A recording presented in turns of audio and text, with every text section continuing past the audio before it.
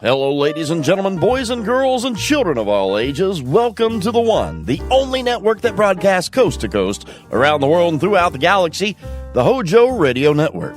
Tonight, we're capturing lightning in a bottle. We'll be traveling through history to find some of the most amazing talents to ever hit the airwaves. The souls of the classics and their voices have lived on for years in these old recordings, and now, of course, it's my pleasure to bring them to you.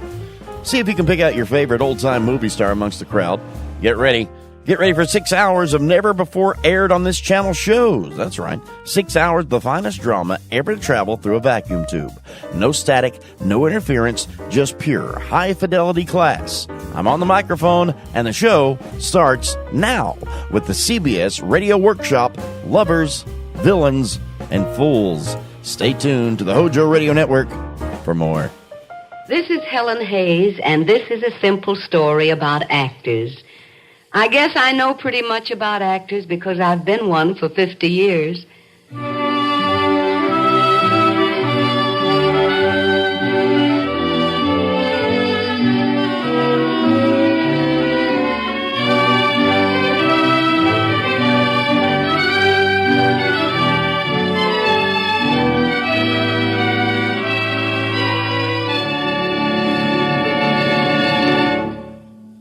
The CBS Radio Workshop, dedicated to man's imagination, the theater of the mind.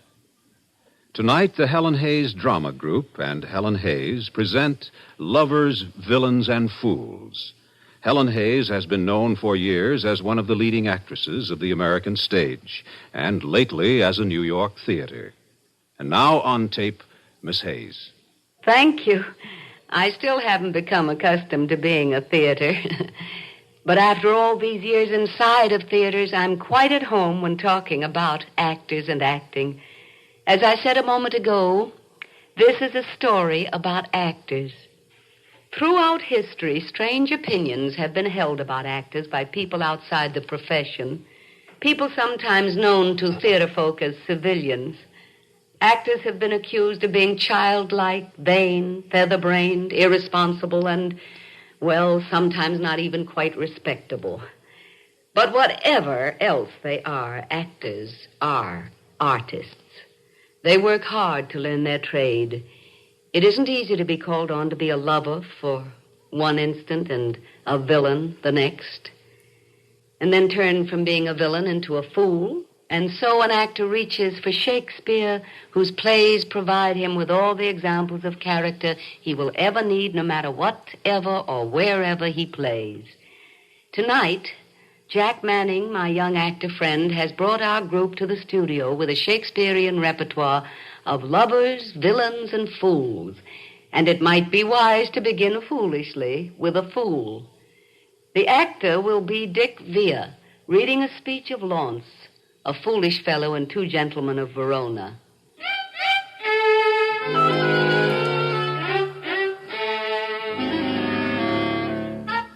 Launce is the clownish servant of Proteus, one of the two gentlemen. He is especially appreciated for his soliloquies to his dog Crab, the sourest-natured dog that lives.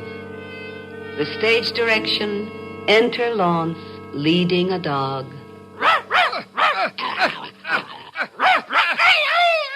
Oh, when a manservant shall play the cur with him, look you, it goes hard. One that I brought up of a puppy. One that I saved from drowning when 3 or 4 of his blind brothers and sisters went to it. I have taught him, as you might say, precisely. Thus I would teach a dog. I was sent to deliver him as a present to Mistress Sylvia from my master. And I came no sooner into the dining chamber, but he steps me to her trencher and steals her capon's leg. Oh, 'tis a foul thing when a cur cannot keep himself in all companies. If I had not had more wit to take a fault upon me that he did, I think verily he'd have been hanged for it. Sure as I live, he'd have suffered for it. You shall judge. He thrust me himself into the company of 3 or 4 gentlemanlike dogs under the Duke's table. He'd not been there, bless the mark, but all the chamber smelt him. Out with the dog, says one. Whew, what cur is that, says another. Whip him out, says a third. Hang him up, says the Duke. Well, I, having been acquainted with the smell before, knew it was crab. And goes me to the fellow that whips the dogs.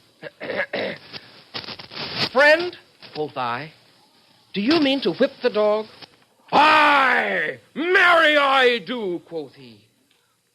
You do him the more wrong, quoth I. 'Twas I did the thing you wot of. He makes me no more ado, but whips me out of the chamber. How many masters would do this for their servant? Oh, thou thinkest not on this now. Nay, I remember the trick thou served me when I took my leave of Madam Sylvia. Did I not bid thee still mark me and do as I do? When didst thou ever see me heave up my leg against a gentlewoman's farthingale? Didst thou ever see me do such a trick?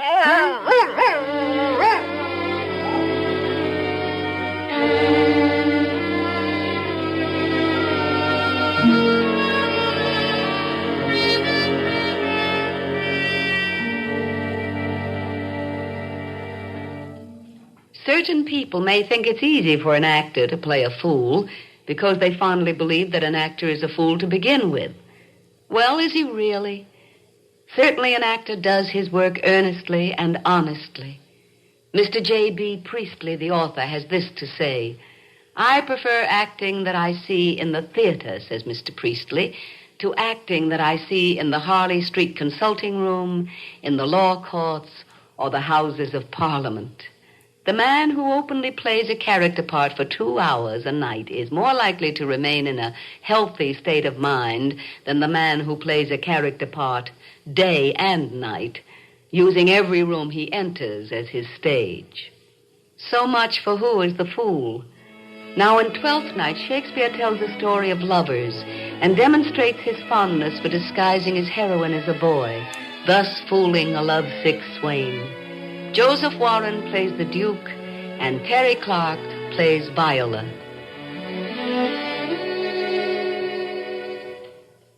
Give me some music. Come, the song we had last night. Mark it, Cesario. It is old and plain. The spinsters and the knitters in the sun and the free maids that weave their thread with bones do used to chant it. It is silly sooth, and dallies with the innocence of love, like the old age. Come hither, boy. How dost thou like this tune? It gives a very echo to the seat where love is throned. Thou dost speak masterly. My life upon it, young though thou art, thine eye hath stayed upon some favor that it loves. Hath it not, boy? A little by your favor. What kind of woman is't? Of your complexion. She is not worth thee, then. What years, i' faith? About your years, my lord. Too old, by heaven. Let thy love be younger than thyself, or thy affection cannot hold the bent. For women are as roses whose fair flower, being once displayed, doth fall that very hour. And so they are. Alas, that they are so, to die even when they to perfection grow. Once more, Cesario, get thee to yon same sovereign cruelty. But if she cannot love you, sir. I cannot be so answered. Oh, sooth, but you must. Say that some lady, as perhaps there is, hath for your love as great a pang of heart as you have for Olivia. You cannot love her, you tell us, so must she not then be answered? There is no woman's sides can bide the beating of so strong a passion as love doth give my heart. Ay, but I know. What dost thou know? Too well what love women to men may owe. In faith they are as true of heart as we. My father had a daughter, loved a man. As might be, perhaps, were I a woman, I should your lordship. And what's her history? A blank, my lord. For she never told her love, but let concealment like a worm in the bud feed on her damask cheek. She pined in thought, and with a green and yellow melancholy she sat like Patience on a monument, smiling at grief.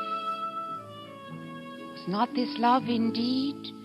Oh, we men may say more, swear more, but indeed our shows are more than will, for still we prove much in our vows, but little in our love. Died thy sister of her love, my boy? I am all the daughters of my father's house, and all the brothers, too, and yet I know not. Sir, shall I to this lady? Aye, that's the theme. To her in haste. Give her this jewel. Say, my love can give no place. Bide no denay.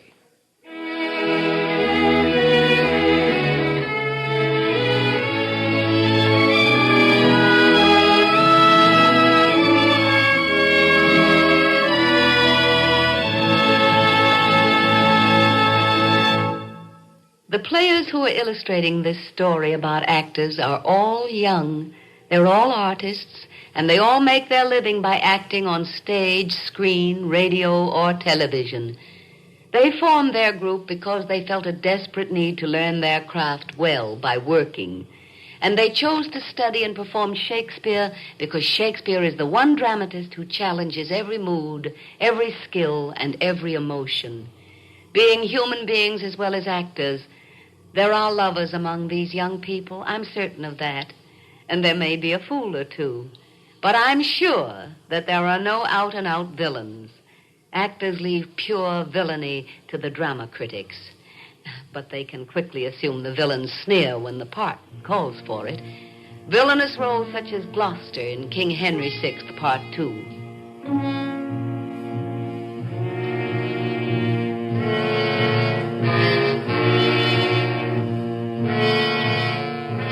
Here's Jack Manning as Gloucester, the man who can smile and murder while he smiles.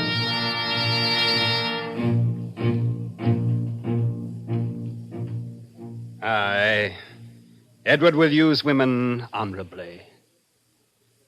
Would he were wasted, marrow, bones, and all, that from his loins no hopeful branch may spring to cross me from the golden time I look for. And yet, between my soul's desire and me, the lustful Edward's title buried, is Clarence Henry, and his son young Edward, and all the unlooked-for issue of their bodies to take their rooms ere I can place myself. A cold premeditation for my purpose. Why then, I do but dream on sovereignty. Say there is no kingdom, then, for Richard. What other pleasures can the world afford? I'll make my heaven in a lady's lap, and deck my body in gay ornaments, and wit sweet ladies with my words and looks. Miserable thought. And more unlikely than to accomplish 20 golden crowns. My love forswore me in my mother's womb. She did corrupt frail nature with some bribe to shrink mine arm up like a withered shrub, to make an envious mountain on my back where sits deformity to mock my body, to shape my legs of an unequal size, to disproportion me in every part like to a chaos, or an unlicked bear whelp that carries no impression like the dam. And am I, then, a man to be beloved? Oh, monstrous fault to harbor such a thought.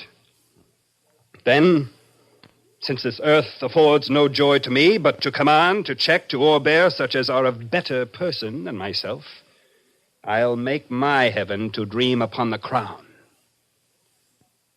And whiles I live, to account this world but hell, until my misshaped trunk that bears this head be round empaled with a glorious crown. And yet, I know not how to get the crown, for many lives stand between me and home, and I, like one, lost in a thorny wood that rends the thorns, and is rent with the thorns, seeking a way and straying from the way, not knowing how to find the open air, but toiling desperately to find it out, torment myself to catch the English crown. And from that torment I will free myself, or hew my way out with a bloody axe.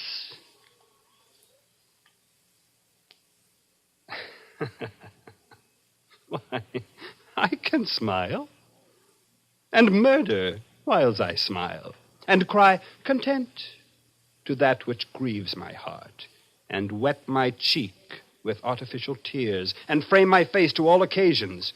I can add color to the chameleon, change shapes with Proteus for advantages, and set the murderous Machiavel to school. Can I do this? And cannot get a crown? Tut, were it further off, I'll pluck it down.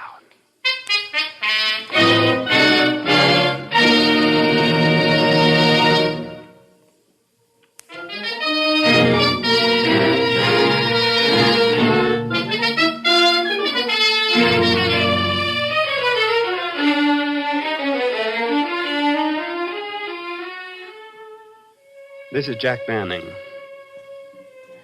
In Shakespeare, as in life, we find lovers who are villains. And by being villains are fools indeed. Here are Macbeth and his lady passionately plotting the death of Duncan. Barbara Joyce as Lady Macbeth, and Douglas Gordon as Macbeth.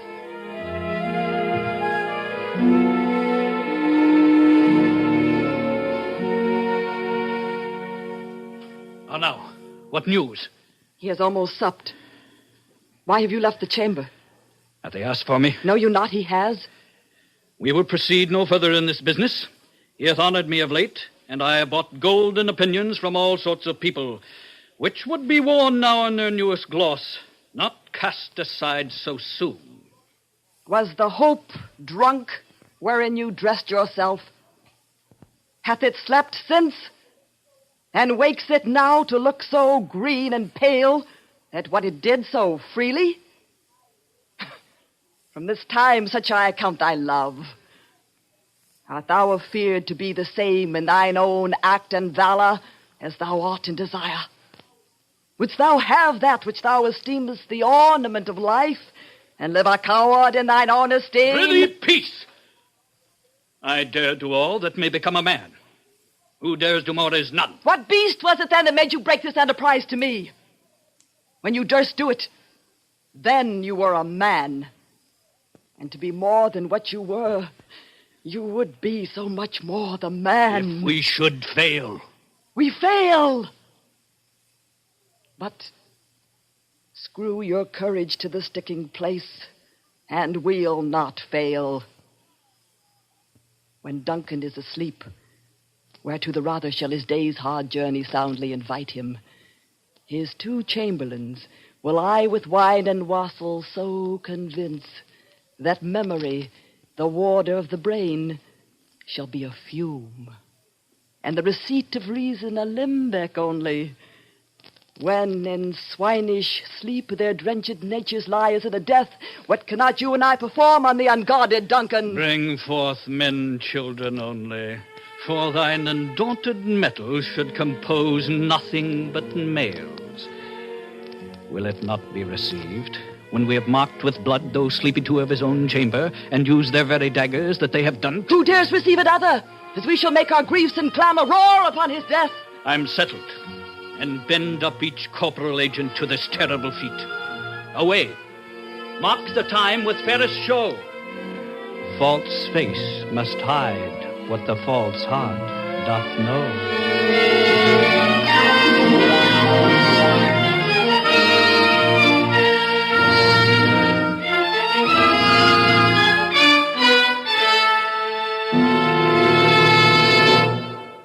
The greatest ambition of all actors is to play Hamlet, and our acting group is no less ambitious than others. So the climax of our story about actors will be a scene from this greatest play of all, a drama that's a treasure house of lovers, villains, and fools. Appropriately for this working group, the scene opens with Shakespeare's instructions to actors young and old in all lands, in all ages. We know it as Hamlet's advice to the players.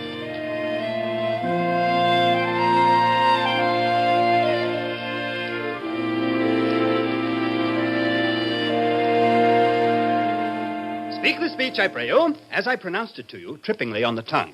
But if you mouth it, as many of your players do, I had as lief the town crier spoke my lines. Oh, it offends me to the soul to hear a robustious, periwig-pated fellow tear a passion to tatters, to very rags, to split the ears of the groundlings, who, for the most part, are capable of nothing but inexplicable dumb shows and noise. Pray you, avoid it. I warrant, Your Honor. Be not too tame, neither, but let your own discretion be your tutor. Suit the action to the word to the action. With this special observance. The purpose of playing, both at the first and now, was and is to hold, as 'twere, the mirror up to nature, to show virtue her own feature, scorn his own image, and the very age and body of the time his form and pressure. Oh, there be players that I have seen play, and heard others praise, and that highly, have so strutted and bellowed that I have thought some of nature's journeymen had made men, and not made them well, they imitated humanity so abominably. I hope we have reformed that indifferently with us, sir. Oh, reform it altogether. And let those that play your clowns speak no more than is set down for them. For there be of them that will themselves laugh, to set on some quantity of barren spectators to laugh too, though, in the meantime, some necessary question of the play be then to be considered. That's villainous, and shows a most pitiful ambition in the fool that uses it. Go, make you ready. What ho, Horatio? Here, sweet lord, at your service. Horatio, there is a play tonight before the king. One scene of it comes near the circumstance which I have told thee of my father's death. I prithee, when thou seest that act afoot, even with the very comment of thy soul, observe my uncle, give him heedful note. For I, mine eyes will rivet to his face, and after, we will both our judgments join in censure of his seeming. Well, my lord, if he steal aught the whilst this play is playing and escape detecting, I will pay the theft. They are coming to the play. I must be idle. Get you a place.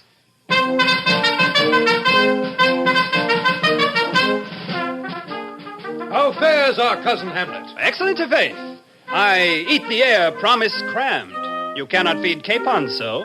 I have nothing with this answer, Hamlet. These words are not mine. No, nor mine now. Be the players ready? Aye, my lord. They stay upon your patience. Come hither, my dear Hamlet. Sit by me. No, good mother. Is metal more attractive? You are merry, my lord. Why? Aye, my lord. Oh, God, you're only jig maker. What should a man do but be merry? For look you, how cheerfully my mother looks, and my father died within his 2 hours. Nay, 'tis twice 2 months, my lord. So long? Oh, heavens, died 2 months ago and not forgotten yet. Well, then there's hope. A great man's memory may outlive his life half a year. Come, the play. Enter the king and queen very lovingly, the queen embracing him and he her. She kneels and makes show of protestation unto him. He takes her up and declines his head upon her neck, lays him down upon a bank of flowers. She, seeing him asleep, leaves him. Madam, how like you this play? The lady doth protest too much, methinks. Ah, but she'll keep her word. Have you heard the argument? Is there no offense in it? No, they do but jest. Poison in jest. No offense of the world. What do you call the play? The Mousetrap. This play is the image of a murder done in Vienna. You shall see anon. 'Tis a knavish piece of work. But what of that? Your Majesty and we that have free souls, it touches us not. Come, the play. Anon comes in a fellow, takes off the king's crown, kisses it, and pours poison in the king's ears and exits. The queen returns, finds the king dead, and makes passionate action. The poisoner woos the queen with gifts. She seems loath and unwilling a while, but in the end accepts his love. The king rises. What? Frighted with false fire? Affairs, my lord! Give all the play. Give me some light! Away! Light! Good Horatio! Aye, my lord. I'll take the ghost's word for £1,000. Didst perceive? Very well, my lord. Upon the talk of the poisoning. I did very well note him. Leave me, Horatio. 'Tis now the very witching time of night, when churchyards yawn and hell itself breathes out contagion to this world. Now could I drink hot blood and do such bitter business as the day would quake to look on. Soft. Now to my mother. O heart, lose not thy nature. Let not ever the soul of Nero enter this firm bosom. Let me be cruel, not unnatural. I will speak daggers to her, but use none. Hamlet, thou hast thy father much offended. Mother, you have my father much offended. Come, you answer with an idle tongue. Go, you question with a wicked tongue. Why, how now, Hamlet? What's the matter now? Have you forgot me? No, by the rood, not so. You are the queen, your husband's brother's wife. And would 'twere not so, you are my mother. Nay, then, I'll set those to you who can speak. Come, sit you down. You shall not budge, you go not, till I set you up a glass where you may see the inmost part of you. What wilt thou do? Thou wilt not murder me. Leave wringing your hands. Peace, sit you down. And let me wring your heart. For so I shall, if it be made of penetrable stuff. If damned custom have not brazed it so that it is proof and bulwark against sense. What have I done that thou darest wag thy tongue and noise so rude against me? Look here, upon this picture and on this, the counterfeit presentment of two brothers. See what a grace was seated on this brow. A combination and a form indeed, where every god did seem to set his seal to give the world assurance of a man. This was your husband. Look you now what follows. Here is your husband, like a mildewed ear blasting his wholesome brother. Have you eyes? Oh, shame. Where is thy blush? No, Hamlet, speak no more. These words like daggers in mine ears. No more, sweet Hamlet. A murderer and a villain, a slave that is not 20th part the tithe of your precedent lord. No more. A king of shreds and patches. I am thy father's ghost. Save me, and hover over me with your wings, you heavenly gods. What would your gracious figure? Alas, he's mad. Do you not come, your tardy son, to chide that, lapsed in time and passion, lets go by the important acting of your dread command? Oh, say. Do not forget, this visitation is but to whet thine almost blunted purpose. But look, amazement on thy mother sits. Oh, step between her and her fighting soul. Conceit in weakest body's strongest works. Speak to her, Hamlet. How is't with you, lady? Alas, how is't with you? That you do bend your eye on vacancy, and with the incorporeal air do hold discourse. Whereon do you look? On him. Look you, how pale he glares. To whom do you speak this? Do you see nothing there? Nothing at all. Yet all there is I see. Nor did you nothing hear? No, nothing but ourselves. Why, look you there. Look how it steals away. My father in his habit as he lived. Look where he goes even now, out at the portal. This is the very coinage of your brain. This bodiless creation, ecstasy, is very cunning in. Ecstasy. Mother, for love of grace, lay not that flattering unction to your soul that not your trespass but my madness speaks. Confess yourself to heaven. Repent what's past, avoid what is to come, and do not spread the compost on the weeds to make them rancor. Oh, Hamlet, thou hast cleft my heart in twain. Throw away the worser part, and live the purer with the other half. Good night. But go not to my uncle's bed. Refrain tonight, and that shall lend a kind of easiness to the next abstinence, the next more easy. Once more, good night. And when you are desirous to be blessed, I'll blessing beg of you. Good night. Good night, Hamlet. Good night, Mother.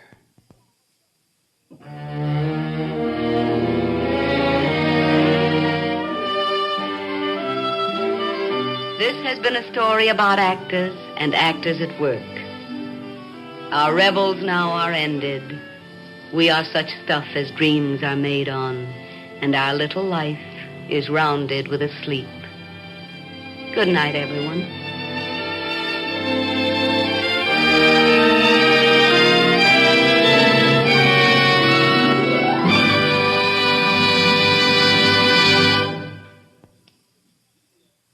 The CBS Radio Workshop has presented the Helen Hayes Drama Group with Helen Hayes on tape in Lovers, Villains, and Fools, produced and directed by Paul Roberts.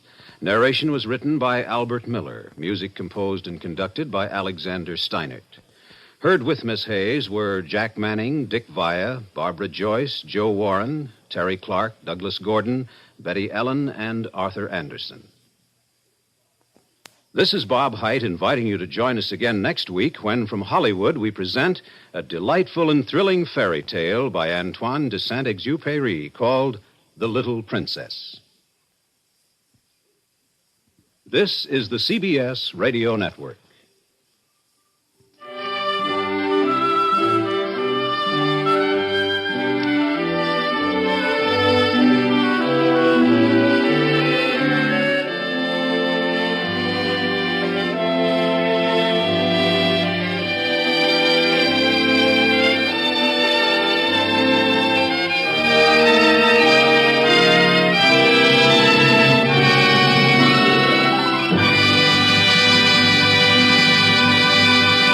Lovers, villains, and fools. See, the truth is, most of us play all three of those parts before breakfast.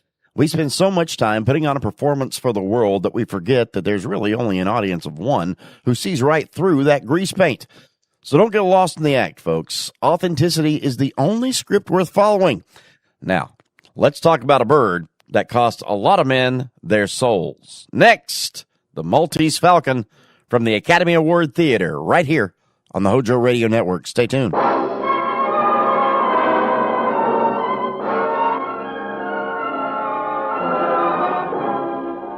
House of Squibb presents Academy Award.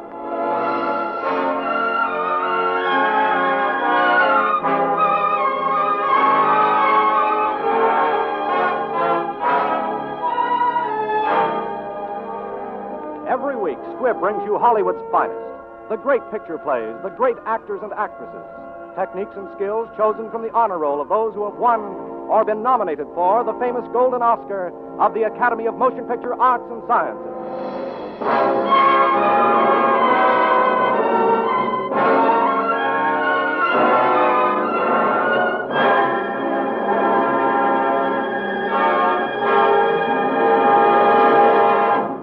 And now, E.R. Squibb & Sons, manufacturing chemist to the medical profession since 1858, bring you the distinguished star, Mr. Humphrey Bogart, who, as Best Actor of the Year, was nominated for the 1943 Academy Award. You will also hear Miss Mary Astor, who won the 1941 Academy Award as Best Supporting Actress of the Year, and Sidney Greenstreet, who was nominated for the 1941 Academy Award as Best Supporting Actor. Tonight, Mr. Bogart, Miss Astor, and Mr. Greenstreet will play the famous roles they created for the screen in The Maltese Falcon, the thrilling mystery which was nominated as Best Production of the Year for the 1941 Academy Award.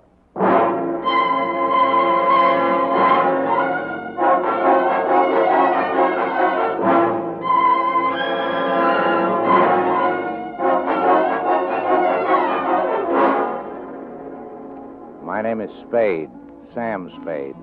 License number 357896, issued by the Police Department of San Francisco. Occupation, private detective, sometimes known as Private Eye. My files in the case of the Maltese Falcon are closed, but I've got the Maltese Falcon. I got it, and some dough. My partner got murdered, and a very slick chick went up for life. I'll tell you about it.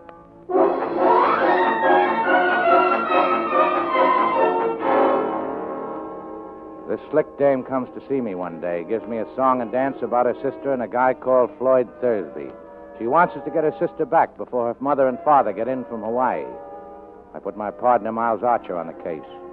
At night, he gets murdered. And so does this guy Thursby.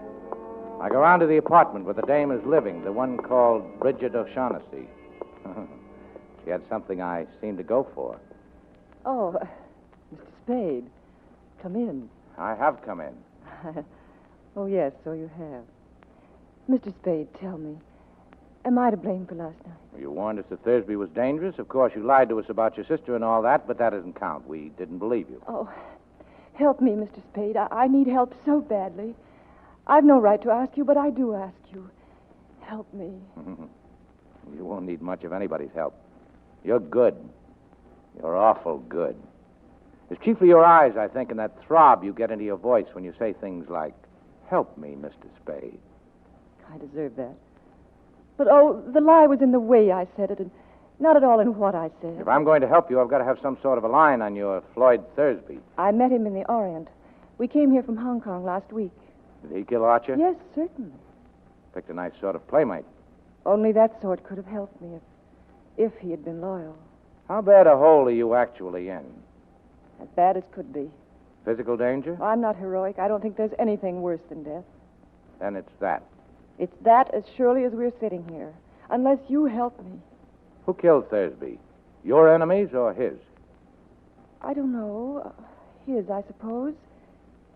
I'm afraid. I don't know. Who are these enemies? Well, there's a small, dark man with white teeth and a smooth, dangerous, fat man. Oh, this is hopeless. Well, how much money have you got? I have about $500 left. Give it to me.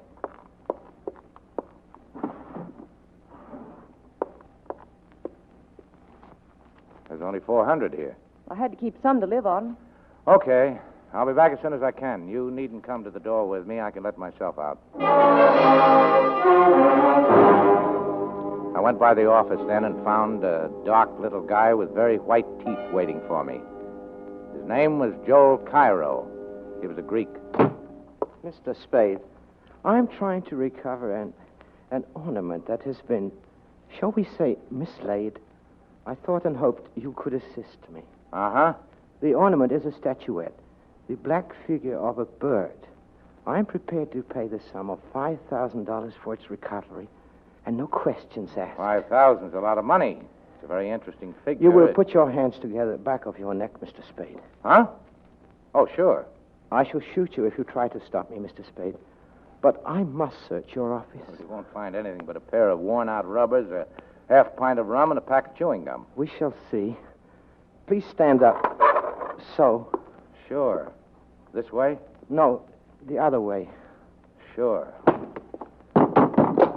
I'll take the gun, Mr. Cairo. Now get up. I am very slow in things like that, unfortunately. Yeah. I'm still prepared to pay $5,000 for the return of the figure. Do you have it, Mr. Spade? No. If it is not here, why did you just risk serious injury to prevent my searching for it? Well, I should sit around and let people come in and stick me up. You wish some assurance of my sincerity? A retainer? I might. Say $100? Oh, you better make it 200. Thanks. Your first guess was that I had the bird. What's your second guess? That you know where it is, or where you can get it. You're not hiring me to murder or do burglary, but to get back the figure in some lawful way. Say, from a dame with red hair, or a smooth, dangerous, fat man. Oh, so you know. You must beware of them. They would stop at nothing. May I have my pistol now? Oh, yeah, sure. I'd forgotten it. Thank you. Now, Mr. Spade, you will kindly clasp your hands behind your neck. What the... Don't move, Mr. Spade. This time I might shoot. I insist on searching your office. Sure. Go ahead.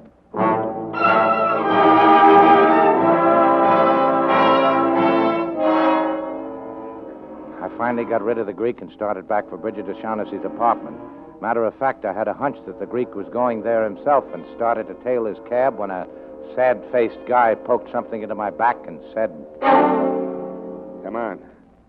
The fat man wants to see you.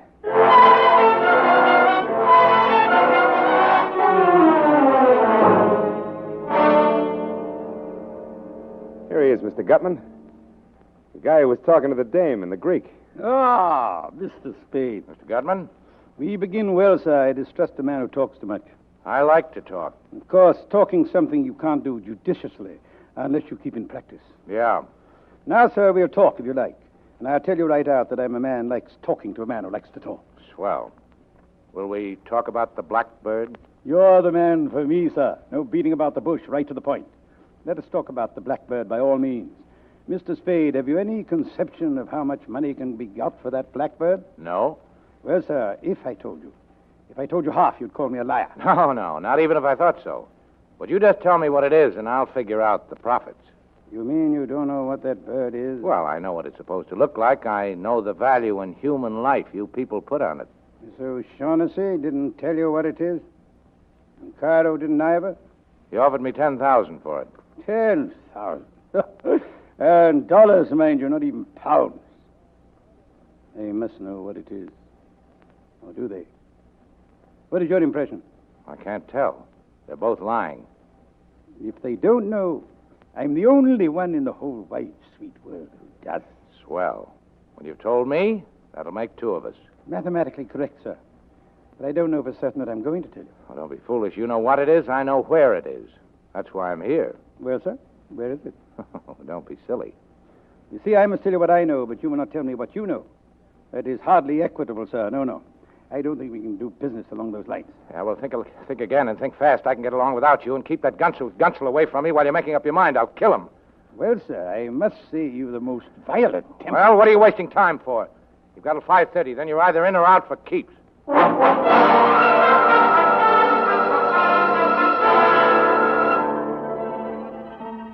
3 characters and a black bird.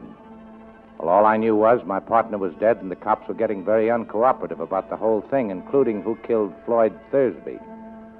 I thought I'd better get back to see that O'Shaughnessy dame before it was too late. And sure enough, it almost was. They came here and took him away. Took who away? Who? The police. They wanted to talk to you, too. They took Mr. Cairo with them. What was he doing here? He came to talk about the bird. What is this bird, this Falcon that everybody's all steamed up about? Suppose I wouldn't tell you anything at all about it. What would you do? Something wild and unpredictable? Maybe. Well, it's a black figure, as you know.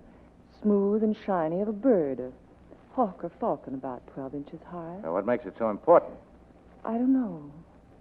They wouldn't tell me. But they promised me 500 pounds if I helped them get it from the man who had it. Go ahead. They promised me 500 pounds to help them, and I did. Then we found that Joel Cairo was going to take the Falcon and desert Floyd and me. So we did that to Joel first. You are a liar. I am a liar. I've always been a liar. Well, don't brag about it. Is there any truth at all in that yarn? Some. Not very much. Well, we've got plenty of time. I'll put some coffee on and we'll try again. Oh, I'm so tired. So tired of lying and thinking up lies and not knowing what is a lie and what is the truth. Oh, darling, don't stare at me like that. Come closer, darling. It is something to do while waiting. Why not? Kiss me, Sam Spade. Kiss me. Why not? Oh, it happens every time. I'll get it. Be careful, darling. Okay. Come on, you. He wants to see you. Well, if it isn't the fat man's killer. Hello, paleface. How many did you bump off today? Shut up. Gutman's waiting for you. No kidding. What kept you? Darling, what does he want? He wants me. The fat man's been thinking things over.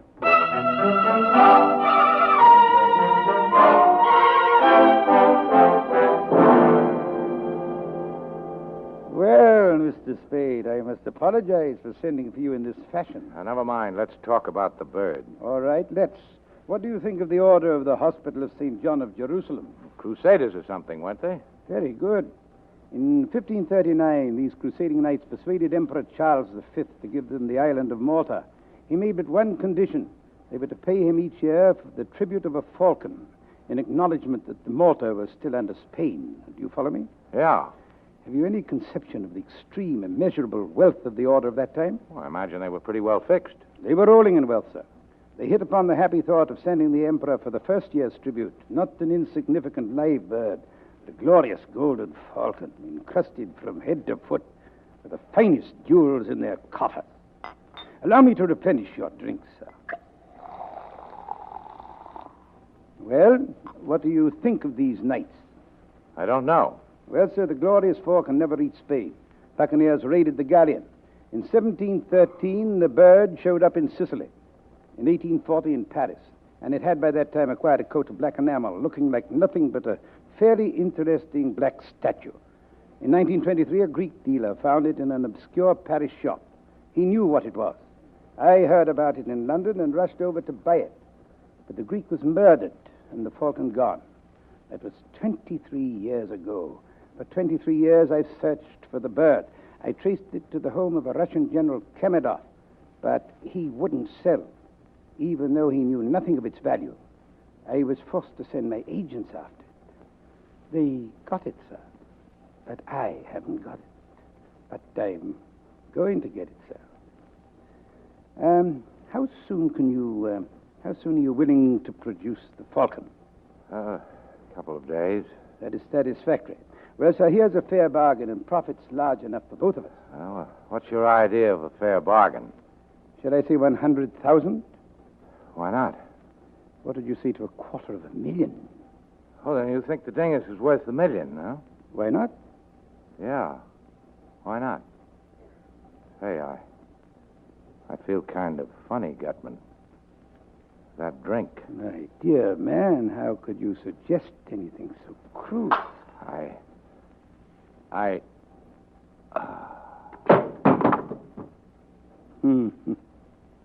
Wilma. Yeah. The drink got him, huh? Put your guns away, Wilma. You must learn to be subtle in these things, like me. Hot like a light, huh? Well, I owe him something, the louse. He thinks he's tough. Let's see if he can take this. That's enough, Wilma. You've kicked him enough. It'd never do to kill him here. Besides, Wilma, you know how I hate the sight of blood.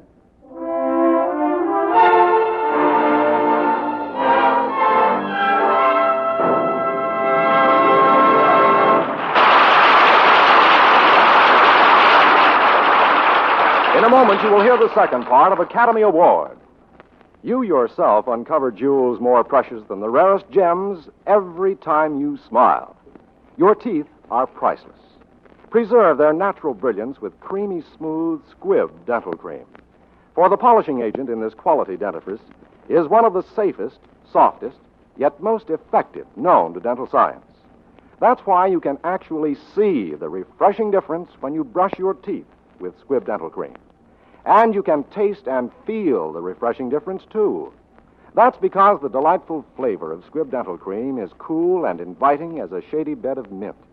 Because the refreshing action of Squibb dental cream leaves your teeth and gums feeling gloriously clean. So, for a brighter smile and a happier mouth, try Squibb dental cream, one of the great family of Squibb products.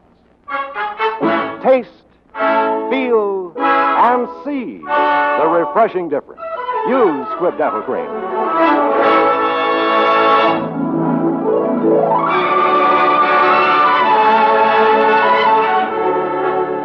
In a moment, you will hear part 2 of the Maltese Falcon. But first, we want to thank Warner Brothers for making this story available. And one thing more. On August 6th, Warner Brothers will celebrate the 20th anniversary of Sound Pictures. Yes, it has been that long since the silent shadows of the screen found a voice. We congratulate Warner Brothers on this historic anniversary.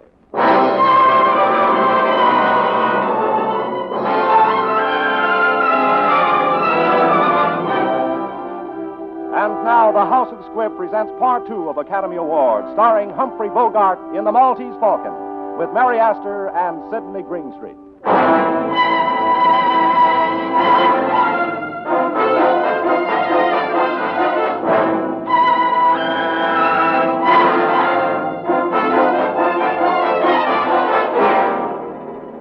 I guess the name of Sam Spade was a cinch for the back page obituaries, but I came out of it somehow and managed to get up and stagger out of that apartment.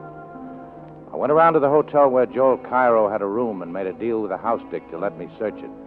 All I could find was a newspaper in the wastebasket folded back to the steamship news.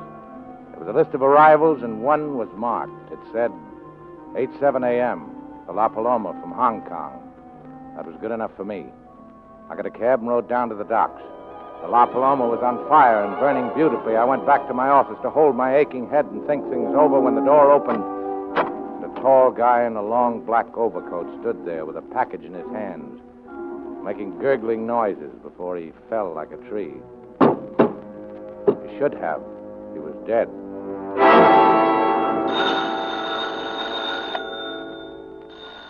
I took a good look at him. He was the mate off the La Paloma. I unwrapped his package, and there it was. The black bird.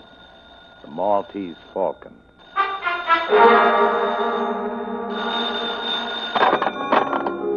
I grabbed the phone and listened. It was Bridget O'Shaughnessy, and she said she was in trouble. I found her shivering in a dark corner of an office building. I took her and the Falcon home to my apartment. I put her on the couch. I put the Falcon in the icebox where no one would think to look for anything, including ice. I came back in and switched on the lights and found a surprise party waiting to greet me. Well, sir, we're all here. Now let's sit down and be comfortable and talk. Sure. Get away from me, Gunchel. You're not going to frisk me. Stand still. Shut up. Put your paw on me, and I'm going to make you use that gun. Ask your boss if he wants me shut up before we talk. Never mind, Wilma. You're certainly a most headstrong individual, Mr. Spade. Well, let's be seated. You too, Cairo. You can put down your gun, too. Of course, Mr. Spade. I was only using caution, as it were. You ready, Gutman? Are you ready to make the first payment and take the Falcon off my hands? Well, sir, as to that, here are $10,000, sir. Oh, we were talking about more money than this. Yes, sir, we were. But this is genuine coin of the realm, sir. With $1 of this, you can buy $10 of talk. Besides, there are more of us that be taken care of now. Well, that may be. But I've got the Falcon. I should not think it would be necessary to remind you, Mr. Spade, that though you may have the Falcon, yet we certainly have you. Yes, I'm trying not to let that worry me. We'll come to the money later. There's another thing to be taken care of first. We've got to have a fall guy. The police have to have a victim. Somebody they can stick for those 3 murders. 2. Only 2 murders, Mr. Spade. Thursby undoubtedly killed your partner. All right, 2. What difference does it make? The point is, we've got to give the police... Come, Mr. Spade. You can't expect us to believe at this late date. You are the least afraid of the police, or that you're not able to handle... I'm up to my neck, Gutman. I've got to come through with somebody, a victim, when the time comes. If I don't, I'll be it. Let's give him the gun, so he actually did shoot Thursby, and the other one didn't he? Anyway, he's made to order for the part. Let's turn him over to the cops. Get up on your feet. I've taken all the riding from you I'm going to take. Get up. Shoot it out. No, Wilma, don't shoot. There, Gunsel, that'll take care of you. Put him on the sofa. Sorry, Bridget, but you seem to have recovered. I'm all right. Good. Well, gentlemen, there's our fall guy. And now, gentlemen, you agree or I'll turn the Falcon and the whole lot of you in. Mr. Spade, I don't like this. What if we took matters into our own hands and killed you?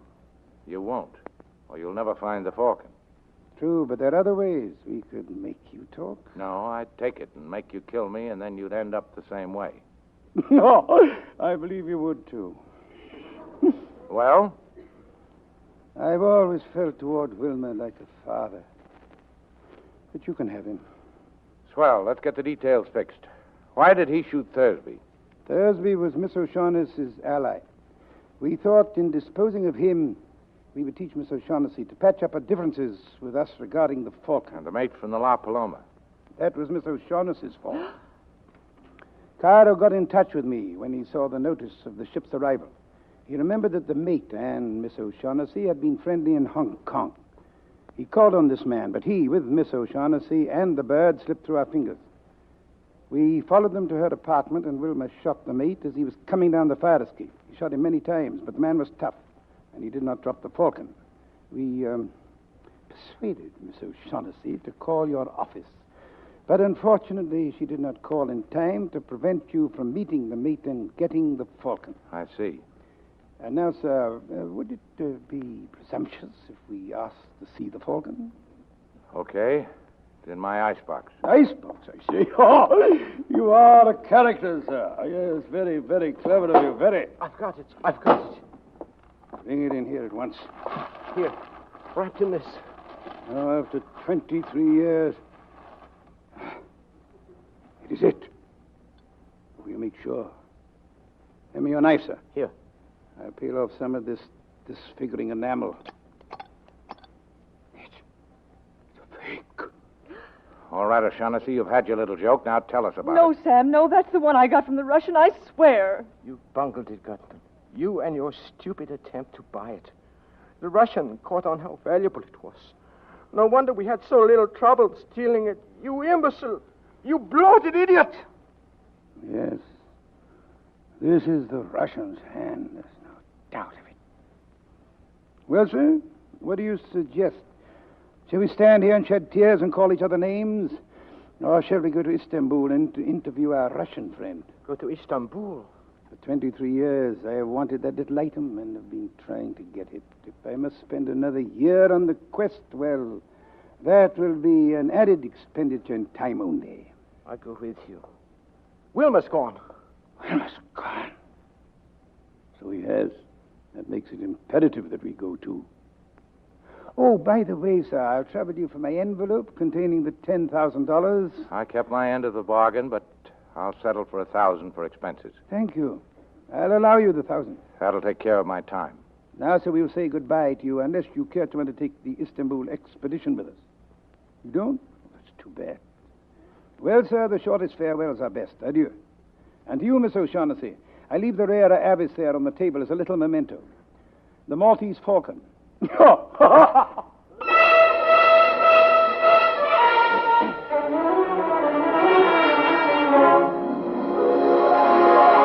right, O'Shaughnessy, talk. Where shall I begin? You came to me and asked me to have Thursby followed. I put my partner on it. He followed Thursby. He was killed.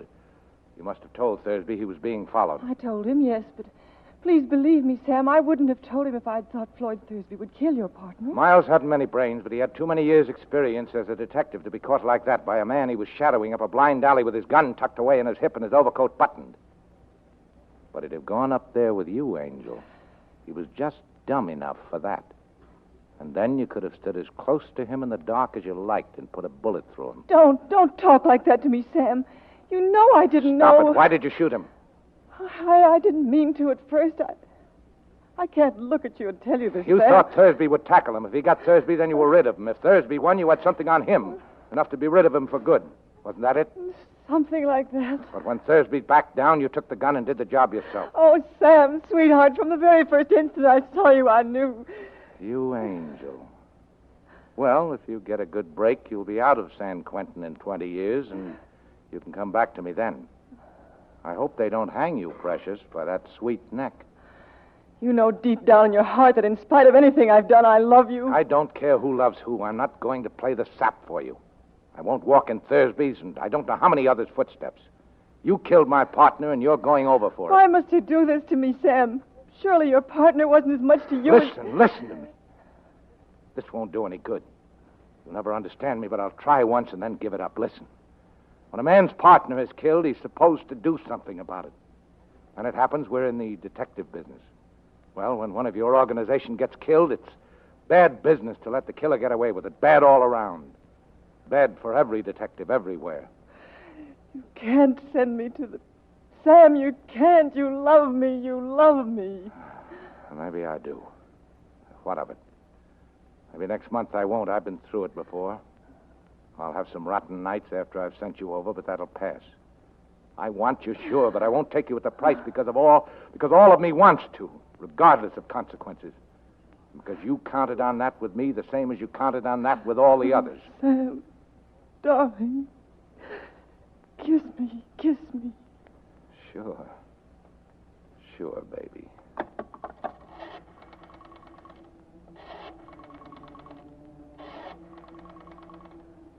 What are you doing? Who are you calling? The cops, baby. The cops to come and take you away.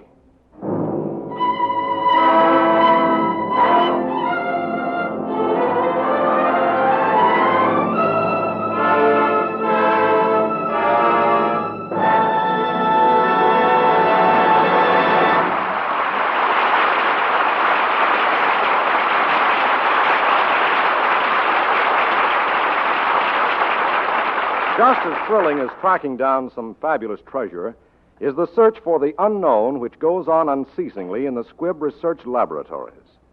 For that is the search that leads to the discovery of new life-saving drugs and new life-saving uses for existing drugs. And streptomycin is one of the newest products of this searching. In the new field of medicine opened up by penicillin, streptomycin, still in the testing stages, shows great promise against additional enemies of mankind. That is why Squibb scientists are working night and day to unlock the secrets of streptomycin, to improve the strain, to find and test all the ways in which it may be used in the conquest of disease. It is this same questing spirit, this refusal to stop anywhere short of perfection, that inspires all endeavors of the House of Squibb. It is one reason why, wherever you come across it in the service of human health, Squibb is a name you can trust.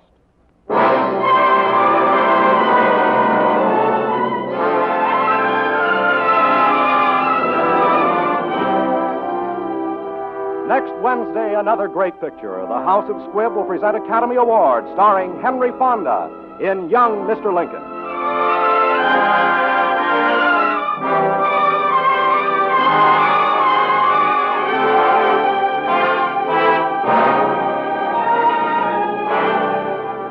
Today's performance of the Maltese Falcon was written for radio by Frank Wilson, with an original musical score composed and conducted by Leith Stevens.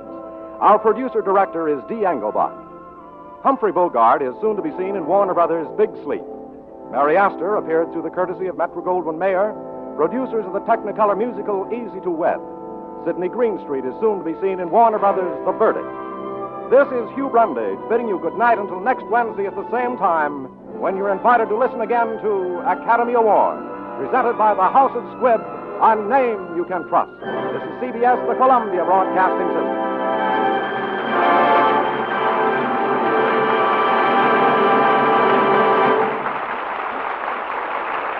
The stuff that dreams are made of turned out to be a lead bird. Ain't that the way? We chase these shiny objects thinking they'll fill a hole in our chest, only to find out that these things are hollow. There's only one treasure that doesn't tarnish, and you won't find it in a statuette. Speaking of things that rot from the inside, let's look at the policy that didn't pay out. Coming up next from the Ford Theater, Double Indemnity, right here on the HOJO Radio Network. I'm not cutting that out. I'm leaving it in. Stay tuned. MX Los Angeles, both AM and FM. 25 seconds before 7 p.m. BULOVA Bulova watch time. Bulova invites you to see His Excellency, America's greatest watch value, leader of your jeweler's 1948 watch parade. Yes, Double Indemnity is on the air tonight at 7 in just a few seconds. Burt Lancaster, Joan Bennett are the stars. Herewith, the story of an explosive triangle. A man, a woman, and murder. Ladies and gentlemen, tonight we bring you Mr. Burt Lancaster and Miss Joan Bennett in James M. Cain's memorable melodrama, Double Indemnity. This is the Ford Theater.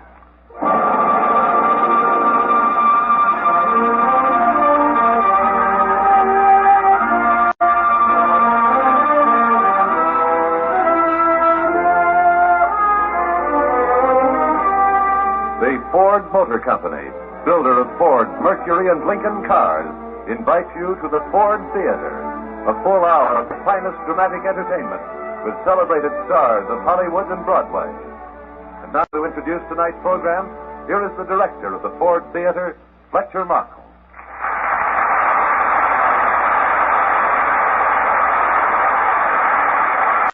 Ladies and gentlemen, we're about to step into the brassy, yellow afternoons and nervous nights of summertime Los Angeles to enact for you one of James Cain's best Californian thrillers.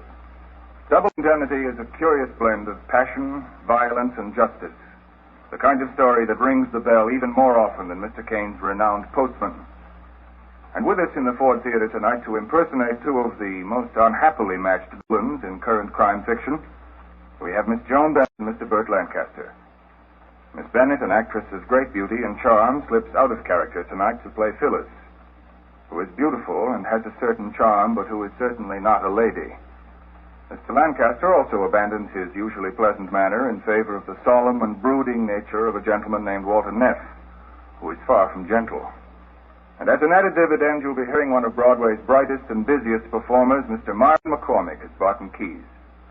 Miss Bennett, Mr. Lancaster, Mr. McCormick, please to begin.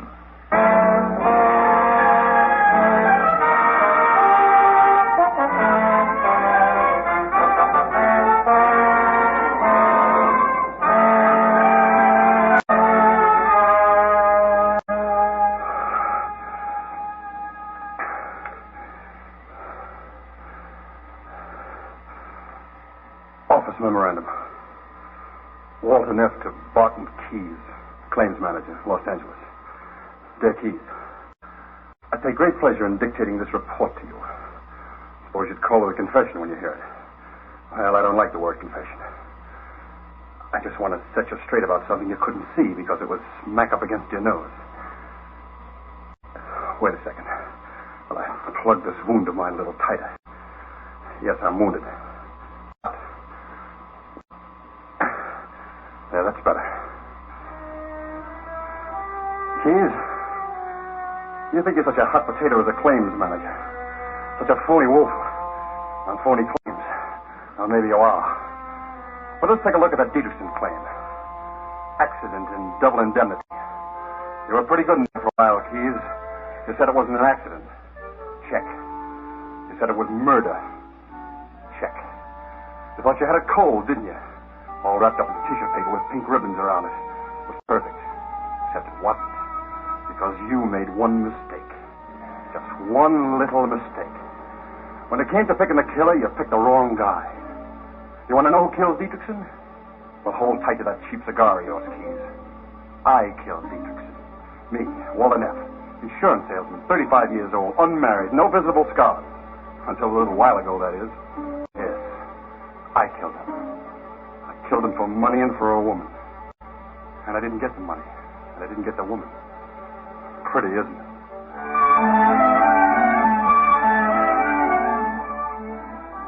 It all began last May. Around the end of May it was.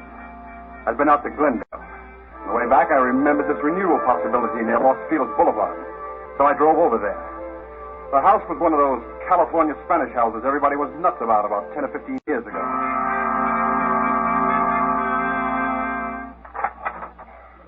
Is Mr. Dietrichson in? I'm Mrs. Dietrichson. What is it? Well, how do you do, Mrs. Dietrichson? I'm Walter Neff, Pacific All Risk. Yes? Pacific All Risk Insurance Company. It's about some renewals on the automobile insurance. I've been trying to contact your husband for the last 2 weeks, but he's never in his office. Is there anything I can do? Well, the insurance ran out on the 15th. I'd hate to think of you having a smashed fender or something while you're not fully covered. Oh, perhaps I know what you mean. I've been taking a sunbath on the roof. I just slipped into any old thing. No airplanes around, I hope. Now, about those policies, Mrs. Dietrichson. Why don't you come in? We'll talk in the living room. Neff is the name, is it? Yeah, with 2 F's. Well, suppose we sit down and you tell me about the insurance. Fine. My husband never tells me anything. Well, it's on your 2 cars. We've been handling this insurance for Mr. Dietrichson for 3 years, and we'd hate to see the policies lapse. That's a honey of an anklet you're wearing, Mrs. Dietrichson. As I was saying, we'd hate to see the policies lapse. I guess my husband's been too busy down at Long Beach in the oil field. Well, couldn't I catch him at home some evening for a few minutes? You're a smart insurance man, aren't you, Mr. Neff? Well, I've been at it 11 years. Doing pretty well? Oh, it's a living. Do you handle just automobile insurance or all kinds? All kinds, right on down the line. Accident insurance? Accident insurance, for sure, Mrs. Dietrichson. I wish you'd tell me what's engraved on that anklet you're wearing. Just my name. Which is? Phyllis. Phyllis, huh? I think I like that. But you're not sure? Oh, I'd have to drive it around the block a couple of times. Mr. Neff, why don't you drop by tomorrow evening about 8:30? He'll be here then. Who? My husband. You were anxious to talk to him, weren't you? Yeah, I was, but I'm sort of getting over the idea, if you know what I mean. There's a speed limit in this state, Mr. Neff. 45 miles an hour. And how fast was I going, officer? I'd say around 90. Suppose you get down off your motorcycle and give me a ticket. Suppose I let you off with a warning this time. Suppose it doesn't take. Suppose I have to whack you over the knuckles. Suppose I bust out crying and put my head on your shoulder. Suppose you try putting it on my husband's shoulder. That tears it. 8:30 tomorrow evening, then? That's what I suggested. Will you be here, too? I guess so. I usually am. Same chair, same perfume? Same anklet? I wonder if I know what you mean. I wonder if you wonder.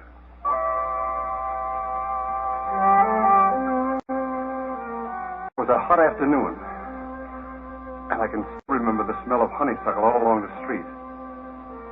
How could I have known that murder can sometimes smell like honeysuckle? Maybe you would have known, Keys, the minute you mentioned accident insurance. But I didn't. I felt like a million. I went back to the office to see if there was any mail. It was the day you had that truck driver from Inglewood on the carpet. Remember, Keys? You sent for me. Hello, Walter. This is Sam Galapis from Inglewood. Oh, sure, I know, Mr. Galapis. I wrote a policy on his truck. How are you, Mr. Galapis? I ain't so good. My truck burned down. Yeah, he just planted his big foot on the starter and the whole thing blazed up in his face. Yes, sir. And didn't even singe his eyebrows. No, sir. Yeah? Sit down, Walter. Now, look, Galapis. Every month, hundreds of claims come to my desk. Some of them are phonies. And I know which ones. How do I know? Because my little man tells me. Uh-huh. What little man? Here, inside me. Every time one of these phonies comes along, my little man ties knots in my stomach. I can't eat. Yours was a phony claim, Galapis. I couldn't eat. So what did I do? I sent a tow car over to your garage this morning, and they jacked up that burned-out truck of yours. And what did they find? They They found what was left of a neat pile of shavings. Shavings? What shavings? The ones you soaked with kerosene and dropped a match on. I ain't feeling so good, Mr. Keys. Here, just a minute. Sign this, and you'll feel fine. Sign what? It's a waiver on your claim, right here. Here? Here. Have a pen. Now you're an honest man again. Goodbye, Galapagos. I ain't got no more truck. $2,600 is what that truck cost me. That's a lot of dough where I live.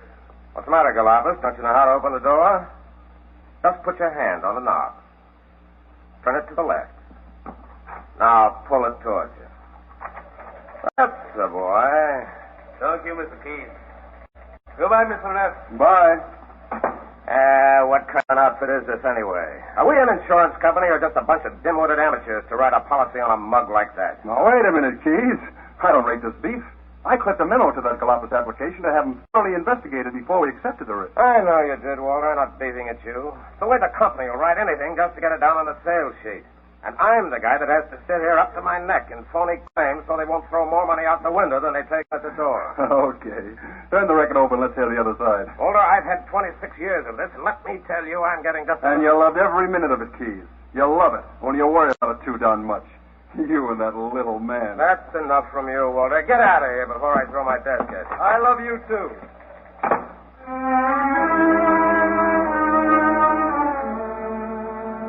Back in my office, there was a phone message from Phyllis Dietrichson. She wanted the appointment put off from Wednesday night to Thursday afternoon instead. I tell you, I spent a lot of time the next 2 days thinking about Phyllis and the way that anklet of hers cut into her leg. I hope you didn't mind my changing the appointment, Mr. Neff. Last night wasn't so convenient. Oh, that's all right. I was working on my stamp collection. I was just fixing myself some iced tea. Would you like some? Yeah.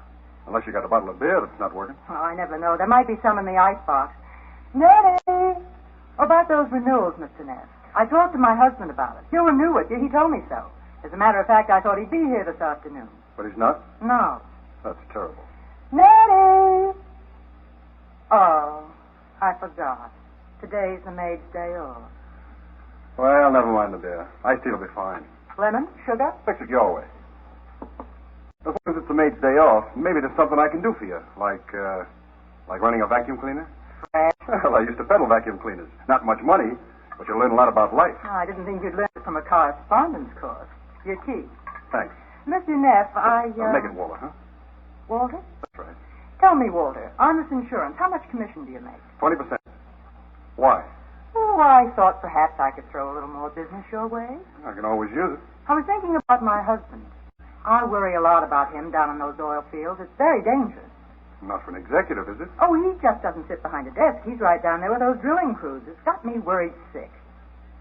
You mean some dark night a crown block might fall on him, huh? Oh, please don't talk like But that's that. the idea. Well, don't you think he ought to have accident insurance? Uh-huh. Well, what kind of insurance could he have?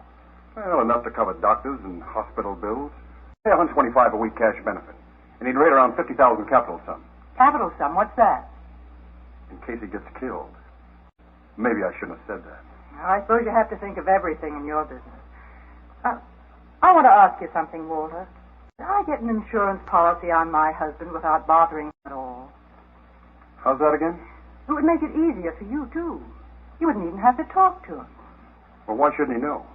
Because he doesn't want accident insurance. He's superstitious about it. A lot of people are. That's funny, isn't it? If there was a way to get it like that, all the worry would be over. See what I mean, Walter? Sure. You mean you wanted to have that policy without him knowing it? And that means without the insurance company knowing he doesn't know it. That's the setup, isn't it? Is there anything wrong with it? No. I think it's lovely. And then if some dark, wet night that crown block did fall on... What crown block? Only, sometimes it can't quite make it on its own. It has to have a little help. I don't know what you're talking about. Of course, it doesn't have to be a crown block. It could fall out of the upstairs window. Any little thing like that. Just so long as it's a morgue job. Are you crazy? Not that crazy. Goodbye, Mrs. Dietrichson. What's the matter? Look, you can't get away with it. You want to knock him off, don't you? That's a horrible thing to say. What do you think I was, anyway? A guy that walks into a good-looking dame's front parlor and says, "Good afternoon, I sell accident insurance on husbands. Have you got one that's been around too long? Or one you'd like to turn into a little hard cash? Just give me a smile and I'll help you collect. Boy, what a dope you must think I am. I think you're rotten. And I think you're swell. As long as I'm not your husband. Get out of here. You bet I'll get out of here, baby. I'll get out of here. But quick.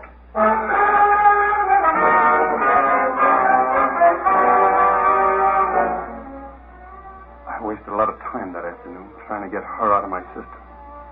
I went back to my apartment. I sat there looking out of the window, thinking she was a red-hot poker I'd got my hands on. I'd better let go now before my hand got burned off. It had begun to rain outside, and I watched it get dark, and I didn't even turn on the light. And right then it dawned on me that the hook was too strong. That this wasn't the end between her and me. It was only the beginning.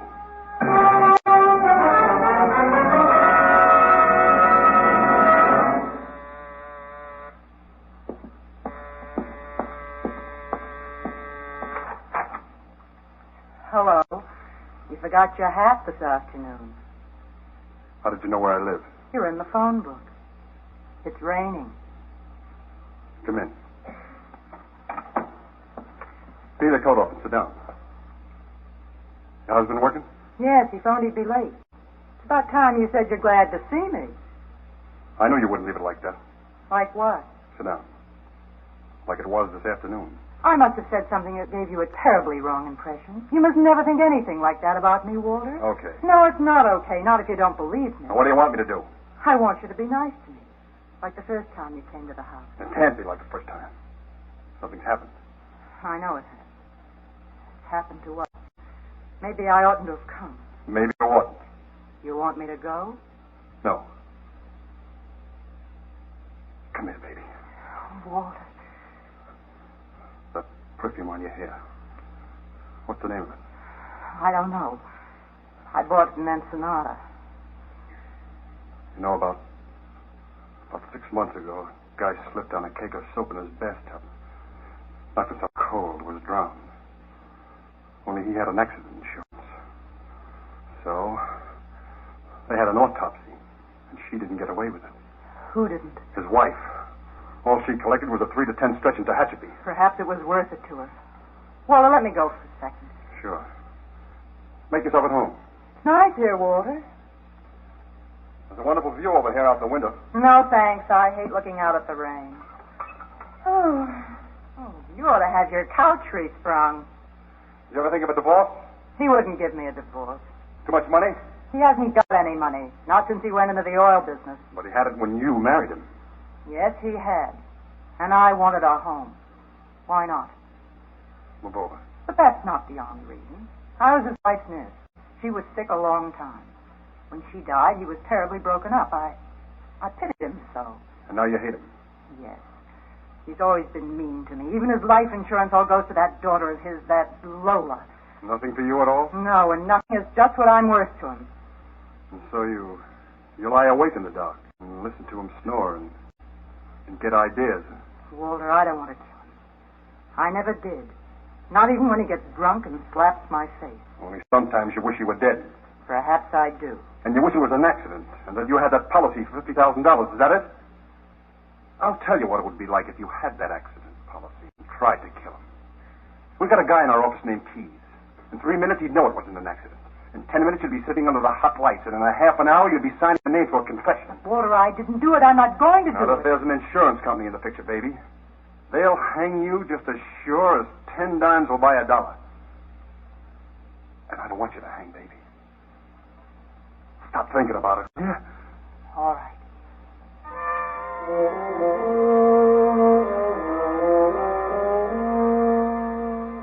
So, we just sat there, and she started crying softly, like rain on the window. And we didn't say anything. Maybe she'd stopped thinking about it, but I hadn't. I couldn't. Because you know how it is, Keys. In this business, you can't sleep for trying to figure out all the tricks they could pull on you. You're like the guy behind the roulette wheel, watching the customers to make sure they don't crook on the house. And then one evening you get to thinking how you could crook on the house yourself and do it smart. Of course, you got the wheel right into your hands. And you figure all you need is a plant out front, a shill to put down the bets. And then suddenly the doorbell rings. The whole setup is right there in the room with you. Look, Keys, I'm not trying to whitewash myself. I fought it. Only I guess I didn't fight it hard enough. The stakes were $50,000. For the life of a man, too. A man who'd never done me any dirt. Except he was married to a woman he didn't care about. And I did.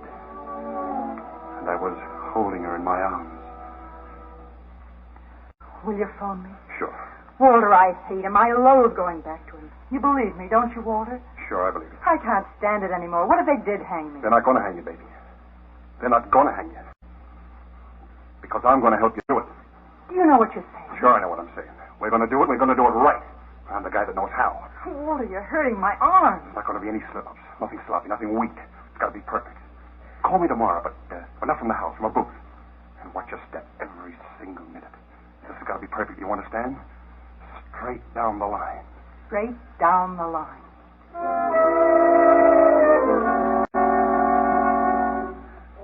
And that was it, Keys. The machinery had started to move. Nothing could stop it.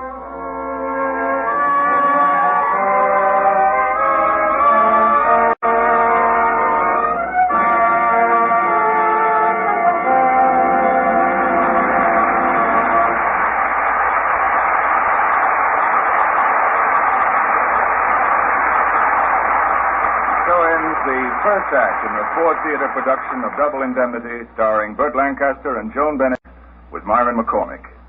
And now, Nelson Case. For 4 months now, you've been seeing a new car on the road, floating by on the highway, gliding past on the street. A sleek, shining car with a low silhouette, an air of beauty and comfort, a feeling of power, and effortless ease of handling. You've seen it pass countless times. You've admired the way it hugs the road and flows around curves and over bumps, the way it maneuvers in traffic. From far away, you've recognized the distinctive airfoil grille and advanced design. And you've stopped to look closely at its smooth, modern lines, its picture windows, its roomy interior, a luxurious living room on wheels, the comfort and strength and beauty that are built into every detail. Yes, you know very well what car it is. Like millions of others who know it, you follow it with your eyes because you find pleasure just in looking at it. And every time you see it, you know why it's the car of the year, the 1949 Ford. And now, Joan Bennett and Burt Lancaster resume the Ford Theater's presentation of Double Indemnity.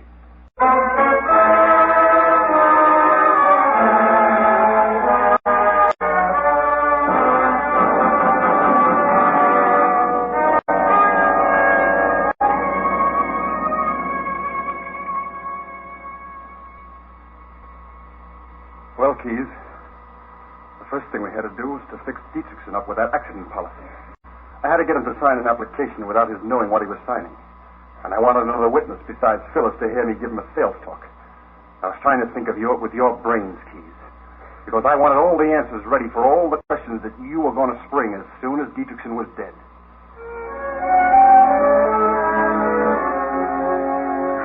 A couple of nights later, I went to the house. Everything looked fine. Except they didn't like the witness that Phyllis had brought in.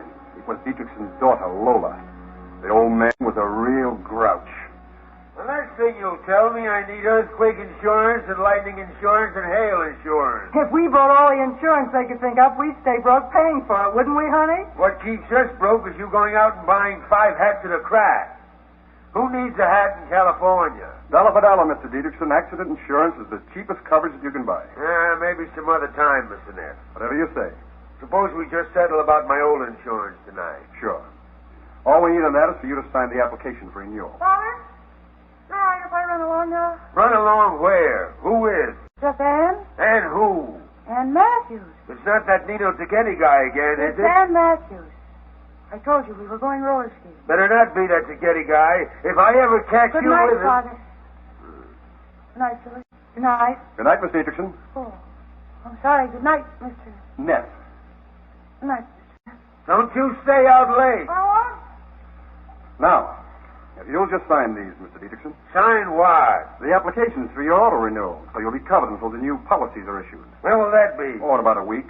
Just so I'm covered when I drive up north. San Francisco? Palo Alto. He was a Stanford man, Mr. Neff, and he still goes to his class reunion every year. Well, what's wrong with that? Can I have a little fun even once a year? Where do I sign? The bottom line. Both copies, please. Sign twice, huh? Yes. One is the agent's copy, and I need it for my files. Files. Duplicates, triplicates. There you are, full sign. Both of them.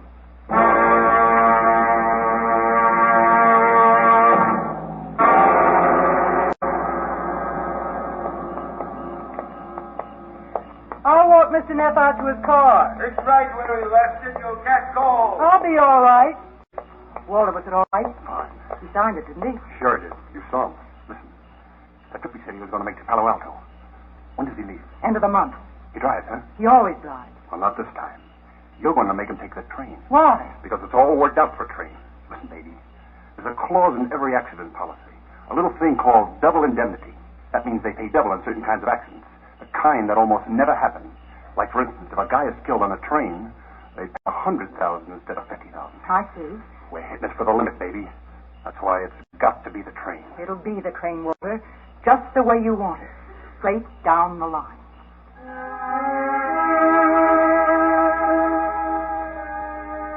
Keith, you know that big market up on Los Feliz? That's the spot Phyllis and I had picked out for a meeting place. There were still a lot of details that she had to know by heart. I didn't let her call me at the office. So she was to be at the market every morning about 11 o'clock. And I could sort of run into her any day I wanted to see her. Sort of accidentally on purpose. Walter, I've got to talk to you. Not so loud. Let me talk first. All set. The accident policy came through. I got it in my pocket. I got it, too. I saw him down at the oil field. Thought he was paying for the auto insurance. Check's just made out to the company, so it can be for anything. But you have to send a check for the auto insurance. Open your bag quick. I'll put the policy inside. Here. Can you get in the safe deposit box? Yes, we both have keys. Fine. But don't put the policy in there yet. I'll take it away. Okay. Now, when is he leaving on the train? That's just it. He isn't going. What? I've been trying to tell you the trip is off. Mister, could you reach me that package of baby food? That one up there. Oh, sure. Here. Thanks. I don't know why they always put what I want on the top shelf. Go ahead, baby. Listen. Walter, he had a fall down at the oil field. Broke his leg. It's in a cast. What do we do now? Nothing. We just wait. Wait for what? Until he can take the train. I told you, it's got to be the train. There are other ways. Maybe, but we gotta wait. Maybe we have, Walter, only it's so tough not being able to see. It's like a wall between us. Look, I better go now, baby. And just remember, I'm thinking of you every minute.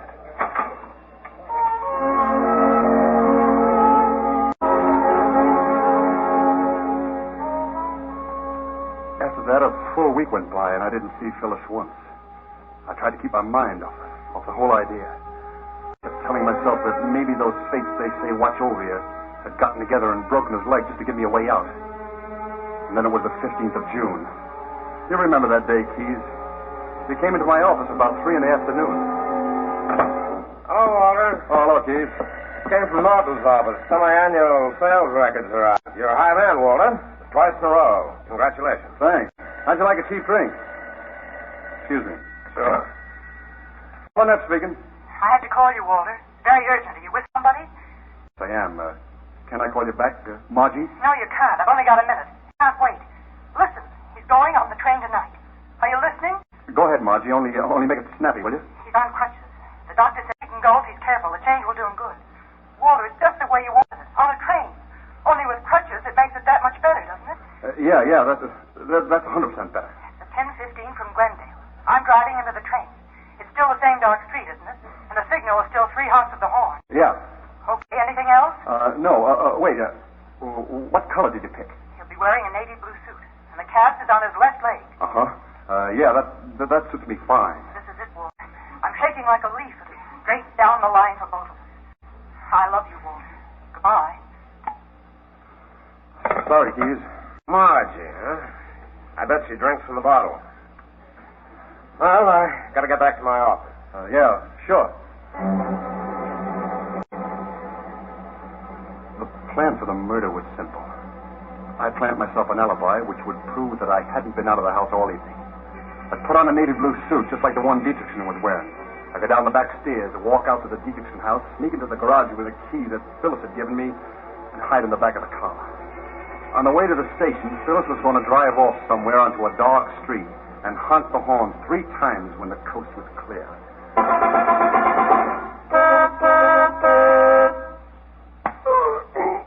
Oh, Walter.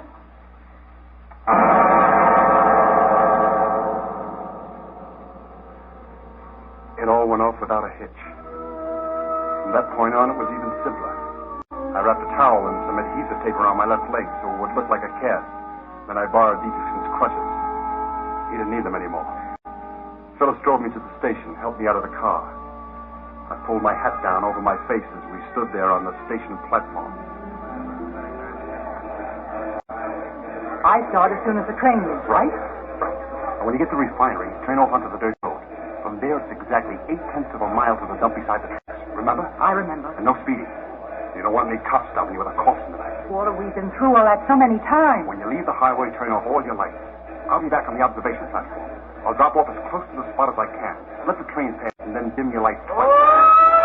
Excuse me, I want car 9, section 11. Second car down. Better get on here and walk through the train. We'll be leaving in a second now. Thank you. Can you make it up, honey? Yeah. Take good care of yourself with that leg. Yeah. Take it easy, driving home. I'm all right now. I'll miss you, honey. Bye.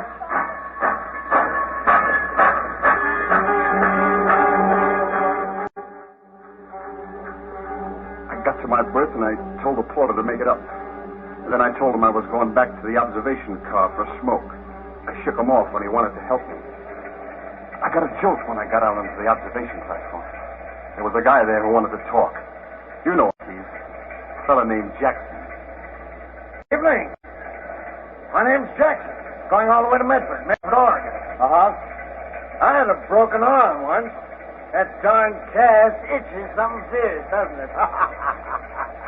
I thought I'd go crazy with mine. Looking for something, Mr. Dietrichson. Uh-huh. Bet you left something behind. I always know. My cigar case. I guess I left it in my overcoat pocket back in the section. Would you like to roll yourself a cigarette? No, thanks. I really prefer cigars. Maybe the porter could... I could get you cigars for you. Be glad to, Mr. Dietrichson. Well, if it's not too much trouble, it's car 9, section 11. Car 9, section 11. A pleasure.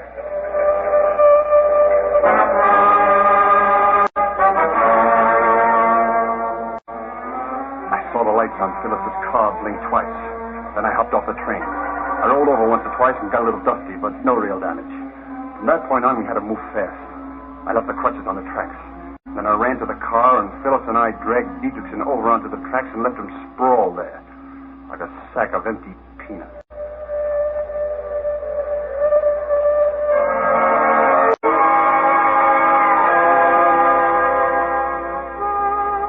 That's all there was to it. Nothing had slipped. Nothing had been overlooked, and there was nothing to give us away. And yet, Keys, after I took Phyllis home, as I was walking down the street back to my apartment, suddenly it came over me that everything would go wrong. Sounds crazy, Keys, but it's true. So help me, I couldn't hear my own footsteps. It was the walk of a dead man.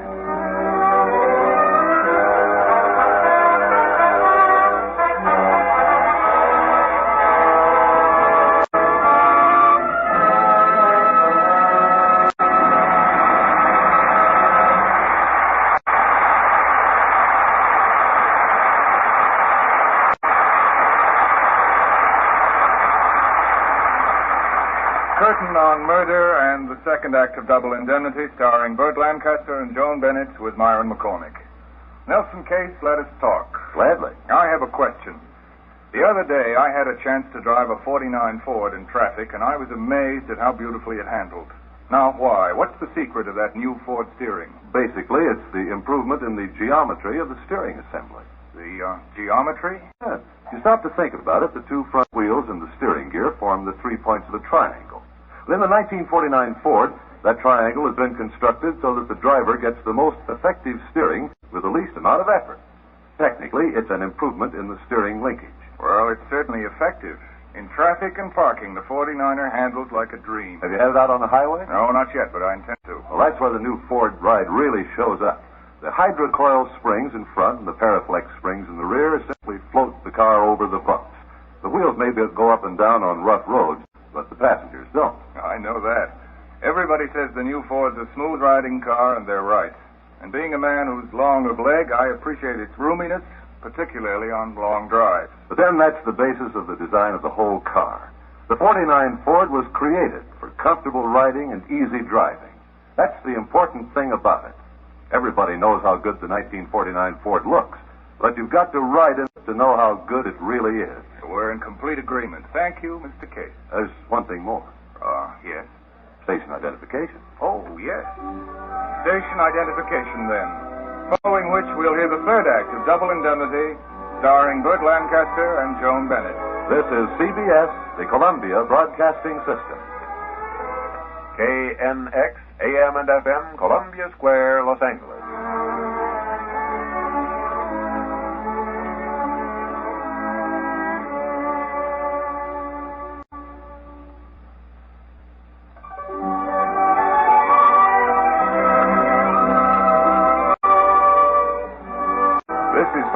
Again.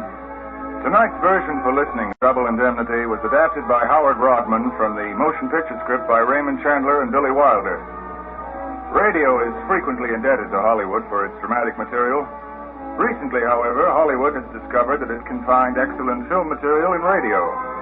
Mr. Burt Lancaster, for instance, is currently starring in Sorry, Wrong Number, which Paramount Pictures adapted from a radio script. Mr. Lancaster, who's a busy man these days, may also be seen soon in Kiss the Blood Off My Hands. Miss Joan Bennett's latest vehicle is the Eagle Lion production, Hollow Triumph.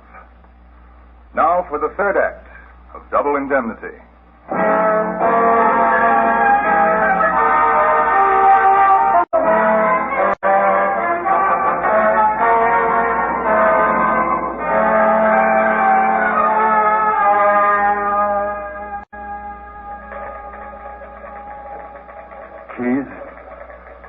That was the longest night I ever lived through.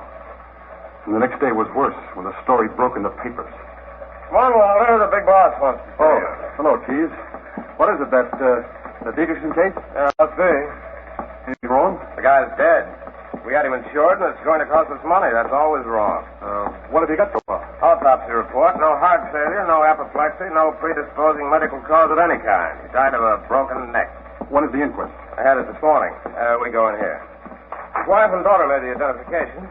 Trained people and some passengers told our Dietrichson went through to the observation car. It was all over in 45 minutes. Verdict, accidental death. Good morning, Miss Andrews. Hello. I'll tell the boss you're here. He's expecting you. What did the police figure? That Dietrichson got tangled up in his crutches and fell off the train. They're satisfied. It's not their dough. You can come right in, Mr. Neff. Oh, thanks. He's on the phone. I believe the legal position is quite clear. Just stand by. Right. I'll call you later. Come in, Mr. Keyes. You do, Mr. Neff. Thanks. Sit down. Any new developments? Nothing much. Dietrichson's secretary says she didn't know anything about his taking out this insurance policy. I couldn't tell him at first. Mrs. Dietrichson opposed it. He told me to think it over, and later I went down to the oil field and closed him. He signed the application. He gave me his check. And a fine piece of salesmanship that was, Mr. Neff. There's no sense in pushing Neff around. Are we sure Dietrichson fell off a train? I don't get it. You don't, Mr. Keyes. And what do you think of this case? No opinion at all. I'm surprised, Mr. Keyes. I've formed a very definite opinion. I think I know what happened to Dietrichson. Mm-hmm. You think you know what? In my opinion, it was not an accident. I think it was suicide. What do you say to that?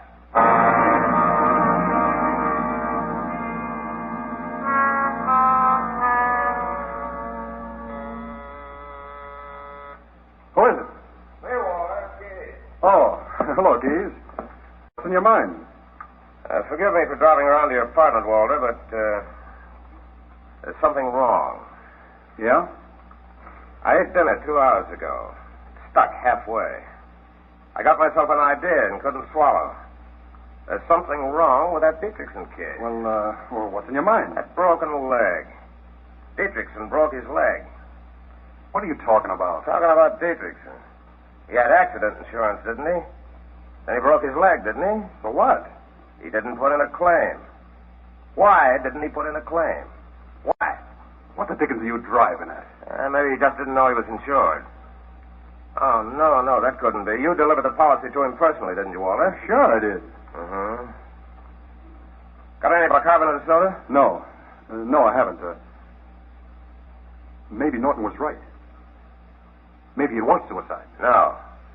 Not suicide. But not accident either. Well, what else? Look. A man takes out an accident policy that's worth $100,000 if he's killed on a train. Then, 2 weeks later, he is killed on a train. And not in a train accident, mind you, but falling off an observation car. Something has been worked on us. Well, such as what? Murder? Who do you suspect? I always tend to suspect the beneficiary. The wife? Yeah. That wide-eyed dame that didn't know anything about anything. You're crazy, Keys. She wasn't even on the train. I know she wasn't, Walter. I don't claim to know how it worked or who worked it. But I know that it was worked. Well, I've got to get to a drugstore. That dinner feels like a hunk of concrete inside of me. Good night, Walter. Oh, Keys. What are you going to do? I'd like to move in on Mrs. Dietrichson right now, tonight. If it wasn't for the boss and his striped pants ideas about company policy. Only you haven't got a single thing to go on, Keys. No, not much. 26 years experience, all the percentage there is, and this lump of concrete in my stomach. See you in the morning. Good night. Walter? Huh? Oh, Phyllis. Did you hear? How much do you think he knows? It's not what he knows, but those stinking hunches of his. But he can't prove anything, can he? Well, not if we're careful. Not if we don't see too much of each other for a while. For how long a while? Well, until this all dies down. You don't know Keys the way I do. He'll watch you every minute from now on. Are you afraid, baby? Yes, I'm afraid. But not of Keys. I'm afraid of us. It's you and me I'm afraid of, Walter.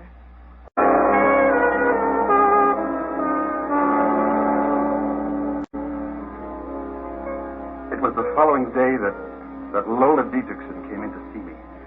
She was plenty upset.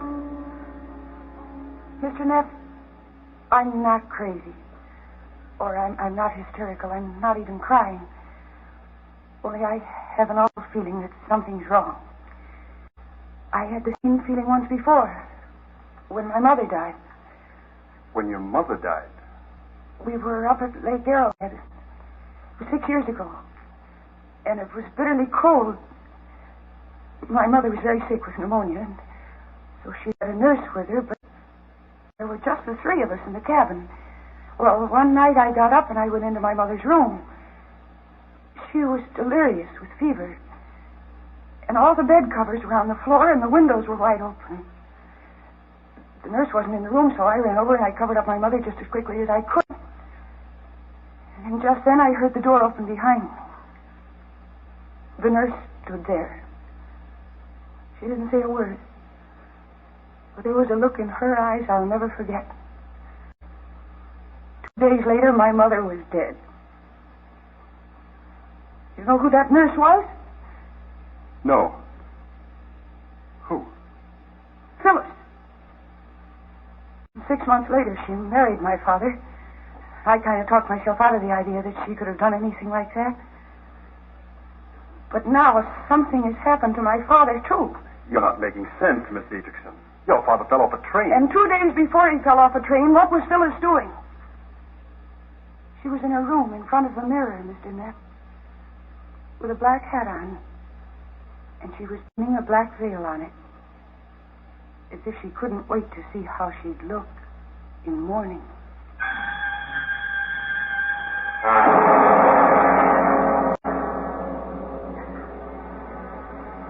Lola Dietrichson was going to tell her story to anybody who would listen, Keys. There was only one thing I could do about it. I offered to take her out that night. I wanted to cheer her up. So I took her to dinner at a little Mexican joint in Alvera Street where nobody could see it. The next day, Sunday, we went for a ride down to the beach. That day, she even left.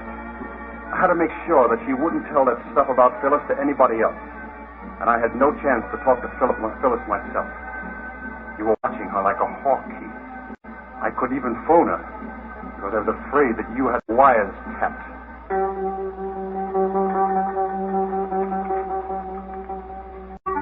And then you closed in on us a little more, Keith. You even tracked down Jackson, the guy on the observation platform. And with his help, you figured it all out to the letter. The fact that Dietrichson was never on the train in the first place. The fact that someone had posed as Dietrichson, sent Jackson back for cigars, jumped off the tracks, and planted Dietrichson's body on the tracks. The only thing you didn't know was that the guy who jumped off the train was me. I wasn't sure how much you did know. But that morning you asked me to come to your office. Jackson was there, facing the door when I came in. Don't go away, Walter. This is Mr. Jackson. Mr. Jackson? He's checking some pictures for me. Look, Mr. Jackson. Here's a picture of Dietrichson. Is that the man you talked to on the train that night? No, sir, it is not. Mr. Jackson, this is Mr. Neff. Oh, pleased to meet you, Mr. Neff. Jackson, I want you to stick around for a while in town. Expenses paid, of course? Of course. Johnny Loban in the cashier's office. You ever been in Oregon, Mr. Neff? No, I've never been up there. Hello, Loban. This is Cage. Listen, I'm sending a man named Jackson. Oh, wait a minute. You ever go trout fishing? Maybe I saw you up at Klamath Falls way. Nope, I don't fish. Take care of his Never go fishing, Neff? Yeah, he's coming right down. Okay. Neff. Neff, it's the name. There's a family in Neffs and Corvallis. No relation. All right, Mr. Jackson. Suppose you go down to the cashier's office. They'll take care of your expense account. Well, bye, gentlemen. It's been a pleasure. Bye, Mr. Jackson. Mr. Neff? Bye. Well, there it is, Walter. Now we know the Dietrichson dame is in it, and somebody else. Pretty soon we'll know that somebody else is. He'll show, he's got to show. Whether it's love or hate doesn't matter. They can't keep away from each other. They may think us twice as safe, but it's 10 times as dangerous. They've committed murder. It's not like taking a trolley ride together where they can get off at different stops. They're stuck with each other. They've got to ride all the way to the end of the line. It's a one-way trip, Walter. And the last stop is the cemetery.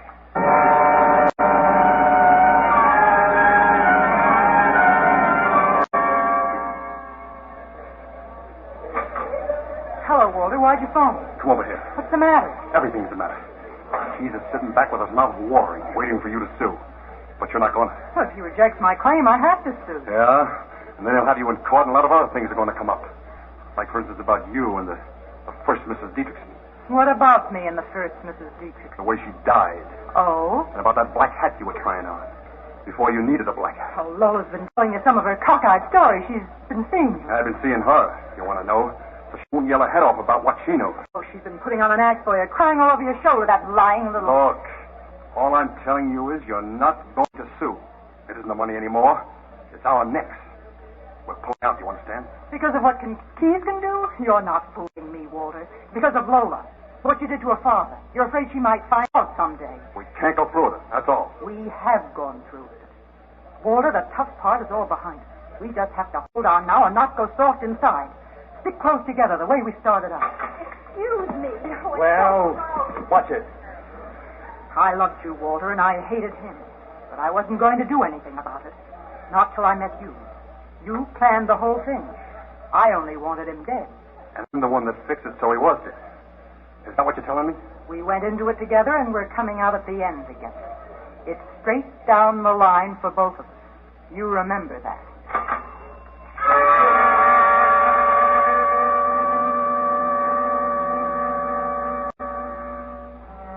I remember, Keith. About that trolley ride you talked about in the cemetery at the end of the line.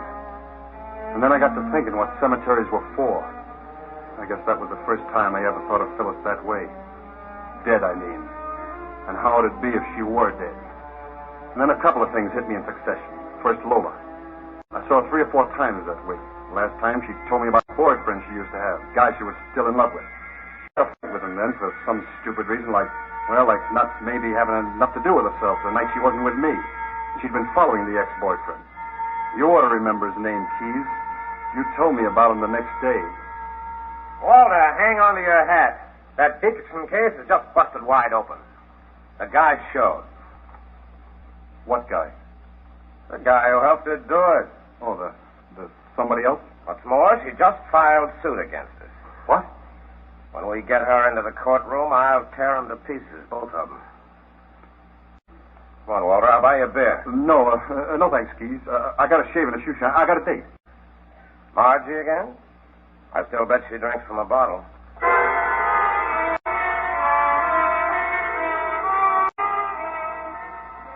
I was scared stiff, Keys.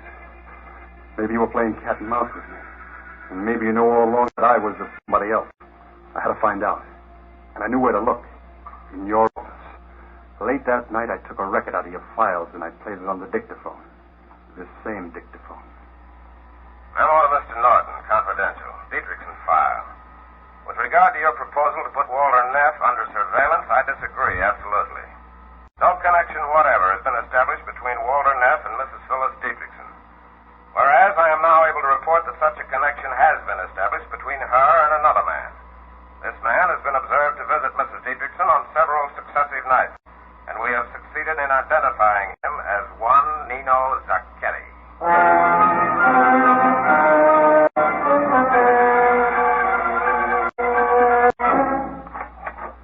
Hello, Walter. Hello, baby. I was sitting with the lights out, watching for you. Anybody else in the house? Nobody. Why? This is just like the first time I came here, isn't it? We're talking about automobile insurance. Only you were thinking about murder. And I was thinking about that anklet. And what are you thinking about now? I'm all through thinking, baby. I just came to say goodbye. A friend of mine's got a funny theory. Says when two people commit murder, it's sort of like they were riding on a trolley car together. One can't get off without the other. They're stuck with each other, and they have to go on riding together clear to the end of the line. The last stop is the cemetery. Maybe he's got something there. You bet he has. Only I've got another guy to finish the ride for me. Just who are you talking about? An acquaintance of yours, Mr. Zacchetti. It's been you and this Zacchetti guy all along, hasn't it? That's not true. Well, it doesn't make any difference if it's true or not. Point is, Keys believes Zacchetti is the one he's been looking for. Walter, maybe I don't go for the idea. Maybe I'd rather do a little talking. You know, sometimes people are where they can't talk. Under 6 feet of dirt, maybe. And if it was you, they'd charge that up to Zacchetti, too, wouldn't they? Sure they would. And that would make everything just lovely for you, wouldn't it? That's right.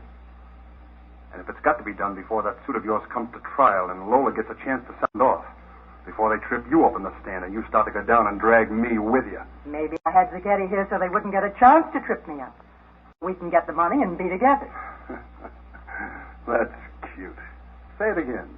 He came here first to ask where Lola was. I made him come back. He's a crazy sort of guy, quick-tempered. I kept hammering into him that she was with another man, so he'd go into one of his jealous rages, and then I'd tell him where she was. He has a gun. And you know what he would have done to her. Don't you, Walter? Yeah. And for once I believe it. Because it's just rotten enough. We're both rotten, Walter. Only you're just a little more rotten. You got me to take care of your husband for you. Then you got Zacchetti to take care of Lola. Maybe take care of me, too. And then somebody else would have to come along to take care of Zacchetti for you. That's the way you operate, isn't it, baby? Walter. You can do better than that. Can't you, baby? Better try again. Maybe if I come a little closer. How's this? Think you can do it now? Why don't you shoot again, baby? Don't tell me it's because you've been in love with me all the time. No, I never loved you, Walter. Not you or anybody else. I used you. Just as I was going to try and use Zacchetti. That's all you ever meant to me. I could use you. Until a minute ago when I couldn't fire that second shot. Something kept me from pulling the trigger. I never thought that could happen to me. I didn't know I cared that much for you, Walter. Sorry, baby. I'm not buying. I'm not asking you to buy. Just hold me close. Yeah.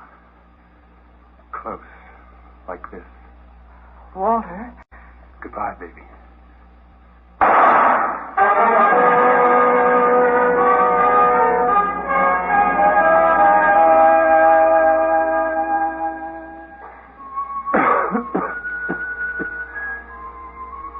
It's almost 4:30 now, Keys.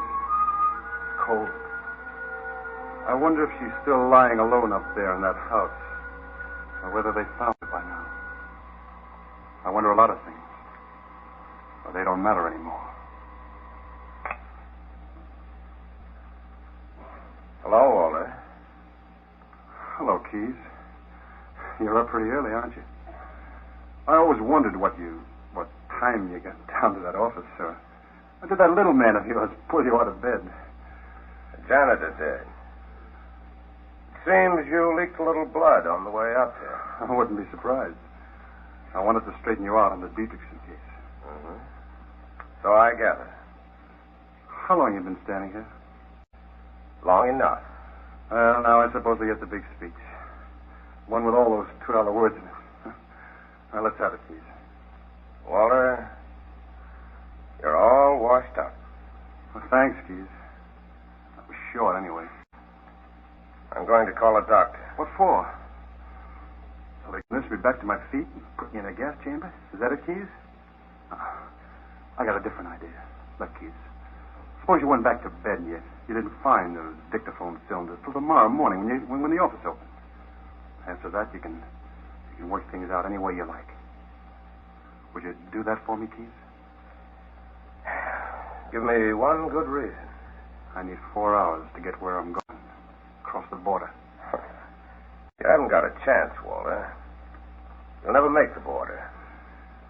You'll never even make the elevator. Yeah. Well, you watch me. So long, Keys.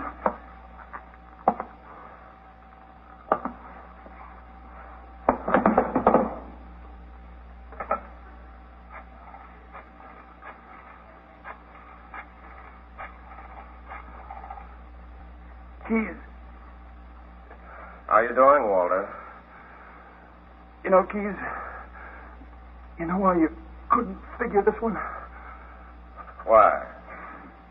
Because the guy you were looking for was too close. He was right across the desk from you. Closer than that, Walter. Yeah. I love you, too.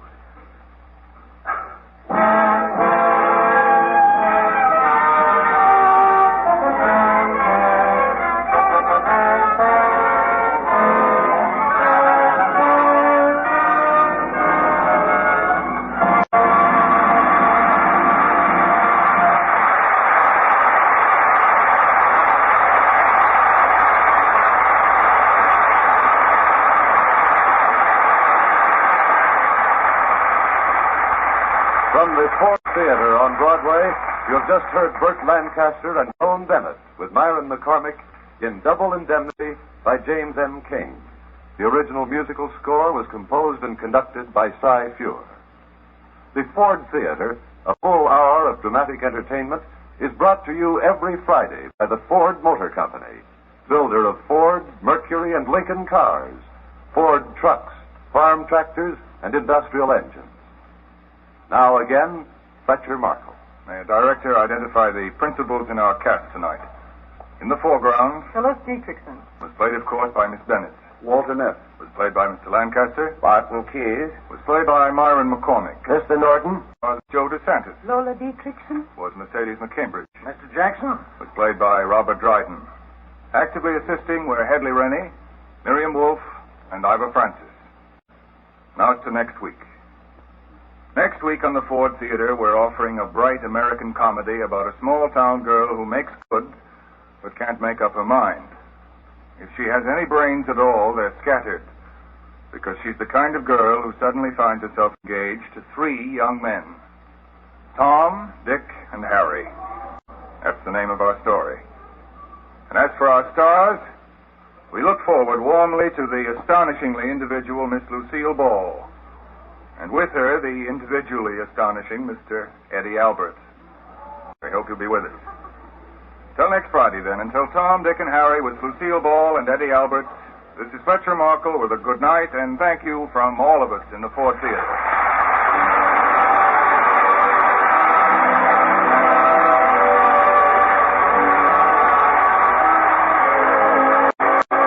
Double Indemnity was presented tonight with the courtesy of Paramount Pictures, producers of Night Has 1,000 Eyes, starring Edward G. Robinson, John Lund, and Gail Russell. Remember, October is the month of the Community Chest Drive in your city and all over the nation. Remember that the Community Chest means many campaigns in one. More than 12,000 Red Feather services receive Community Chest support. Remember that the need for these services is greater than ever before. Remember that everybody benefits, everybody gives. Remember to give to the Community Chest. Now, that's a pair that could write their own ending with a fountain pen and a train ticket. But listen close. You can't outrun a bad seed once it's planted. You know, there is a book out there that says what's done in the dark always finds its way to the light. You can't hide the body. You can't hide the soul. Just remember that. Let's head to the airfield now to see if we can find some clearer skies. Coming up next, the Screen Director's Playhouse with The Sky's the Limit, right here on the HOJO Radio Network. Stay tuned. From Hollywood, the NBC Theater presents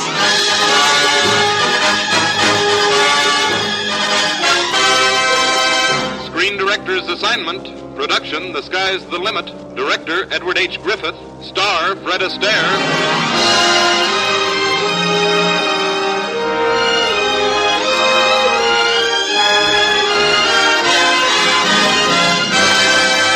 Hollywood Screen Directors present a romantic incident with incidental music. For the first time on the air, The Sky's the Limit, starring Fred Astaire in his original role, and introducing the director of the film, Edward H. Griffith.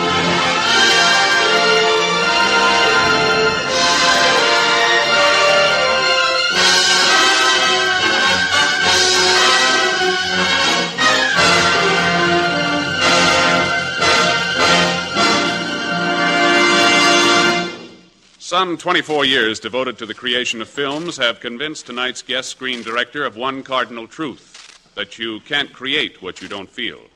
Thus, in his mind, screen directing and the seeking of adventure have become synonymous. From the Arctic to the tropics, he has searched out a wealth of experience in order to bring a distinctive quality of realism to such films as Holiday, Animal Kingdom, Cafe Metropole, and Bahama Passage. Ladies and gentlemen, the director of The Sky's the Limit, Mr. Edward H. Griffith. Thank you. It was only a few years ago that a new kind of motion picture literature came to our screen. The story of the war was being told, and The Sky's the Limit told part of it from a unique vantage point. Not from a battlefield overseas, but from a furlough in New York. Today, there's a surprising, nostalgic appeal to this story of romance on the edge of the unknown. A story told as it was lived so many times with a chuckle, an offhand gesture. Now here it is, The Sky's the Limit, starring Fred Astaire as Jerry Burton.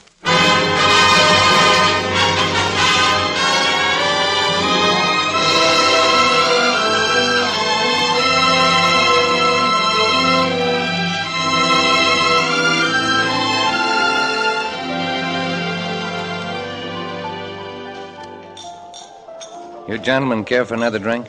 Bourbon and soda here. Reg, what about you? No, nothing, thanks, Jerry. Excited, huh? You said it. Last week I was 1,000,000 miles away from Peggy, and now... Now you're going to have a wife again. For a little while. She's going to have a husband. It's a funny war. Yeah.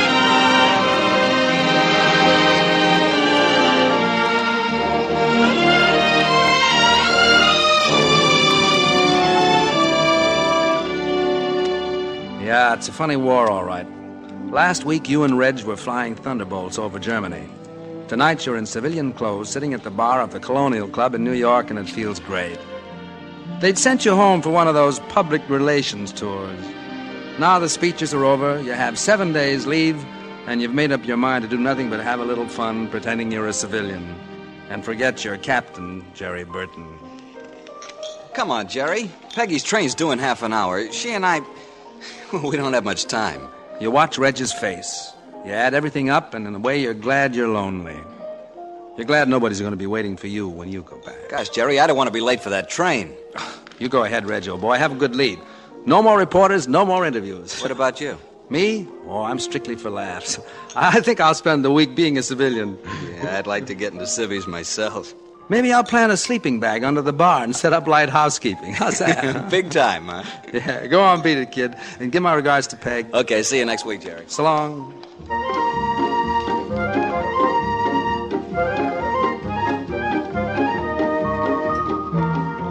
Reg walks out, and that neat gray business suit you've got on feels kind of strange. Then you look down the bar and you see a girl. She's the most beautiful girl you've ever seen. Just like that, you know exactly how you're going to spend your leave. Another drink, sir? No, that girl at the end of the bar. You know her name? Oh, sure, Jean Mannion. She's a photographer. Who's the fellow she's talking to? Phil Harriman. Nice guy is her boss. He publishes Eyeful. She certainly is. No, I mean that high-class picture magazine. She's going to take pictures here tonight. Thanks. They seem to be arguing. Maybe they need a referee. Jean, I love you, but please let me run my magazine my own way. The whole world is exploding, Phil. Why can't I go to Russia or China instead of photographing stupid nightclub celebrities? Oh, miss, would you be interested in taking my picture? Who are you? I'm directly descended from the guy who ate the first oyster. I see the resemblance. Go away. Look, Phil, why not give me a chance to go overseas? Jean, I like you here. I don't want you traipsing all over the world like a... Like a three-legged antelope. Like a three-legged antelope.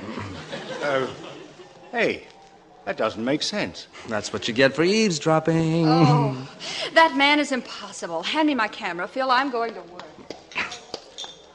Now, that's what I call a fascinating girl. Yeah, she sure is. She makes me tingle all over.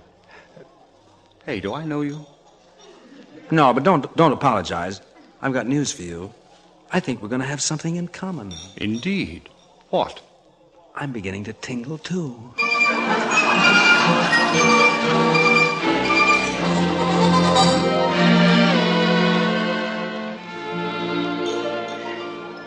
Hold it, please, Mrs. Kraft. Thank you. Hello there. Oh, it's you again. Exciting, isn't it? Just what do you want, Mr. Whatever your name is? Jerry Burton. Burton's the name. It's this way. There I was, minding my own business, easing my way through a bourbon and soda, when suddenly I looked up. I'm terribly busy, Mr. Burton. And there you were. There you stood, Jean, the most beautiful, the most enchanting, the most desirable, the most fascinating woman I'd ever seen in all my life. Pardon me, but your adjectives are showing. All I said to myself was, Jerry, you're in love.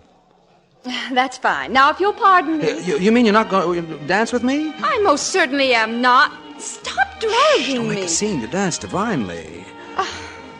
You know, you interest me. Oh, I'm just a little thing my mother dreamed up.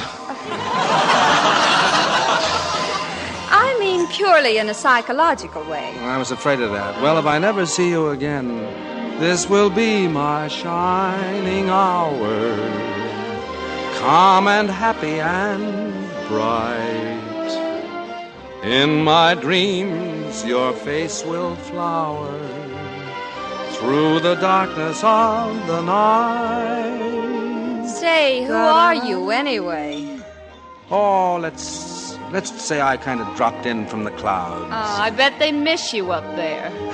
I'll be going back, but right now I'm going to take you home.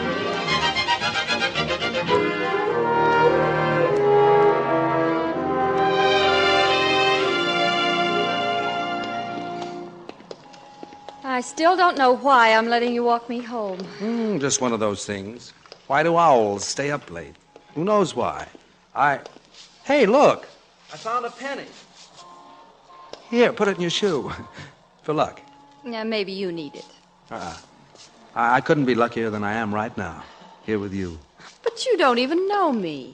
In my business, you get to know people fast. What is your business, anyway? Oh, just drifting around. You know something? There's a war going on. Did you ever think about just drifting into that?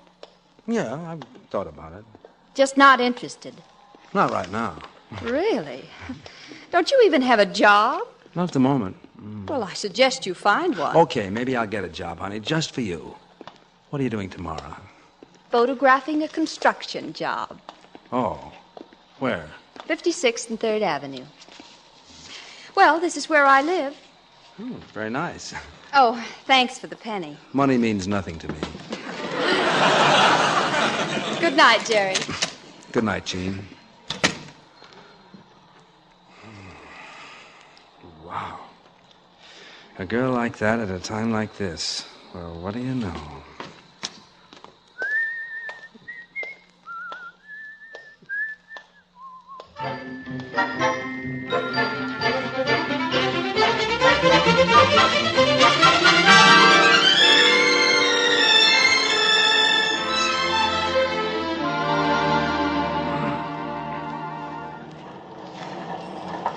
Just move the jackhammer a little to the left. That's fine. There, good picture. Many thanks. Hey, lady, how about me? Do you think this shovel matches my eyes? You working? You made me what I am today. Oh, I take back everything I said about you. Hey, buddy, you looking for a job? Why, yeah, sure. Just a minute. Isn't this man working for you? No.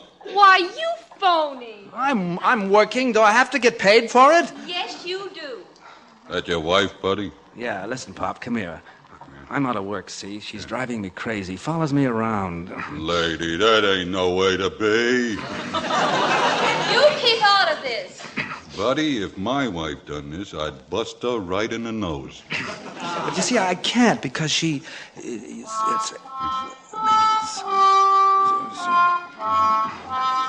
Oh.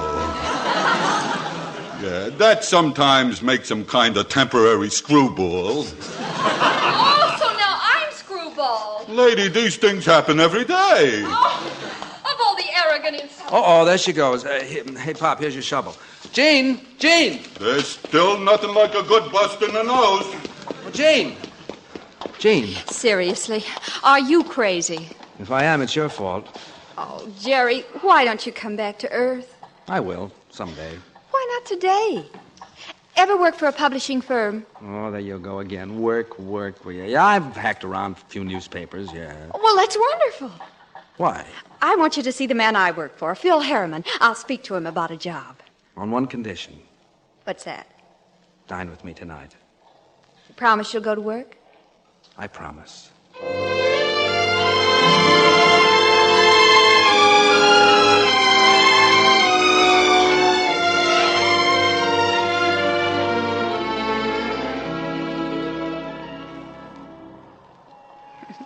Good night, Jerry. It's been a wonderful evening.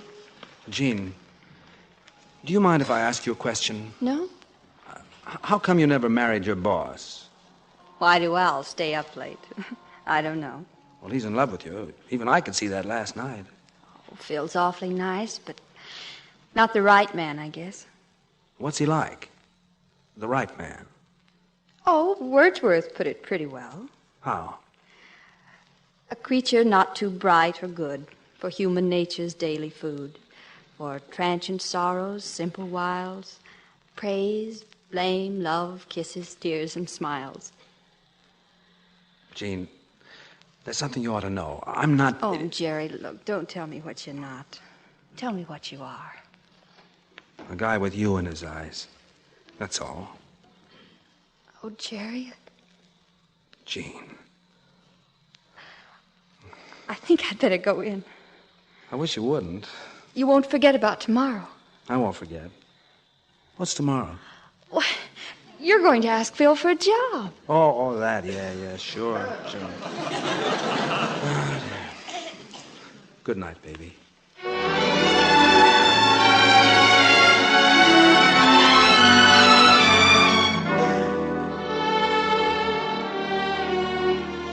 You ride a pink cloud back to the Colonial Club for a nightcap. Just a quiet drink and a lot of thinking. More thinking than you ever dreamed you were capable of. Then all of a sudden, Reg pops in and the cloud explodes. That's right, Jerry. Now, leave's canceled. I figured you'd come back here sooner or later. How long have we got? We're flying back day after tomorrow. But why? What's the rush? They say there's a big fighter sweep on. We've lost a lot of planes. They want us back. Well, that's it. That does it. Hey, where are you going?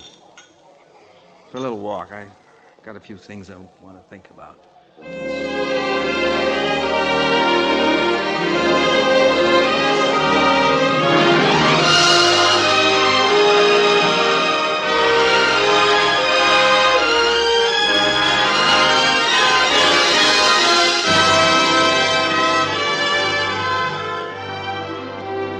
You are listening to the Hollywood Screen Directors presentation of The Sky's the Limit, starring Fred Astaire, with Sharon Douglas, and introduced by the director of the film, Edward H. Griffith.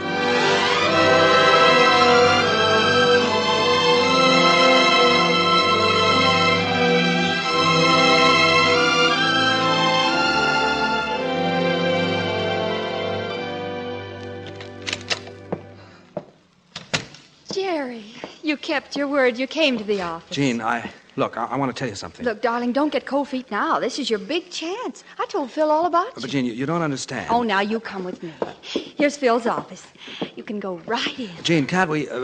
will you listen to me for a minute, please? No, darling, and here's something for luck. Oh, say, it's the lucky penny. In case that doesn't work, here's something else for luck.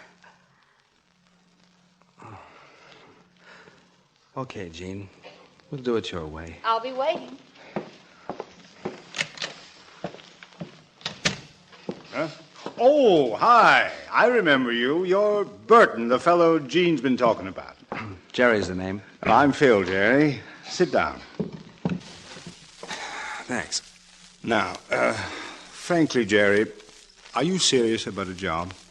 Frankly, Phil, no. Well, that's that. You don't play gin rummy, do you? Oh, a little bit. Well, I just happen to have a deck of cards on my desk. Is this the way you treat everybody who walks in here? Oh, just the people I like.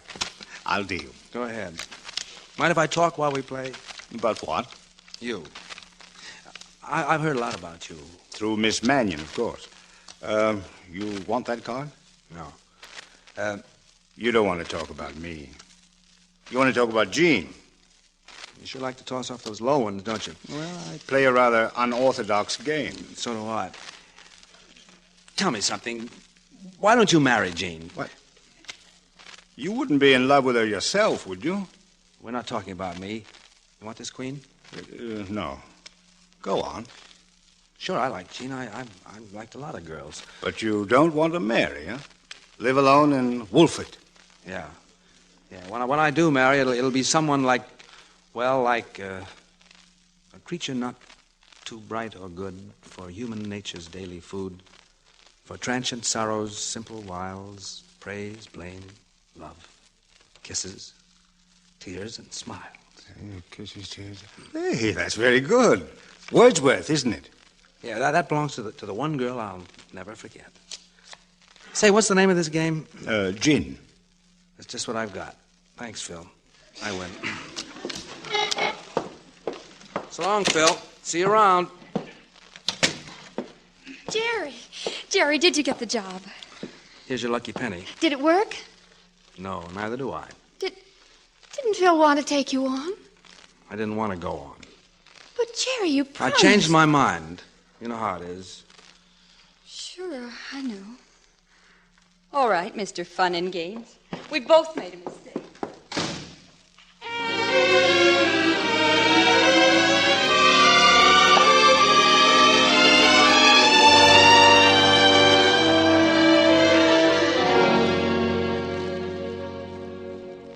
Want to throw me out of your office? No, Phil, I'm glad you came in.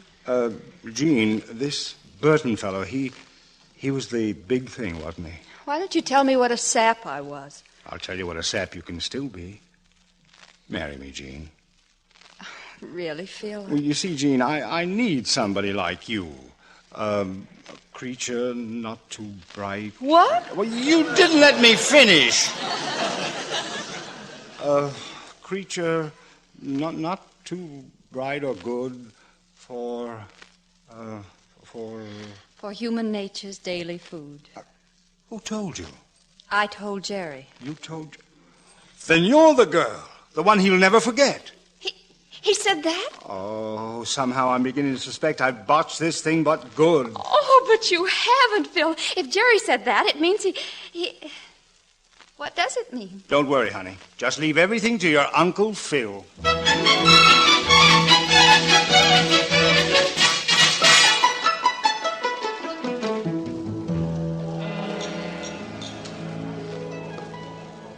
Another bourbon, straight. Coming up. Hey, bartender. Yeah? If I should die, think only this of me, that there's some corner of a foreign field that is forever the Colonial Club. Colonial Club. Yeah. Hi, Jerry. Oh. Oh, hello, Phil. Kind of figured I'd find you here. Nice figuring. Any special reason? Oh, I like your style of gin rummy. Brought the cards. Deal 'em. Mind if I talk while we play? About what? You. I've heard a lot about you. Through Miss Manning, of course. Want that card? Yeah, I'll take it. I think I understand what happened. What's the difference? You're afraid of being in love, aren't you? You play a lousy game at gin. Well, I'm improving, Captain Burton. How'd you find out about me? Oh, heroes have a way of getting their pictures into the newspaper. I'm no hero. That Yeah, stuff. yeah. Want that card? No. Does Jean know the truth? No. Do me a favor, Phil. What? Don't tell her. Well, suppose she loves you. Come on, play your cards. Look, I want to see her happy. So do I. Want to make a deal? What kind? You beat me once at this game. I don't think you can do it again. And if I don't? If you don't, I tell Jean the truth. You're on. Pull a card. Right. I'll try a knock with 2. That's not good enough. I've got 1. Oh, looks like I'm blitzed. Yep, I'm a lucky guy. What about Jean? She'll forget it. Will you? Look, I'm not really living. I'm just walking a tightrope between here and there, see? I want to walk it alone, nobody to break the fall. For a while, somebody almost got hurt. Now it's fixed and it's swell and... Is it? Oh, do me a favor, Phil. Marry her, will you? Can I give you a lift? No, I'm going to stick around a while. Thanks. Good luck. So long. Hey, bartender. Yeah? Leave the bottle on the bar and give me a fistful of change for the jukebox. Sure.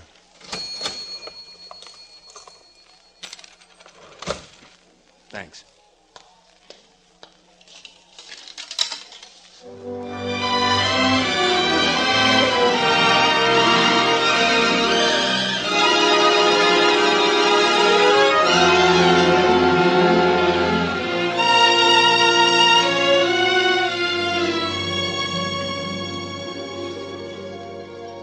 Hey, Mac, come on. We're going to close up. Let me have some more change. Okay. But it's late. This is the last time. It's late. Last time. Right.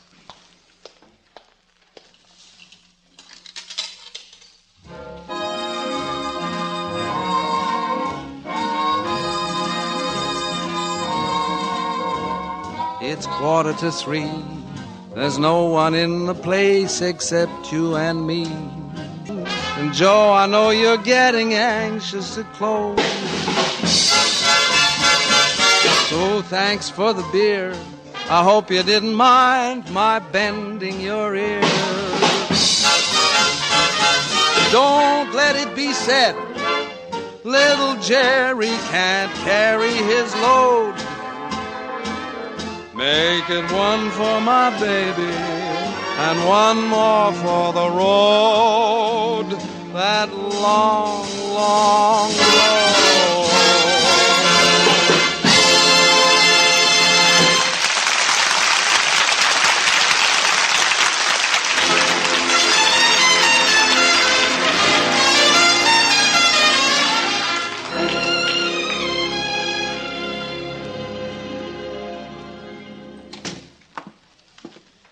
You want to see me, Phil? Yes. Jean, are you sure you don't want to marry me? Oh, Phil, please. Yeah. Well, in that case, I might as well be noble about this. I've got an assignment for you. Oh, a good one? You know those fighter pilots who were sent back home, the ones the papers made such a fuss over? I read about Well, they're going back overseas today, so grab your camera and get out to LaGuardia. them. Right. there anything else I should know? Yes. Your boss is a half-baked idiot. Now move fast. You haven't got much time.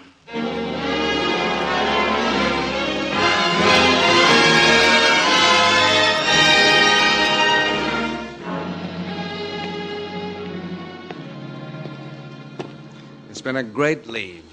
Just great. You're walking across the tarmac toward the waiting transport plane. Your stomach feels like a pretzel doing a loop, and there's something else there. Loneliness.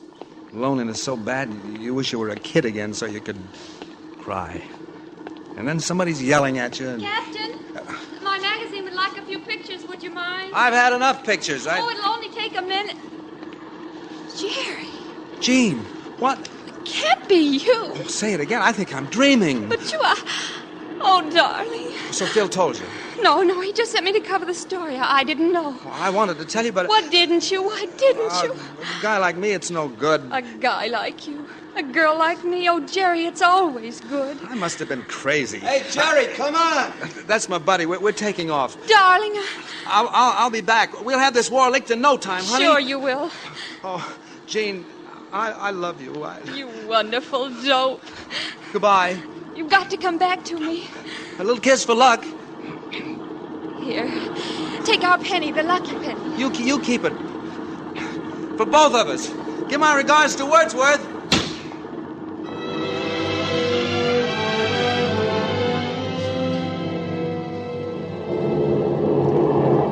Suddenly you're airborne. As the plane wheels over the base, you see her down below, waving.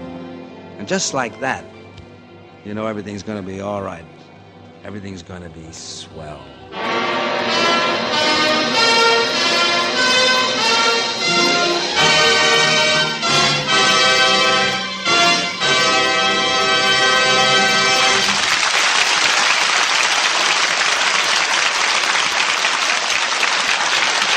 Our stars will return in just a moment.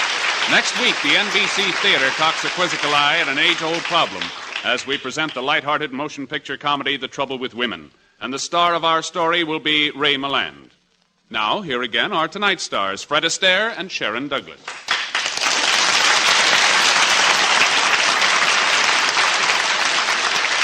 You know, Fred, there's one scene in The Sky's the Limit I'll never forget. And you didn't do it on the air tonight. What's that, Sharon? The one for My Baby number when you broke a great big mirror during your dance. Well, I'll tell you why we didn't do it tonight. I learned to play gin rummy during the picture. Well, you mean that has something to do with it? Certainly. When I broke the mirror, that meant 7 years bad luck. Now, if we did the scene tonight, it would have meant 7 years bad luck for the rehearsal and another 7 years for the actual show. What about the gin rummy? Sharon, you wouldn't want to wish 21 years bad luck on a gin rummy player, would you? I mean... Oh, now I understand. Good night, Fred. Good night, everyone. Good night.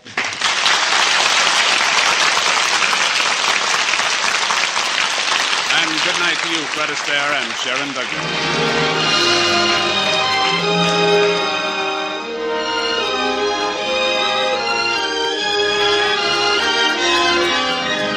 The Sky's the Limit was presented through the courtesy of RKO Pictures Incorporated, producers of Adventures in Baltimore, starring Robert Young, Shirley Temple, and John Agar.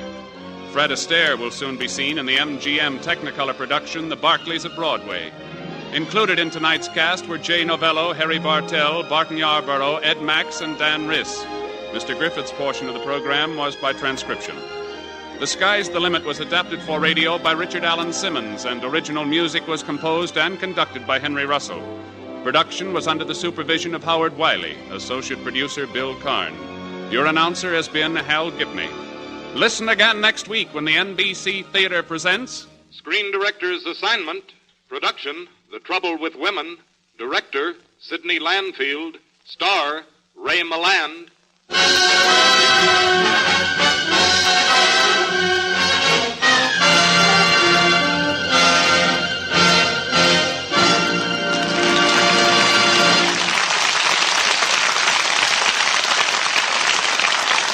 The NBC Theater came to you from Hollywood. This is NBC, the national broadcasting company. Now, that's some high-flying fun, but even at 30,000 feet, you eventually have to find a place to land. It's easy to feel invincible when the wind's at your back, but remember, The same hand that holds the stars keeps your wings level. Don't get so high on your own supply that you forget who designed the oxygen. Next up, a mystery that'll keep your feet on the ground and your eyes on the door. The Lux Radio Theater presents 39 Steps right here on the HOJO Radio Network. From Hollywood, California, the Lux Radio Theater presents Robert Montgomery and Ida Lupino in The 39 Steps.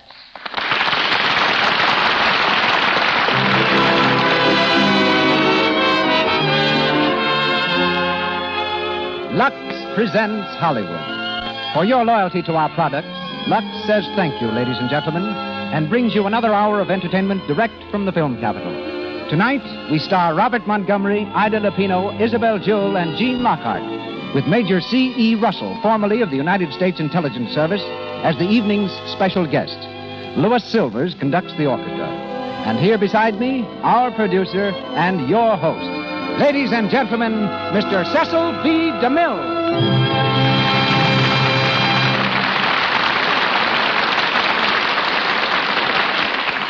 Greetings from Hollywood, ladies and gentlemen. The 39 Steps lead an old friend and a newcomer, Robert Montgomery and Ida Lupino, to the stage of the Lux Radio Theater. Since here last, Robert Montgomery's been rushing back and forth between two lots. One is the Metro-Goldwyn-Mayer studio, where with Rosalind Russell he's completed Live, Love, and Learn. The other is a lot in Beverly Hills, on which Bob has just finished building a new home with a beautiful library. And Bob is a man who really uses his library, for he's constantly seeking new screen material.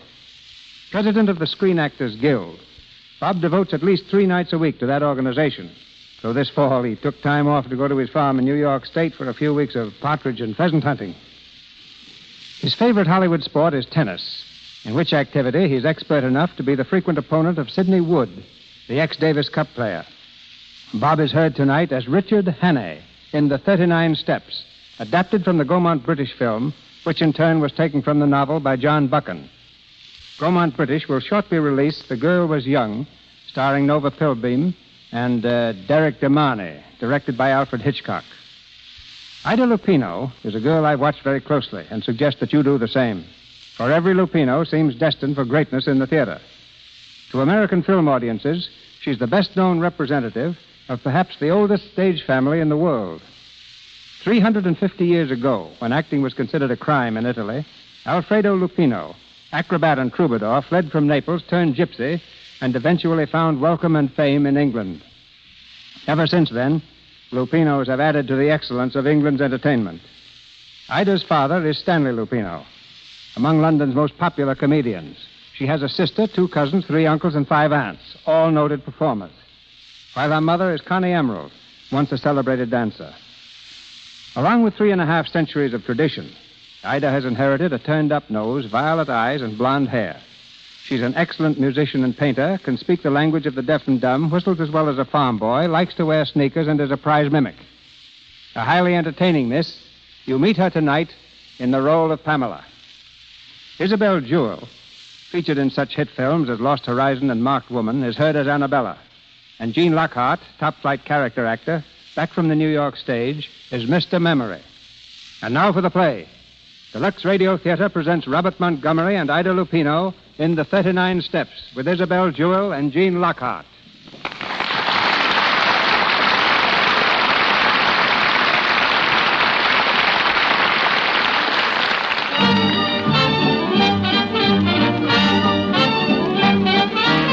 A London music hall. The evening performance is on, and the theater is jammed to the doors. The audience is set comfortably through the acrobats, the singers, and the whirlwind dancers. But now they're restless.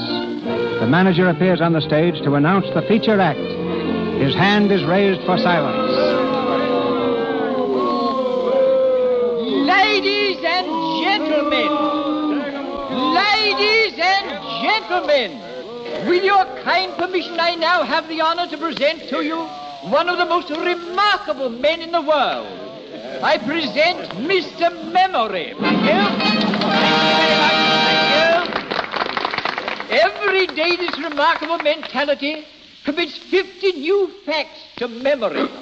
50, ladies and gentlemen. Facts from history, geography, newspapers, scientific books. Millions and millions of them. And he remembers them all.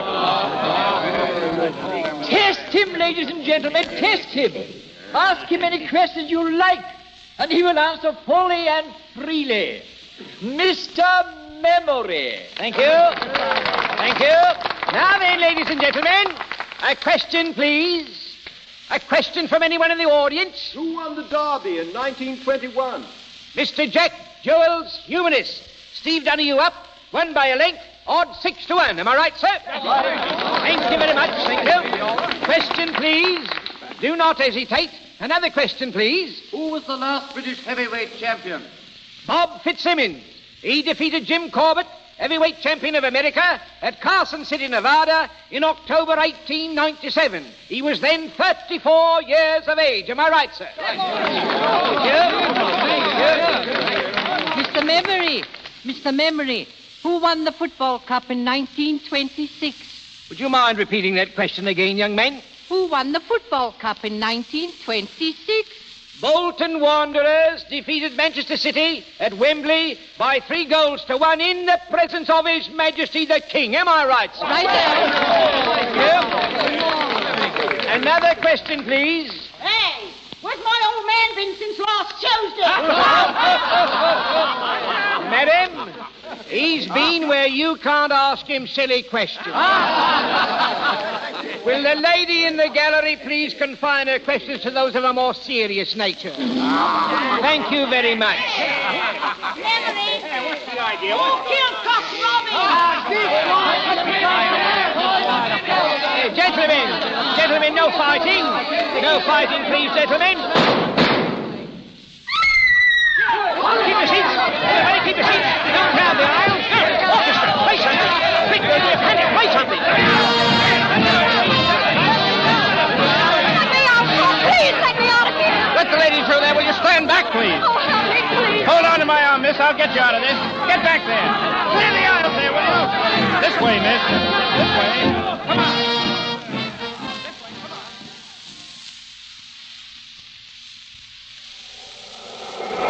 There you are, miss. Take a good deep breath. Oh, thank you. You all right? Yes, sir. I had to get out of that theater, that's all. A lot of people had that idea. Oh, it wasn't the panic that frightened me. It was something else. I'm afraid I don't understand. I'm in terrible trouble. Will you help me? Trouble? What kind of trouble? I can't tell you here. Can we go someplace and talk? Well, my flat is nearby. Oh, let's go there. But hurry, please.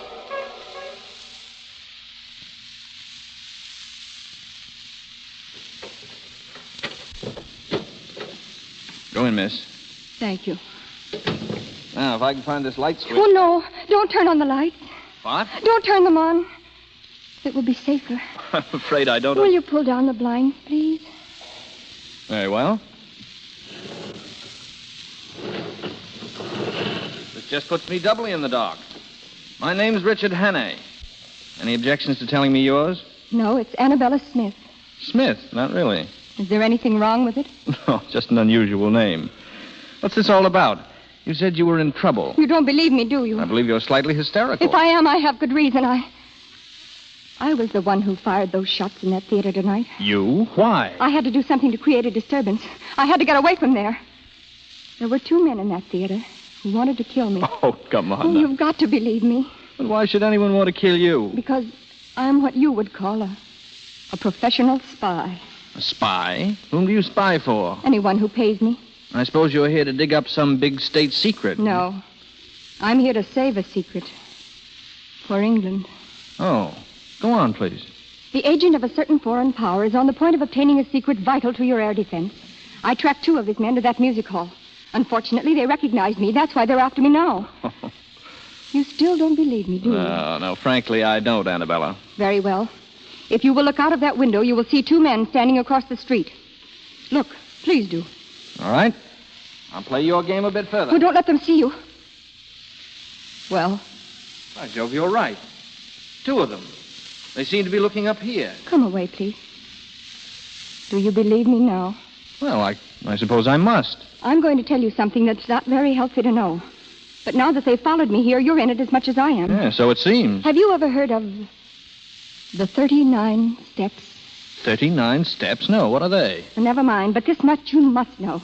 If those men are not stopped, it's only a matter of days, perhaps hours, before the secret is out of the country. Why not call the police? Because they wouldn't believe me any more than you did. And if they did believe me, how long do you think it would take them to get going? Those men are acting quickly. You don't know how clever their chief is. Clever and ruthless. Well, what's his name? He has a dozen names, and he can look like 100 people. But there's one thing he can't disguise. The top of the little finger on his right hand is missing.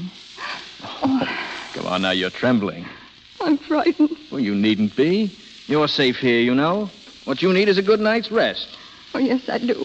You can have my bedroom. I'll sleep on the couch here in the living room. Are you sure you don't mind? Sleeping on the couch? Well, I've done it dozens of times. No.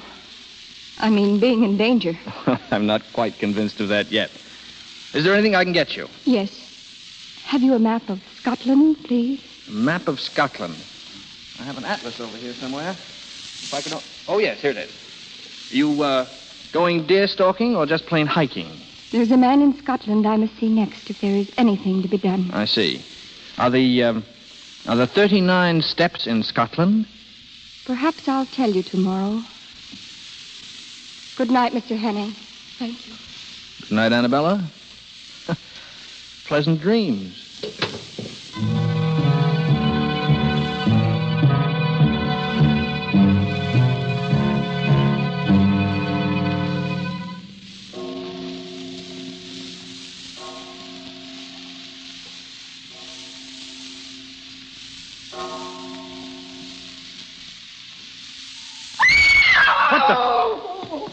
Annabella!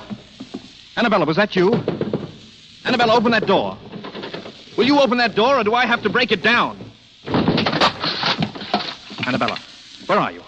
Oh, Here, look at me. What's happened? What's the matter? They came through the window. One of them had a knife. Knife? Oh, don't touch me. But you're hurt. You're bleeding. Here, I'll call a doctor. Oh, no, it's no use. Listen. You've got to stop those men. In a few days, they'll have the secret out of the country. But how will I stop them? Kenrich. The professor. Kenrich? Kenrich. Scotland. What's there? Who is this professor? What's in Kenrich? They're up. They'll get you. Just like they did me. Annabella. Annabella. Good God.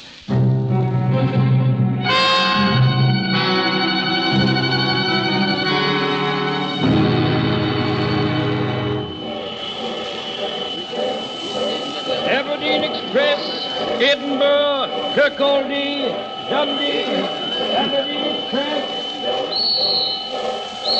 Take it to Kenrich, please. One, sir? Yes, one. Hurry, please. One to Kenrich, Scotland. Here you are, sir.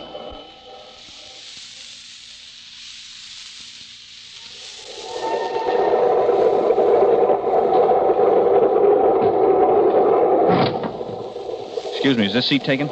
Not by us, it ain't. Sit down, young fella. Thank you. I said, Jess, who won the 2 o'clock at Epsom? Here it is. Bachelor Button, odd 7-4. Ah, Bachelor Button, eh? Hello, look at this. Another woman murdered in a West End flat. Murdered, eh? Who was she? A well-dressed woman of about 25 was found with a knife in her back. The tenant, Richard Hannay, is missing. Blimey, if that ain't the blasted limit. Missing, eh?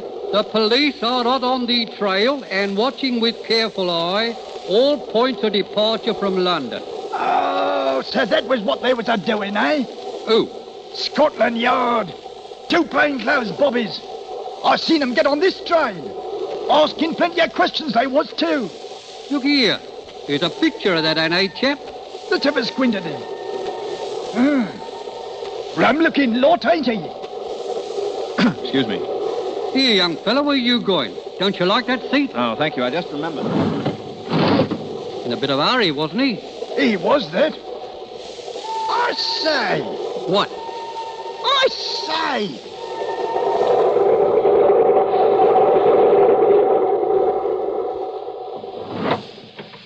Oh, I beg your pardon. This is a private compartment. Oh, is it? Yes, and it happens to be occupied. Yeah, so I see. Very charmingly, too. Well, what do you want, please? Your hospitality for a short while. Really? Well, I'm not interested. Now, will you please go? I can't. What? It isn't safe. Listen, are you going or shall I call the conductor? No, don't do that. Stop, you're hurting my wrist. I'm sorry. Listen to me. I want your help. My help? I'm Richard Hannay. Hannay? Why, you're the man the police... Yes, but I'm innocent. I swear I'm innocent. Listen, you've got to help me. It's terribly important that I be free for the next few days. You will help me, won't you? Yes. Yes, of course I will. That's fine. I'm sorry if I hurt your wrist. Oh, that's all right. You say the police are on this train looking for you?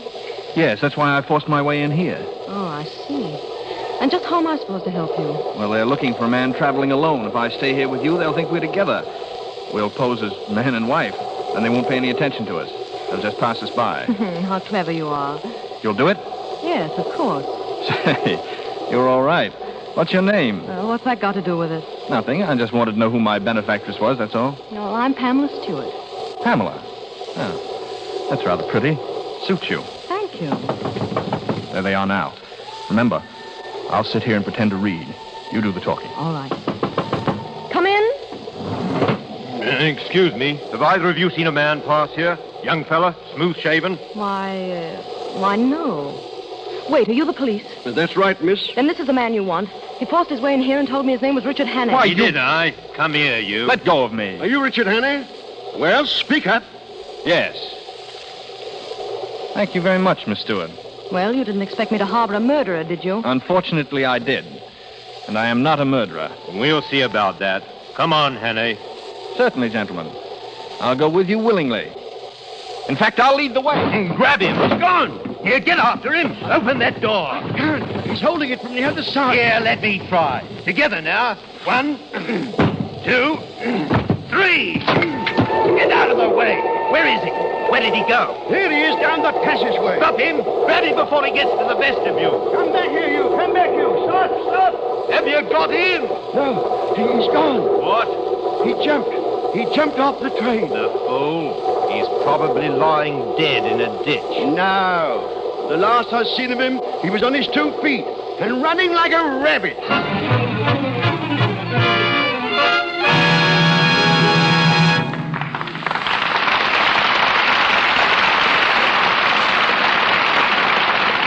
During our first intermission, and while waiting for Act 2 of the 39 Steps, starring Robert Montgomery and Ida Lupino, we'd like you to go with us to one of the millions of homes where Christmas secrets are in the air and listen in on a very interesting conversation. Aunt Sally, come here. I want to see you alone. More secrets, Betty? Well, the house is full of them. Now the door's closed, we can talk. Aunt Sally, what can I give Mother for Christmas? Did you ask her, dear? Yes, and she just says all she wants from me is love and kisses. Well, I did hear her say she needed more stockings. How about getting her some of the lovely sheer ones we saw in the store today? But she always says sheer stockings are extravagant. Not necessarily, dear. They wear very well if you're careful about washing. Just dip them in Lux suds every day. Lux keeps the silk nice and springy, so it doesn't break so easily into runs. Then I'll tell you what. I'll buy some and tell Mother I'll Lux them for her every time she wears them. I'll buy a big box of Lux and give it to her with the stockings. Now, that's a real Christmas gift, Betty. Okay, I'll get some Lux Flakes right away. And be sure to use nothing but Lux Flakes, dear. You know, rubbing stockings with a cake of soap is bad for them. And some soaps are strong, too harsh for delicate silk things. Oh, thank you, Aunt Sally. You're an angel to help me. Mother's the most perplexing person on my list. Stockings for Christmas and Lux Flakes for stockings. A perfect combination. We return now to Mr. DeMille and our play. Robert Montgomery, Ida Lupino, Isabel Jewell, and Jean Lockhart continue with the 39 Steps.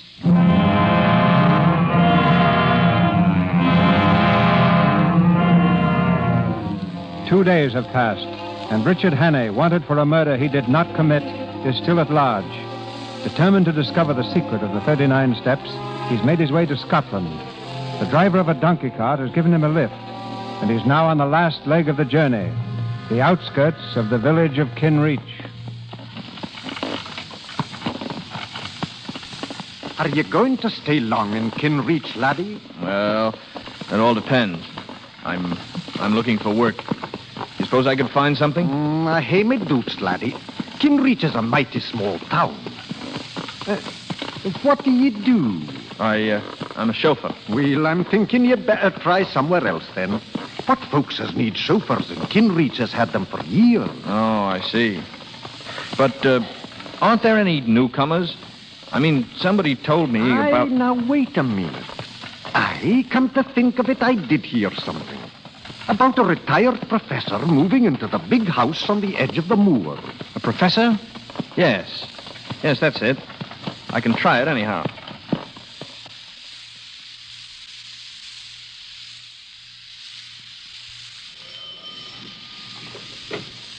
Yes, sir? I'd like to see the master, please. What name shall I say? He doesn't know my name, but you might ask him if he knows Annabella Smith. Yes, sir. Will you mind waiting in the... Is there someone for me, George? Oh, yes, Professor. How do you do? How do you do? My name is Hammond. I've come from London. From Annabella Smith. Oh. Well, do come in, please. You must be tired. We can talk in the library. My daughter's having an engagement party. I'd rather not disturb her. Yes, of course. Go right in, please. Thank you. Sit down. Will you have a drink? No, thank you. Well, now what did you want to see me about, Mr. Hannay? Hannay? You know me? Yes. I suppose it's safe to call you by your right name now. What about our mutual friend, Annabella? She's been murdered. I know. Poor girl. The police are looking for you. Yes, but I didn't do it. Oh, of course you didn't. But why come all this way to Scotland to tell me about it? Well, I believe she hoped to come to see you about some air ministry secret. She was killed by a foreign agent who was trying to steal it. Oh. Did she tell you what this foreign agent looked like? No, she hadn't time.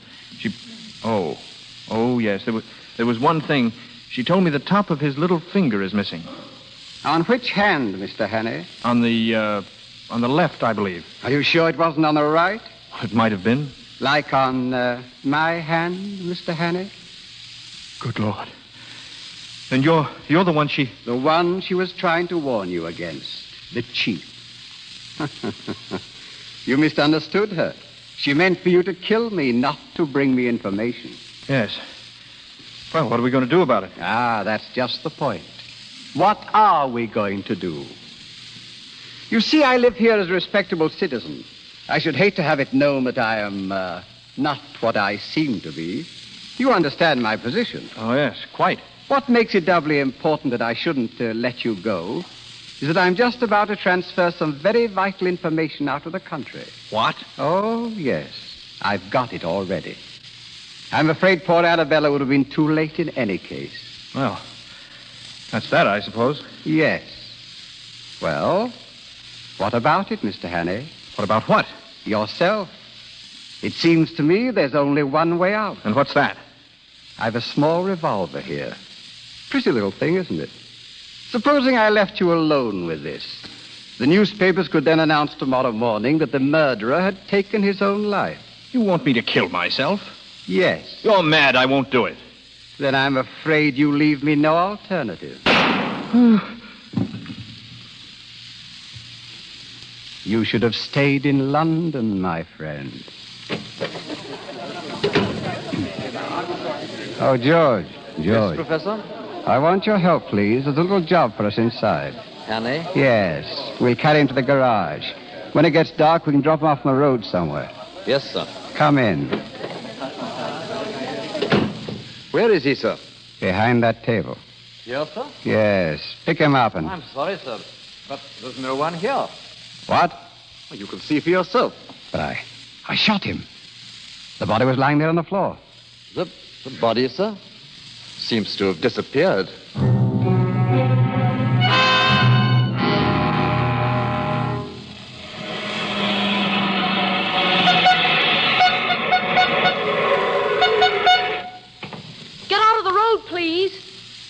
by standing in front of my car. You might have been killed. Sorry, lady. I just wanted a lift. Would you mind... Well, Miss Stewart, how do you do? You? Well, what are you doing Richard here? Hannay is my name. I believe we've met. On a train, wasn't it? Yes, I think so. Yes. If I remember correctly, you handed me over to the police. You did, didn't you? Oh, get away from me. Oh, don't worry. I don't hold it against you, really. Well, that's very kind of you. Yes, isn't it? What are you doing in Kinreach? I live here. It's a charming place, isn't it? You know where the local police station is? Oh, of course I do. Will you take me there? What? The police station, in a hurry, please. Certainly.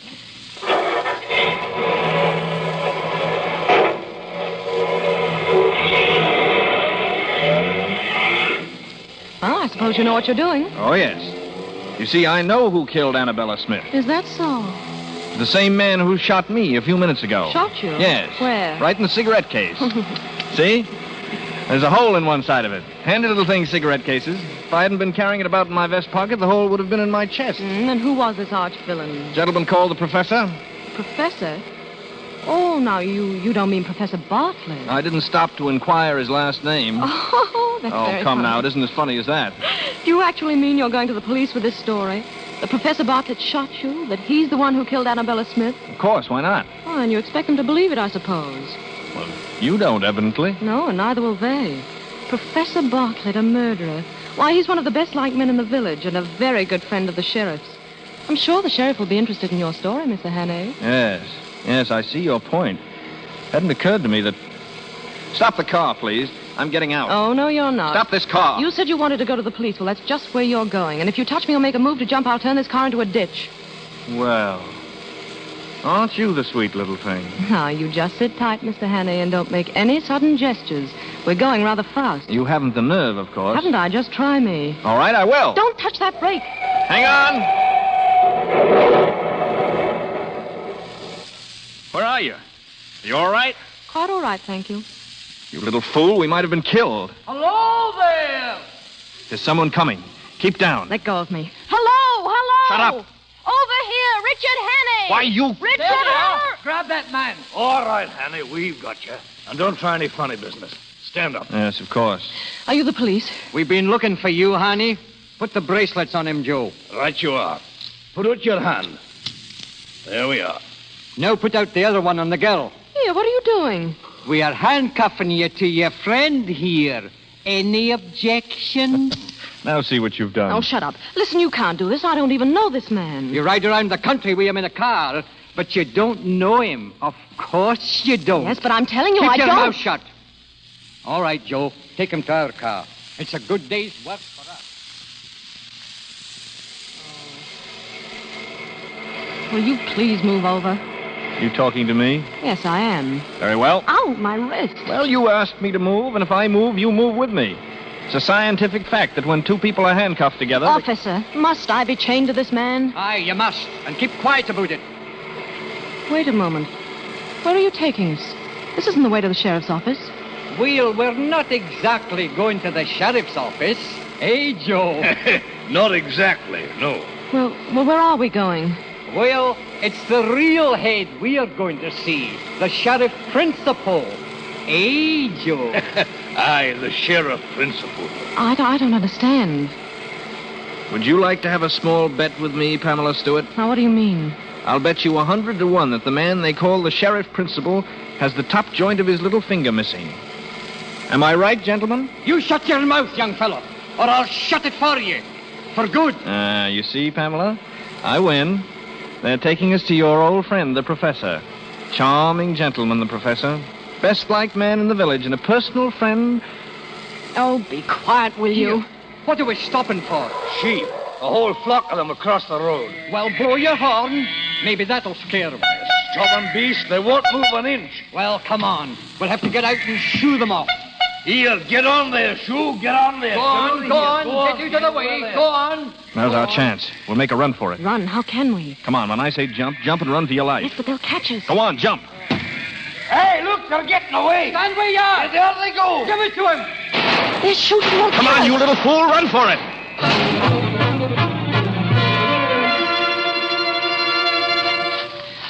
Please, don't go so fast. You're hurting my wrist. Shut up. Oh. I can't go any further. I've lost my shoe. Where? Oh, back there. Well, forget it. All right. Sit down. Sit down for a while. You think we've lost those men? Now, it's as black as pitch on this moor. They'll never find us now. You know this is all very silly. You can't escape. What chance have you got handcuffed to me? Keep that question for your husband when you get one. Meanwhile, I'll admit that you're the white man's burden. Oh, yes, I know, and I can't tell you how it comforts me. Oh, why don't you give yourself up? To whom? Oh, give yourself up to Scotland Yard. Thank you, but it's a little impractical at the moment. Listen to me. I told you the truth on the train, and I'm telling it to you now. There's a dangerous conspiracy against this country, and I'm the only man who can stop it. Ha-ha, I don't believe you. All right, very well, then. I'm just a plain, common murderer who stabbed an innocent, defenseless woman in the back in Portland Place, London. I don't know how innocent you may be, but you're a woman, you're defenseless, and you're alone on a desolate moor in the dark. And you're manacled to a murderer who would stop at nothing to get you off his hands. If that's the story you prefer, have it, my lovely, and welcome. Well, I'm not afraid of you. Why not? For all you know, I murdered a woman. You listen to a bit of advice. From now on, you do everything I tell you to do, and do it quickly. Oh, you wretched boy. I admire your pluck, but you keep a civil tongue in your head. Otherwise, I might feel the next killing was a bit overdue. All right, on your feet now. Well, where are we going? I see some lights over that way. We'll do a little investigating. Well, I won't go. I'm going to stay right here. Pamela, are you forgetting I murdered a woman? Well? Don't you strike me. I'll go.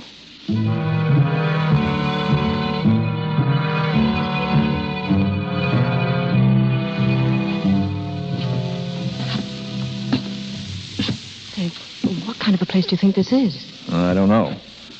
Looks like an inn. Now remember what I said. A civil tongue or else. And you back me up in everything I say or do. You understand? Yeah. Stay close to me and hold my hand. It'll hide the handcuffs. Good evening. Good evening. Welcome to King's Head Tavern. And what can I do for you and the lady? We had an accident with our car a few miles back. Hey, that's too bad now. You want to stay the night, I suppose? Yes, we do. And will it be 2 separate rooms or one? Oh, 2 separate rooms. 1 room, rooms. please. 1. Well, which? 1, thank you. Oh, 1. And what's the name? Hawkinson. Hawkinson, yes. Henry Hawkinson and Mrs. Hawkinson. Well, come along, Mr. Hawkinson. The rooms are at the top of the landing. Thank you. Nice place you have here. It'll do. Here's the room. Oh, thank you. Well, good night to you. Oh, wait.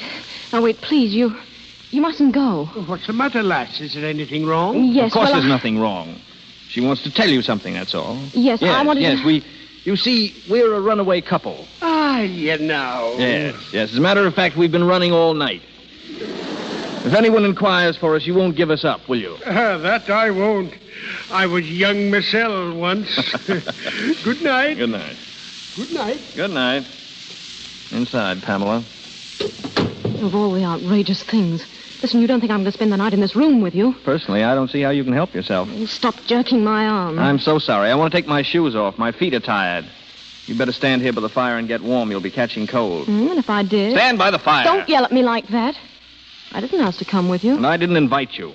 But here we are. Well, aren't you afraid the men will find us? I'm not thinking of that so much as some way to get out of these handcuffs. Oh, I have a nail file in my pocket. Maybe that'll help. That would be dandy. If you file 24 hours a day, 10 years from now, we might be free. Imagine, tied to you for 10 years. It's a horrible thought. I've had enough of your insults. I'm going to tell the innkeeper the whole story. You want me to hang for a murder I didn't commit? As long as you hang, I don't care whether you committed it or not. What a bloodthirsty creature you are. Haven't you any pity? No. Ow! What are you up to now? I'm merely trying to file the handcuffs. Well, don't jab me in the wrist that way. I don't like it. I'm sorry. You're going about it in a very amateurish fashion anyway. I can see you know nothing about filing handcuffs. I'm sure you do. Tell me, how did you start being a criminal? So you want the story of my life. It's really very interesting. Oh, I'm sure it is. I was born a poor orphan boy. From the beginning, I hadn't a chance. Ouch! I'm sorry it slipped. Accidentally? Accidentally. Go on, please. I started by pilfering pennies out of other children's lockers at school. And a little pocket picking and car pinching. And at last, my efforts were rewarded, and I graduated into straight burglary. With diploma? With diploma. Oh. I killed my first man when I was 19. It scared me at first, but I soon got hardened to it. Lady, you wouldn't believe me if I told you.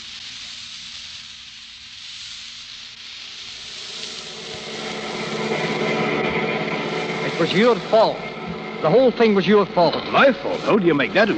If you hadn't stopped the car for those blasted sheep, we'd have had the two of them in the professor's parlor right now. We'd better have them there soon, is what I say. The professor was anxious about Hanny. Knows too much, he said. Get him. Get him? We had him. And the girl, too. You don't suppose they'd head in somewhere, do you? Stop at a tavern, I mean. They might, in this weather. There's a place about 4 miles back. King's Head Tavern, it's called. King's Head Tavern. That'd be somewhere near where they gave us the slip. Turn around. You'll find out. Right. And if we see him again, blast you. Shoot straight. I will, all right. You can depend upon that. And then little by little, and year by year, I sunk lower and lower. And you got better and better. That's right. You might have read about me in the papers. They call me Hannay, the Cornish Bluebeard. And that, milady, is the horrible story of my life. Dear, dear, and you have such a nice face. How many people have you killed altogether? 9. If you don't watch the point on that nail file, it may be 10. Ouch! At least I'm trying to do something. Well, if you don't mind, I'm going to try and get some sleep. I haven't had a wink for 48 hours. Well, I'm not in the least bit tired. Besides, I have to stay by the fire and get dry. All right. You don't mind if I stretch out in the chair, do you? No, not at all. Thank you. Good night. Good night.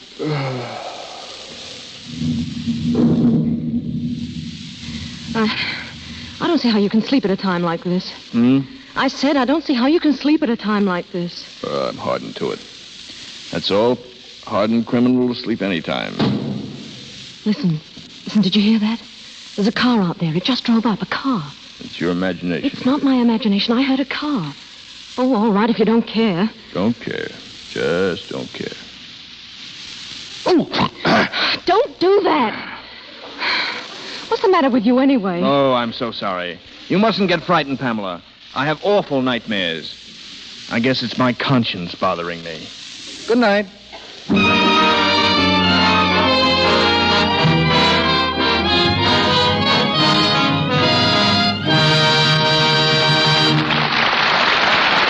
We pause for station identification. This is the Columbia Broadcasting System.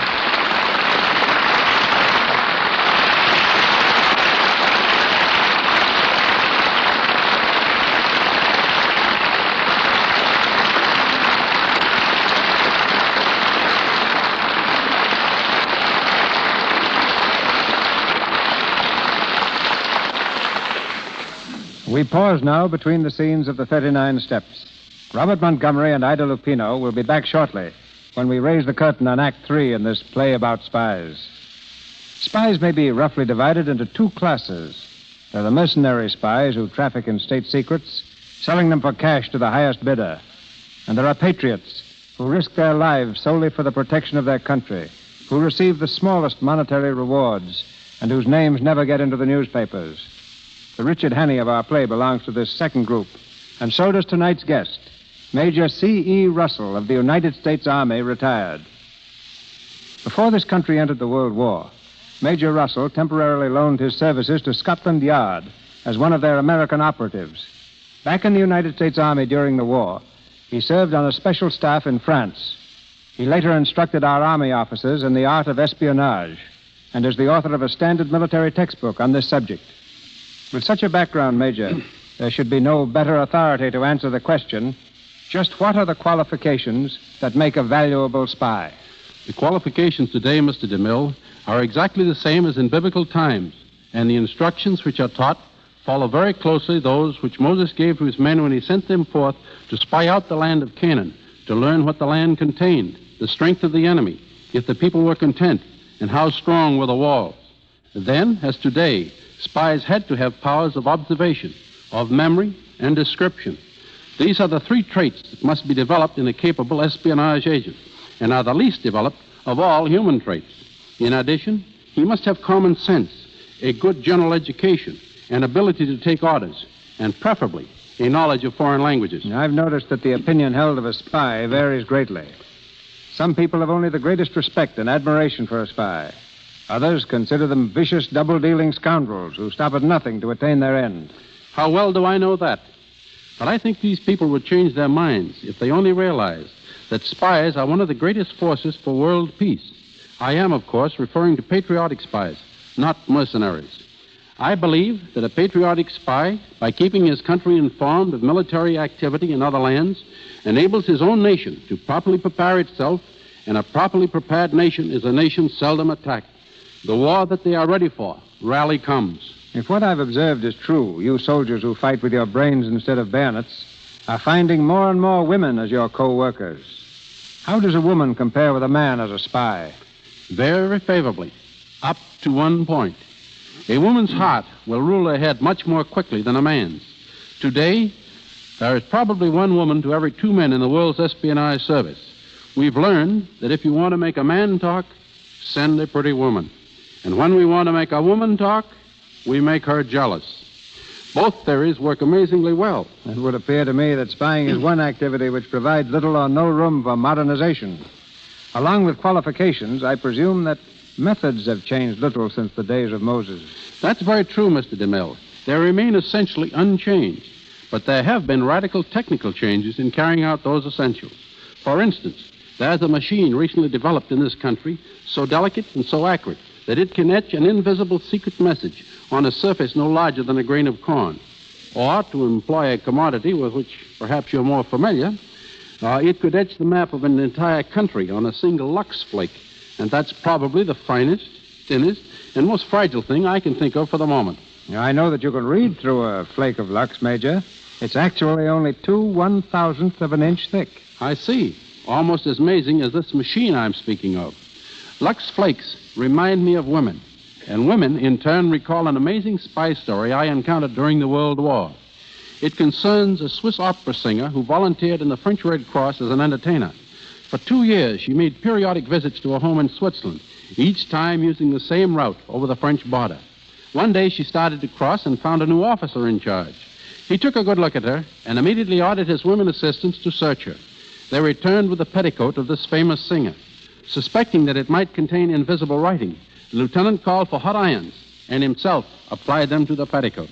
The heat revealed what had been invisibly written in lemon juice, the complete working drawings of a new French war tank. The reason the lieutenant had suspected Madame was that before the war, he had been a style designer in Paris. One of the first things he observed about the singer was that while she was dressed in the height of fashion, she wore a starched petticoat, and starched petticoats had been out of style for 10 years. And to me, one of the truest utterances of the great French General Marshal Foch was his statement to a group of his espionage agents. You will die 1,000 deaths, he told them, before oblivion comes, while the man in the trenches dies but once. And no better example can be found, Mr. DeMille, than that patriot of Revolutionary War, John Honeyman.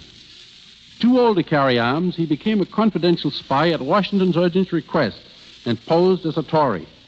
Despised by his wife and family, ostracized by his friends, he became a cattle buyer for the British Army. American soldiers were ordered to shoot him on sight, but John Honeyman kept his promise never to disclose his real identity. Once he allowed himself to be captured, knowing he might be shot, but there was a chance of being brought before Washington first. This fortunately happened, and Honeyman was able to disclose to Washington how some of his own men were on the verge of assassinating him by placing poison in the general's food. And it was John Honeyman who, on Christmas Eve, crossed the Delaware alone, entered Trenton, discovered the condition of the Hessian troops, and reported back to Washington on the other side. On Honeyman's unsupported testimony, Washington made his celebrated crossing, won his celebrated victory that turned the tide. Honeyman returned to his New Jersey home after the war, still an outcast, still an object of hate and scorn. His magnificent services were never announced until Washington himself made a special trip to Hackensack and publicly proclaimed him one of the greatest heroes of the American Revolution. His example will always remain a shining light to Americans who seek to serve in the silent, secret, and sometimes inglorious ways of espionage. I thank you. Thank you, Major. That's very interesting. Very interesting.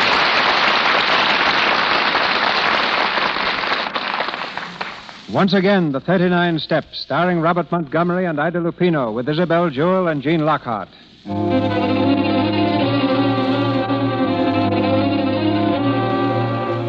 It's early the following morning. Richard Hannay stirs restlessly in the armchair and rubs his eyes sleepily. Suddenly, he jumps from the chair and stands in the middle of the room, staring down at the handcuffs which are dangling from his wrist. Pamela Stewart, on the other side of the room, smiles cheerily. Good morning, Mr. Hawkinson. Looking rather dazed this morning. How did you get free? Oh, very simple. A little matter of work while you had your nightmares. I suppose you filed the handcuffs. No, darling, I picked the lock. I was trying to do the same for you, but the file broke. Say, what's wrong with you? Oh, nothing that I know of. Oh, you mean my shoes? Yes, they're rather large, aren't they? I borrowed them from the innkeeper's wife. Oh, no. It's not the shoes. Why are you being so nice? You don't feel ill or anything, do you? No, why should I? Why didn't you leave? You were very anxious, too, if I remember correctly. Well, something happened last night that convinced me you've been telling the truth. May I ask what earthquake caused your mind to work at last? When I got free, I went downstairs. That car you said I imagined belonged to our pursuers. They were sitting downstairs when I got there. Did they see you? No, I hid behind the counter. But they asked the innkeeper about us. What did he say? Said he hadn't seen us. Then they ordered something to eat. And while they were eating, they talked a lot about the 39 steps. 39 steps. Oh, don't ask me what it means because I don't know. Anything else? Well, they said the professor was clearing out of the country. Then he has got the secret. Did they say how soon he was leaving? No, but they did say that he was going to London first to pick up someone at a music hall. 39 steps. London Music Hall. It doesn't make any sense. Which room are these men in? Oh, they left. When? Oh, about 4 or 5 hours ago. And you let them go after hearing what they said? Oh, you button-headed little idiot, you. Don't you speak to me like that. My dear girl, I'm accused of murder. The only way I can clear myself is to expose those spies. Then why don't you go to Scotland Yard? What's the use? You said yourself that no one would believe me. Well, then why don't I go to Scotland Yard? Why not? They'd listen to you. Of course they would. Come on, we'll get the next train for London.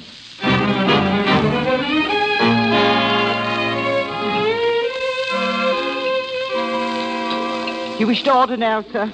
No, thank you. I'm waiting for someone. I beg your pardon, sir. Your face looks familiar. Are you in the cinema? No, I'm not. Bring me a bottle of ale, will you? Very good, sir. Oh, make that 2, please. Yes, miss. Pamela, sit down. Did you think I was never coming? Not exactly, but I was getting nervous waiting. Well, what happened? Did you go to Scotland Yard?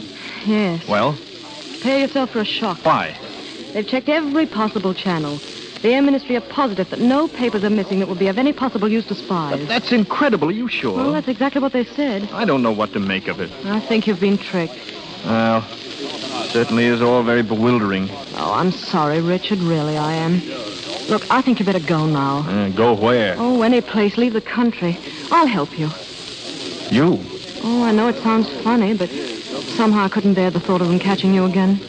Why, Pamela? Oh, I don't know. I guess I've just changed my mind about you, that's all. Of course, you're as vain as a peacock, and I couldn't stand you for any length of time, but you're not so bad. Well, you're not so bad either. If I weren't in this jam, I'd... What? Nothing. Come on, let's get out of here. No, you better stay. I'll run and get you a ticket for Liverpool. There ought to be a boat train Pamela. soon. Well, what's the matter? What are you staring at? Look out the window. Do you see that billboard across the street? Yes, is there anything strange about it? A list of acts playing this week at the Palladium. The feature attraction is Mr. Memory. But I don't understand. Come on, we're going to get out of here. Well, where are we going to the now? Palladium. But why? I don't know, but we're going just the same.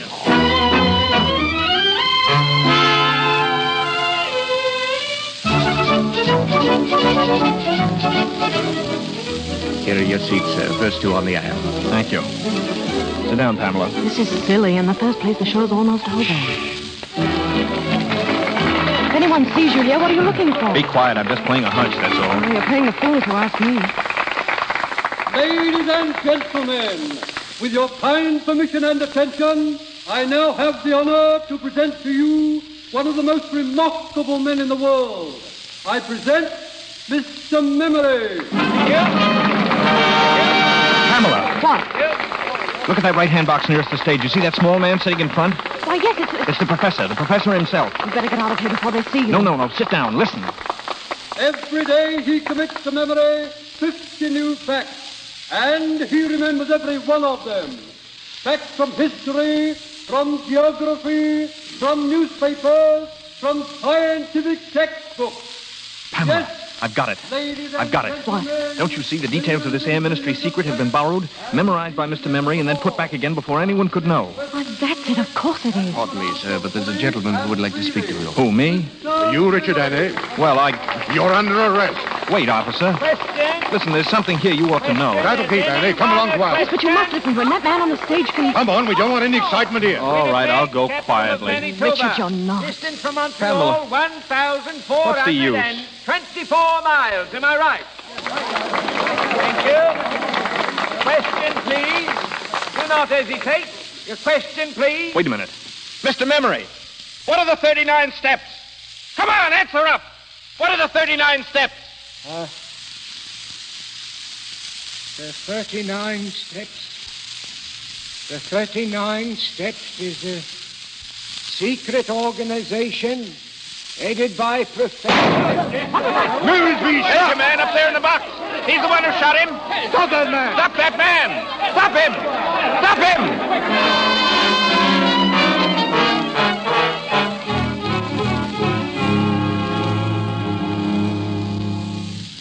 I want to see Mr. Memory, please.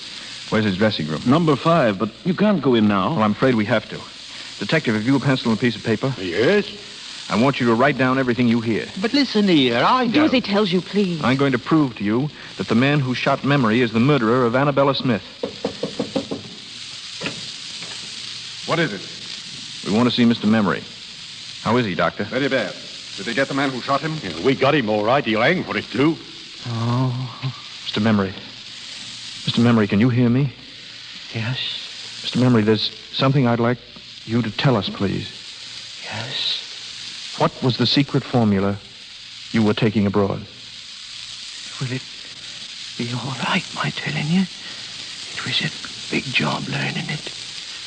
The biggest I've ever tackled. I don't want to throw it away, sir. It will be quite all right.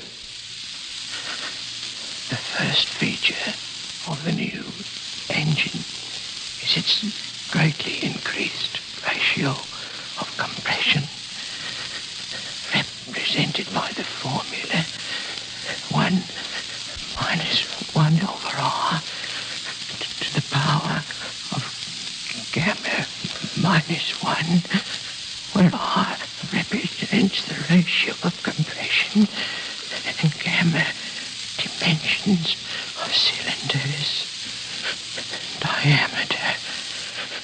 This device renders the engine completely silent. The exhaust gases impinging on a series, entirely eliminating all sound. Am I right? Am I right, sir? That's quite right, old chap. Thank you, sir. I'm glad it's off my mind. At last. Memory. Mr. Memory. Richard, what is it? The Air Ministry's secret will never leave England.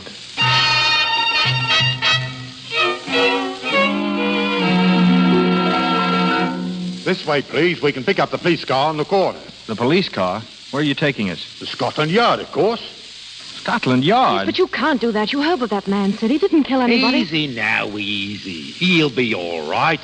All we want is to put the story on the record. Oh, that's better. You've nothing to worry about at all. He'll be a free man in her now, Mrs. Hannay. Hannay? Well, what are you talking about? Well, Mrs. I'm Hannay? sorry. I thought... That would be just fine, that would. We were together for one day, and we fought for 24 hours. 20? You were asleep 4 hours. Can you imagine what it would be like? Fight for breakfast, fight for lunch, fight for dinner. One long, drawn-out battle for the next 30 or 40 years. Oh, 30 or 40 years. Do you think we could keep it up that long? I mean, really. Well, we could try.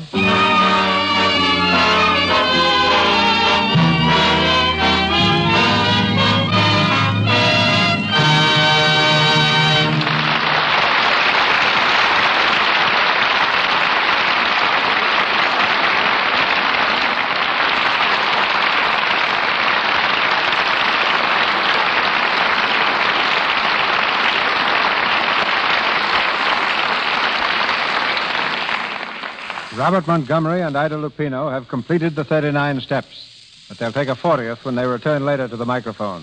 First, a word from Melville Ruick. Thank you, Mr. DeMille. Just a moment for a suggestion to the women who begin, when winter comes, to be bothered by rough, chapped hands. Perhaps they don't realize that the trouble may start in the simple daily task of washing the dishes. Here's the reason. There are oils in your skin which give it a protective coating against cold weather outdoors and steam heat indoors. If you use a strong soap in the dishpan, these oils are dried up. Your skin gets rough and red. To protect these beauty oils, simply change from your harsh soap to Lux Flakes. Women find the difference between Lux and ordinary soaps for dishes almost unbelievable. They feel it the moment they put their hands in the dishpan. There is no sting in the very gentle, soothing Lux suds. Almost at once, your hands will begin to look smoother and whiter. Begin tomorrow to keep your hands lovely by washing dishes with Lux Flakes. I turn you back now to Mr. DeMille. At the moment, both our stars, Robert Montgomery and Ida Lupino, are having a breathing spell between pictures. Bob is back after 6 weeks in the East. And Ida's been indulging in her favorite avocation, composing music. And not just simple little ballads, Mr. DeMille, but the real thing. Not so long ago, the Los Angeles Philharmonic Orchestra played Ida's symphony, Aladdin and the Lamp. Oh, thanks for the nice boost, Bob.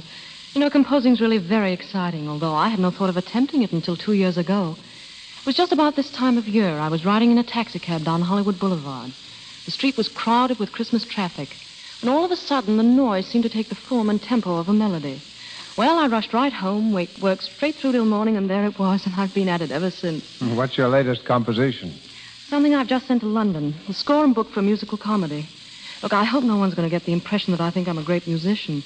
In fact, I know so little that I often use a code to take the place of notes and musical symbols until I've time to figure out what I'm trying to do.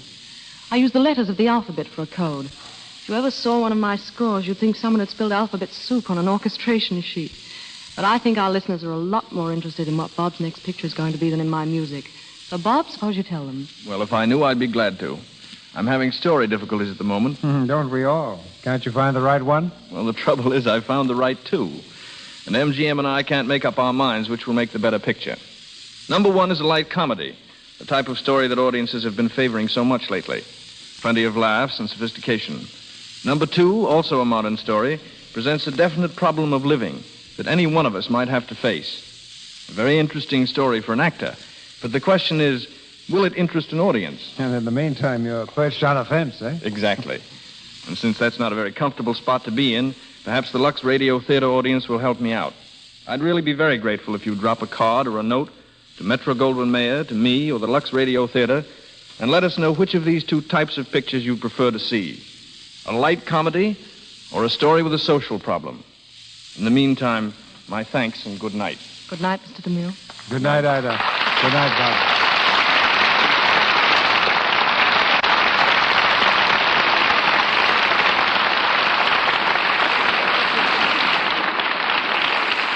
Thank you, Robert Montgomery and Ida Lupino.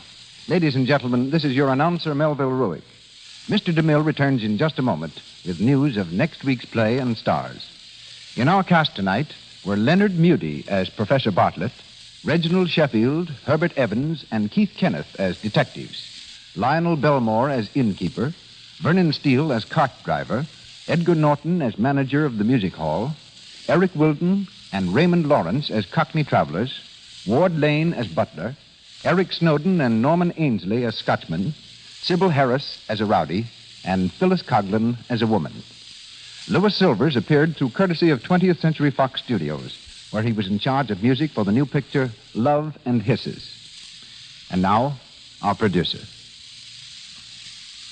One of the most glamorous beauties of the screen that the screen has ever known appears in the Lux Radio Theater next Monday night. Marlene Dietrich. Our play is taken from the highly successful motion picture in which Miss Dietrich starred, The Song of Songs, the love story of a Viennese girl and the three men who tried to win her. Miss Dietrich will be surrounded by an all-star cast headed by Douglas Fairbanks, Jr., with Lionel Atwell.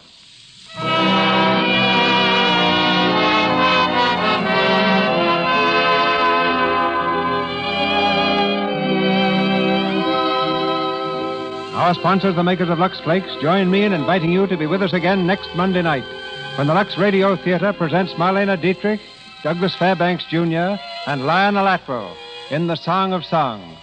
The special guest of the evening will be the creator of Mickey Mouse and the Silly Symphonies, Mr. Walt Disney. This is Cecil B. DeMille saying good night to you from Hollywood. This is the Columbia Broadcasting System.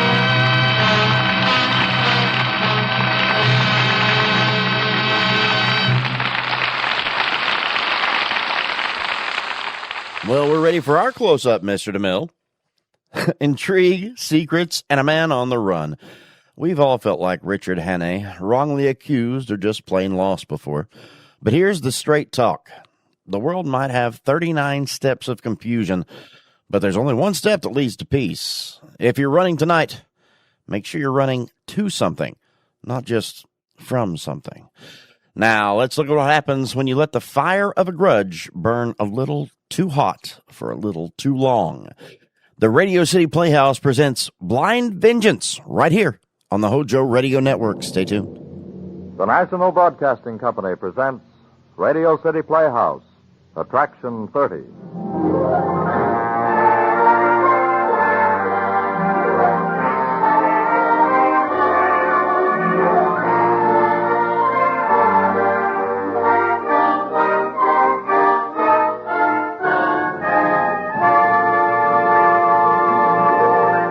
Ladies and gentlemen, here's the director of Radio City Playhouse, Harry W. Duncan. Thank you, Bob Warren.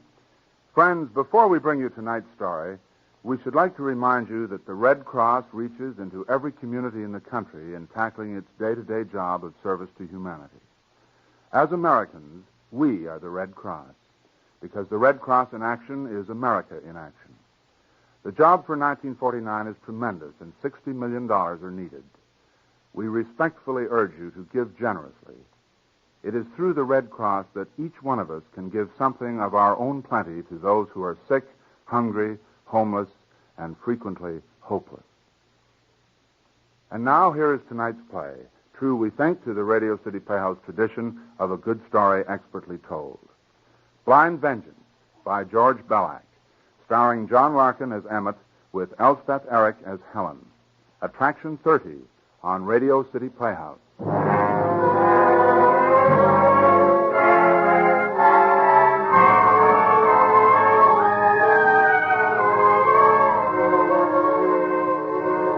I can't imagine what they might be, but I suppose there are worse things than being blind.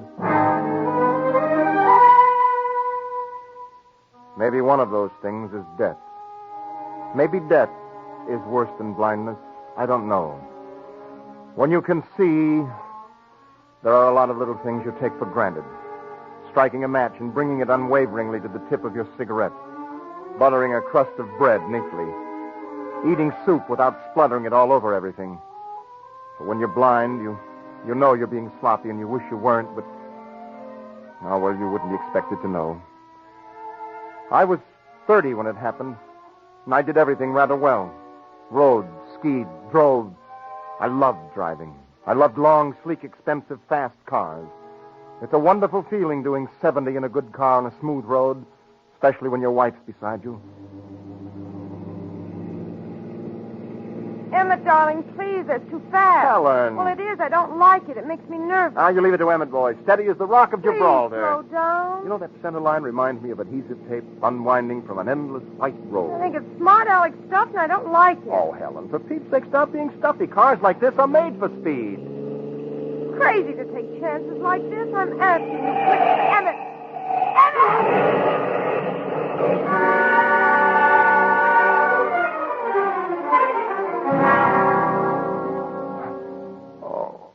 Ease him back, nurse, slowly. That's it. There. These fools that don't know how to drive, how crazy can a man be? All right, Mr. Graves, take it easy. Oh, it's killing. It's killing. You'll be all right. It's like a knife. What is it? What? Helen. Your wife's all right now. Take it easy. Who are you? You're all right. What happened? You had an accident in your car. Where am I? In the hospital. I'm Dr. Summers. You're in the hospital and you're safe, and your wife's right next door. Now take it easy. Oh. Another half grain of morphine, nurse. Now, just relax, Mr. Graves. You had a bad accident. You're very lucky to be alive. Doctor, Doctor, my eyes. Why are they... Take these bandages off. Now, Mr. Graves. Take them off. You hear me? Take them off. Please, Mr. Graves. Hypodermic nurse. Yes, doctor. Now, this will just sting for a second, just for a second. What are you doing to me? What are you doing? Just to quiet your nerves. Why are my eyes bandaged? Relax. That's it. Easy.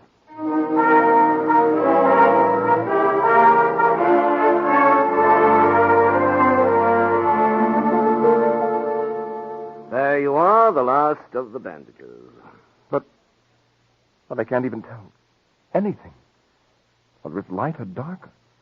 Not anything. Well, Mr. Graves, it needn't be such a tremendous handicap. There were thousands of men in the war who overcame it. Not even the faintest glimmer. I was sure I'd be able to see something, a light bulb, a fire, or something. I know it's been a terrible shock. I wish we could keep you and your wife here longer, Mr. Graves, but at the moment we're so crowded. I think we'd better go and see your wife now. Yes, I suppose we had. It'll be as hard on her as it is on me. Worse. She'll have to live with me. Take me around. Mr. Graves, there's something I've got to tell you. This is one of the times I almost wish I'd gone in for a career that... Mr. Graves, your wife is blind, too.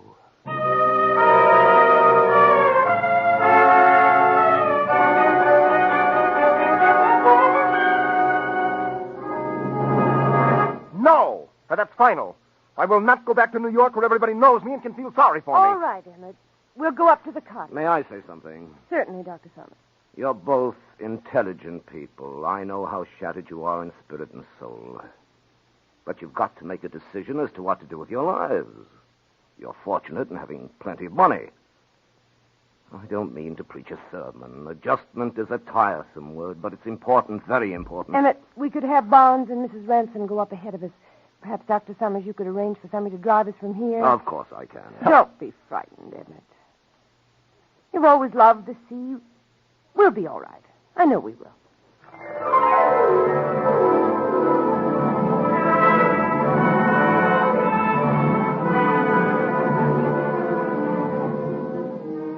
We were taught how to sign our names in a guide frame, how to go through doors. Every day a man came from the Institute for the Blind and taught us. We had a model of the housemaid, and we fingered it until we were perfect. We knew how many steps between every room, what furniture stood where. And we learned the 40 yards of shore so that we could stand anywhere and yet still find our way back to the house.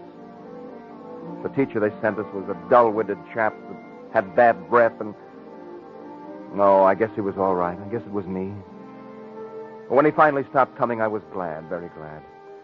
Helen and I used to practice when we were alone. We'd practice going up and down stairs smoothly and confidently.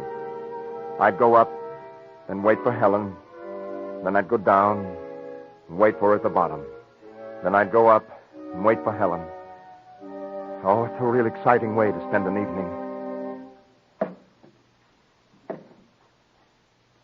17, 18, 19, 20, 21.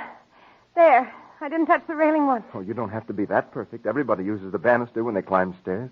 The little chair is here. Turn right and 4 steps to the big leather chair against the wall. Small chair at the head of the stairs. 4 steps right. And the big leather one.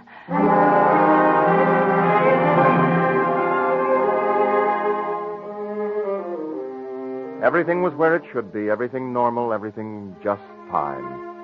Except for that small, hard kernel of fear that stuck in my chest like a lump of lead. Always just a little afraid. It wasn't a real frightening sort of fear. Just a tight little knot of dread. As the days dragged on, I began to hear things I'd never heard before. Mrs. Ransom, our cook, would make a noise in the kitchen, and I'd hear it from the bedroom. Or Barnes, our chauffeur handyman, would be in swimming, and I'd hear him over the sound of the surf. I would strain to absorb sound, absorb it with my skin, my hands, the soles of my feet. Helen didn't feel as nervous as I did. I'd lose my bearings for a few seconds, lose my sense of direction, and I'd panic. Just stand still and clench my fists and shake. And that's the way I was the first time it happened. Helen had gone down to the beach with Barnes. Mrs. Ransom was off to get our milk from a neighbor. I was alone in the house. I walked into my bedroom, and right at the door I knew something was wrong. I walked in and stood in the middle of the room. The skin on my arms turned hot and cold, and a column of ice formed along my spine. I strained. I ached to hear, to sense, to feel. And then I knew someone was in the room with me.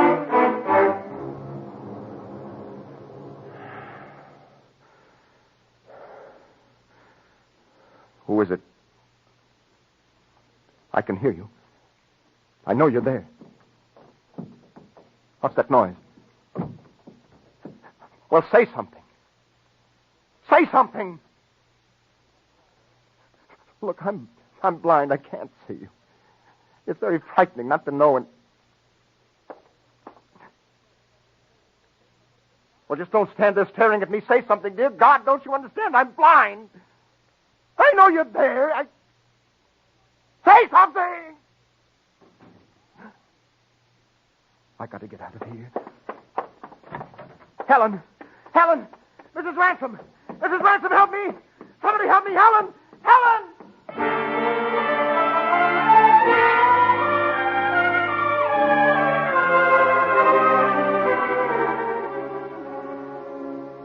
But, darling, who on earth could have got into the house and up into your bedroom? I know someone was there. I know it. It was your imagination, darling. Now be sensible. It just couldn't happen. Who is it? It's Mrs. Ransom, Mr. Graves. Come in. I was just wondering if you'd like You to said have... you were going after the milk. Well, I did, Mr. Graves. Then how are you back so soon? Mr. Patterson passed me on the road, Mr. Graves. He gave me a lift back. Well, why didn't you say so? I'm sorry, Mr. That's Graves. all right, Mrs. Ransom. What was it you wanted? I wondered if you'd like a custard for dessert. The milk's lovely and fresh. And Custard would be very nice, Mrs. Ransom. Thank you. That's all, Mrs. Ransom. Yes, Mr. Graves. Supper won't be long. Could have been her. It could have been anybody. Did Barnes leave you at any time when you were on the beach? He swam over to the point while I lay in the sun. Do you think he came back to the house? I don't know. Oh, I'm so edgy. For Pete's sakes, let's have a drink. No, let's not. Why, what's the matter with you? I don't enjoy drinking when I can't see the glass and sort of... Anyway, I don't think it's a good idea. Are we getting a little saintly? We used to be the sops of 81st Street. Well, you suit yourself. I'm going to clean up for dinner.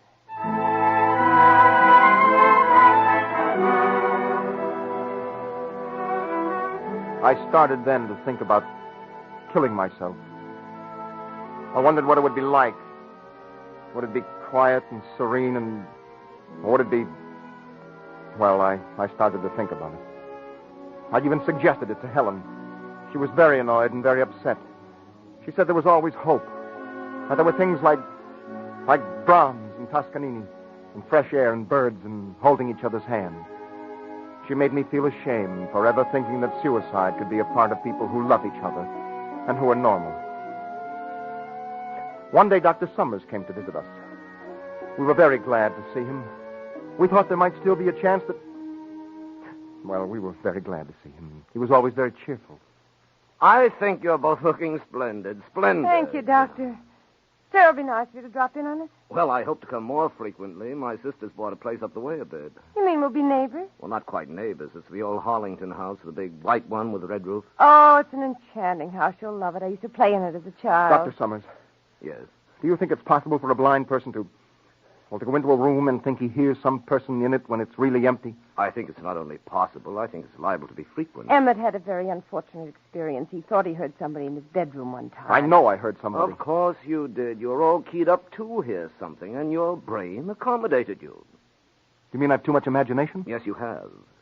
There's nothing unbalanced about it. Well, it's terrifying. Of course it is. Your mind reaches out and grasps at shadows. The shadows can't be held, can't be distinguished, and it is frightening. Don't let experiences like this upset you. You'll get over them in time. Well, there was somebody in that room. Darling, why don't we just forget all about it? Excellent idea. Everybody is blind in one way or another. Is everybody unbalanced, too? I think so. In one way or another.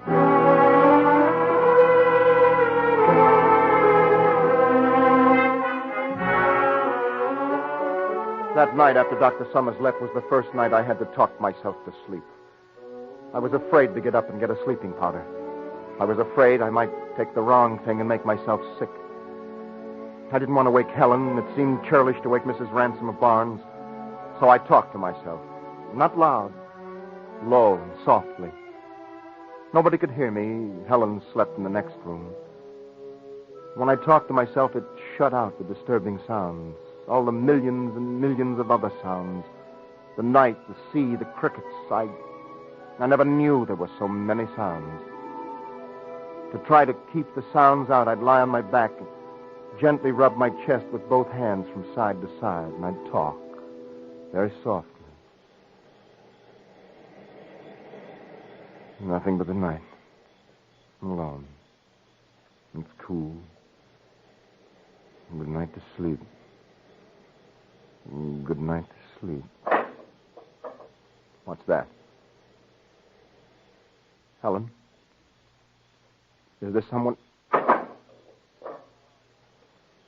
Whoever you are, you're at the window. I'm going to get out of bed and come over. If you want to kill me, why, this is your chance.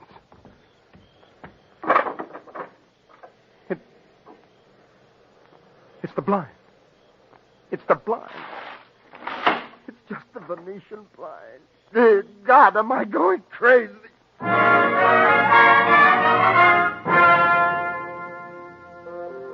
I couldn't go back to bed. I felt for my robe, my slippers. I gripped the wall and walked carefully to the door of my room. My hand glided over the chair, the bureau, felt the open door. I walked the 10 steps to the big leather chair, then 4 more to the top of the stairs. I made the left turn, and suddenly there was nothing there. No wall, no banister, no small chair, just space.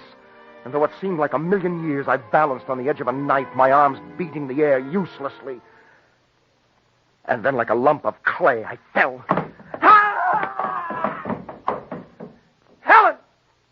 Helen! Helen, help me! Emmett! Emmett, where are you? Here, I fell. Over here, the stairs. I'm halfway down the stairs.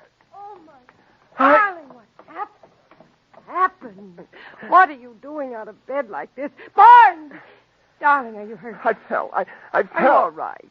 My side. Darling, you shouldn't get up at night all by yourself. Help me up. Barnes! I'm coming, Mrs. Graves.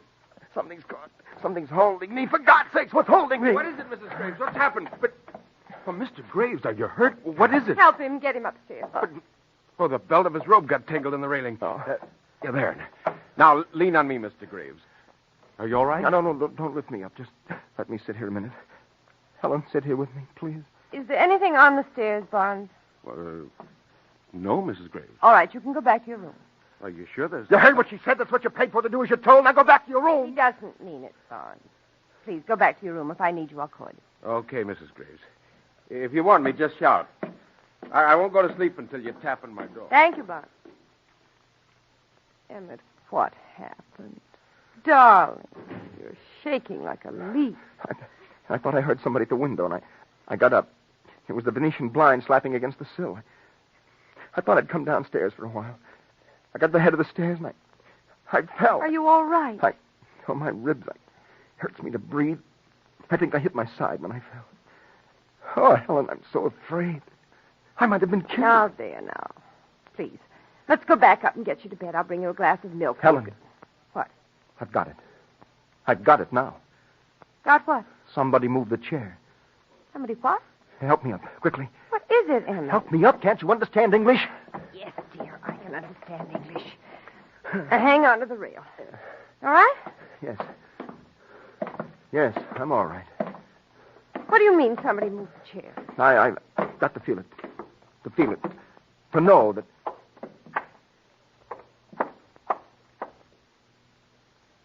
Well, where is it? I don't understand what you're trying to say. Where's the chair?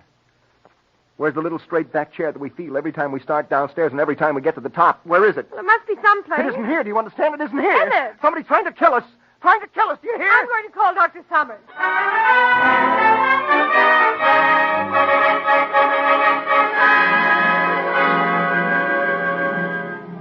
It's a good thing he didn't fall all the way down. Is he all right, Doctor? Of course I'm all right. You've no broken bones, but you're covered with bruises. Somebody moved that chair. At least Emmett thinks that... Well, it isn't there now, anyway. What chair? Well, there's supposed to be a small straight-back chair right at the top of the stairs. We touch it every time we start down, and then we always know that when we feel it on the way up, there's only one step left. The little chair with the plaid seat? Yes. I can see it from here. You what? Yes, a little straight-back chair with a plaid seat. You're lying. You're trying to trick me. Mr. Graves, I can see a plaid chair from where I'm standing in this room. It's at the head of the stairs against the railing. I'm not used to being called a liar. I realize you're upset, but I'd appreciate it if you'd remember your manners. Good night.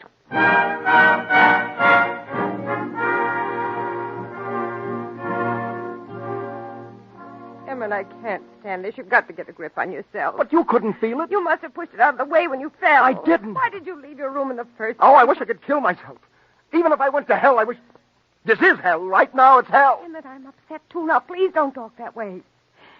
You've just got to get hold of yourself, darling. We can't go on like this. If you're going to be hysterical and imagine... Look, I'm telling you that somebody moved that chair. Either Mrs. Ransom or Barnes. Somebody's trying to murder me. Emmett. Deliberately or accidentally, one of them moved it. Good night, Emmett. I'll see you in the morning. Try to sleep as late as you can. Helen, don't go. Don't go.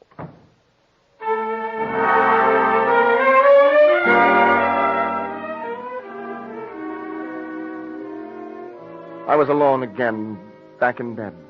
Alone with the noises. Only this time it hurt to rub my chest. The shadows crept in like 1,000 visions that can't quite be seen. I was on a horse, galloping under the skies. I could see Helen as she used to be. Lovely, gay, gentle, tender. And then everything seemed to come together and go round and round and round. And away at the back of everything came the blackness of sleep. Closer and closer and closer and closer.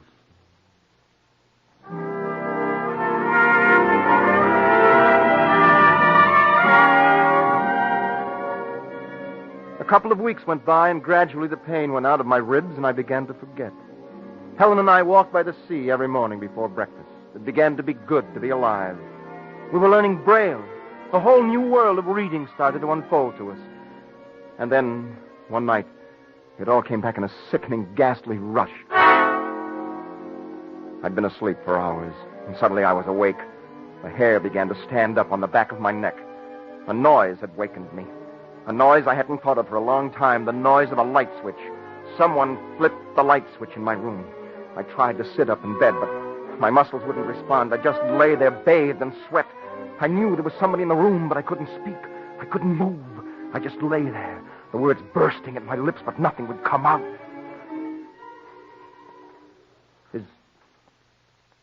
Is there somebody there? Barnes? I can hear you, Barnes. Barnes, please don't hurt me. I'm in bed. I'm helpless. I'll give you money. I've already arranged that you and Mrs. Ransom will be taken care of. You don't have to worry, Barnes. Barnes, please.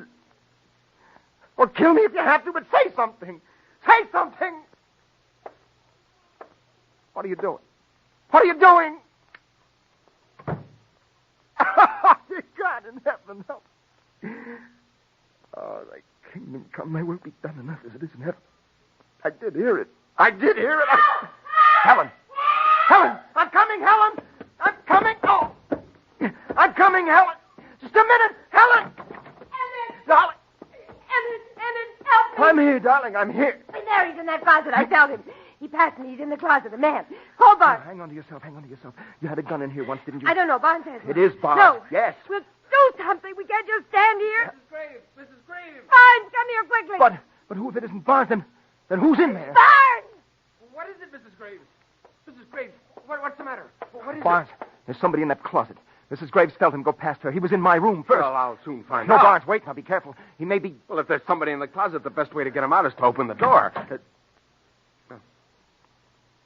What is it? Well, I'm sorry, Mrs. Graves. There's no one there. The closet's empty.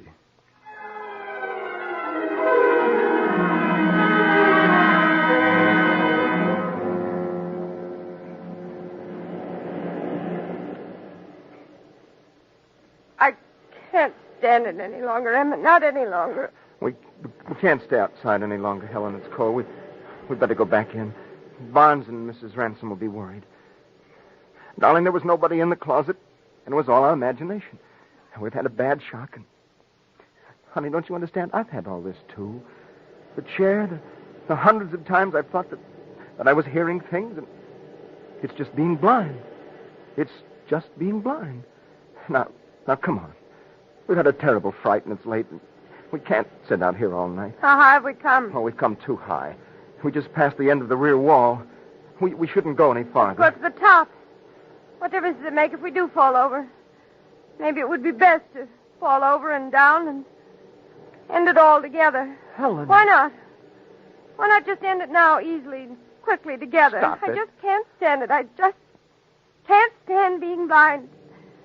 I hate it. I hate everything about it. I'll never adjust, never, as long as I live. Helen, it'll be all right. Darling, I know what you're feeling. I felt it. I'm uncoiling somehow. It's going to be better now. But this is a stage we both go through. I went through it first. I could jump from here. This would be high enough. Must be 100 feet down even from here. Would the sea be very cold now? Helen, stop it. Let's get down out of here. Would the rocks be hard enough to kill me from here? Helen, stand up. All right. Here. Now, take my arm. Yes, Emmett. Now. It's a lovely night. There's a cloud over the moon, and the sea is very black. But every once in a while, a star catches it, and it's lovely. What did you say? You look very silly in that coat. And rather stupid. When you relax your face, it looks idiotic a little. Not much, but a little. And even from here, I can see your beard, stubby and dirty. Dear God, what's happening? I can see, Emmett. I've been able to for some time now, for about 6 weeks. Then you... I switched the chair. I was in your room. I rushed back to my own and screamed because I hate you. Helen. You made me blind, and you made my face a twisted, horrible mask. No. The scars are blue, Emmett. They're pale blue and purple, and they're all over my face and neck. Helen, no. You did that. You and your slick, fast, expensive automobile and your puling, stupid, smart-aleck little mind. You were showing off at 70 miles an hour. I was hoping you'd jump off here yourself or cut your throat or turn on the gas in the kitchen, anything. Helen, keep away You're from lonely? me. Take a moment. Helen, don't touch me, Helen. Go right on the edge now, Emmett. If you move so much as 6 inches, you'll fall over. Helen, no. So I'm just going to reach Helen, out. Helen, don't. Let go, Helen, let go. Emmett!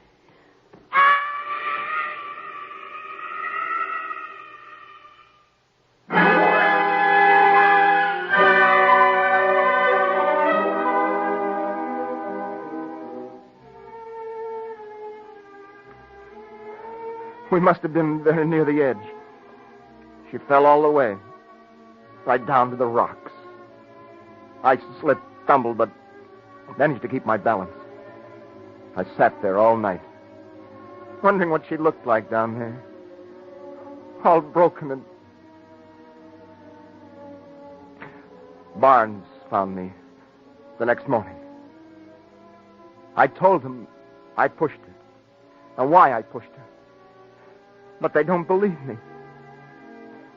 Dr. Summers feels I should be kept here, in this sanitarium, they call it. He doesn't believe me. But you believe me, don't you?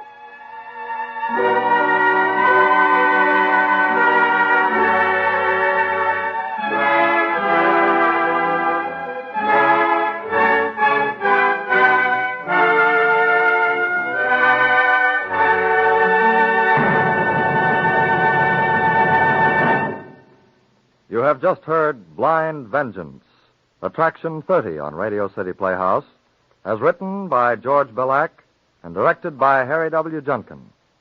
Emmett was John Larkin. Helen was Elspeth Eric. Other players included Paul Nugent, Leora Thatcher, and Lee Nelson. The music was composed and conducted by Dr. Roy Shield. Radio City Playhouse is supervised for the National Broadcasting Company by Richard P. McDonough.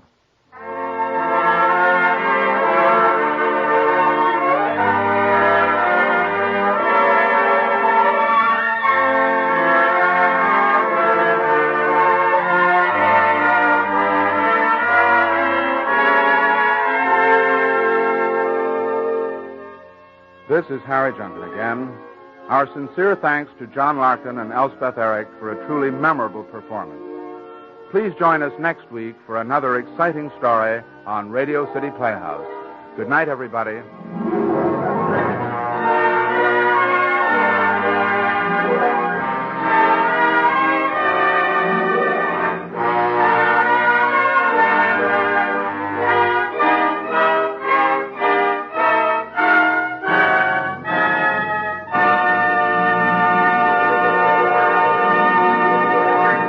Vengeance is a blind alley, folks. It doesn't settle the score. It just doubles the debt. You try to take on eye for eye, and everyone ends up in the dark. Better to leave the settling to someone who knows a little bit more about it than we do. We're heading into the deep jungle next. Keep your lantern lit. Things are about to get heavy. NBC University Theater presents Heart of Darkness, right here on the HOJO Radio Network. Stay tuned.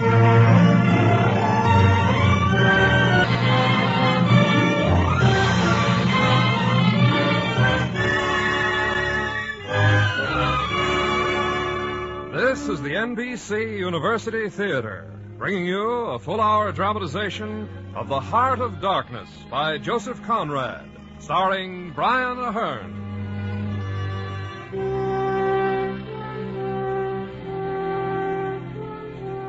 Today, a story by one of the most exciting writers of the last century, Joseph Conrad.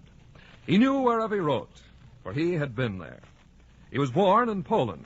At 17, was a sailor of France, and not many years later was a master mariner of the seven seas. He knew the world and its wickedness, and put both down on paper with great zest. Conrad is known as an English novelist, but he drew his imagery from the richness of 3 languages. The Heart of Darkness is one of his most masterful stories, drawing heavily on personal experience in the Congo. Its hypnotic style and intensity of mood have been well captured in today's adaptation for radio by Morton Friedman. Here, then, The Heart of Darkness by Joseph Conrad, starring one of Hollywood's most articulate gentlemen, Mr. Brian Aherne, as Marlowe.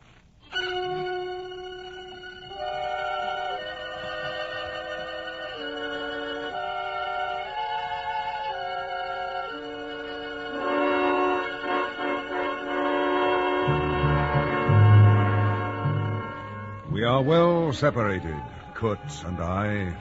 We are separated by life and death. I live, and Kurtz does not. We are separated by a year. Exactly 1 year ago, I saw his body swallowed by the mud of a river bank in Africa. We are separated by thousands of miles. We are well separated, Kurtz and I. And yet, less than an hour ago, I saw him again. And again I heard him. His magnificent voice, whispering, pealing, proclaiming, begging. And again I heard the beat of the drums, regular and muffled like the beating of a heart. The heart of a conquering darkness.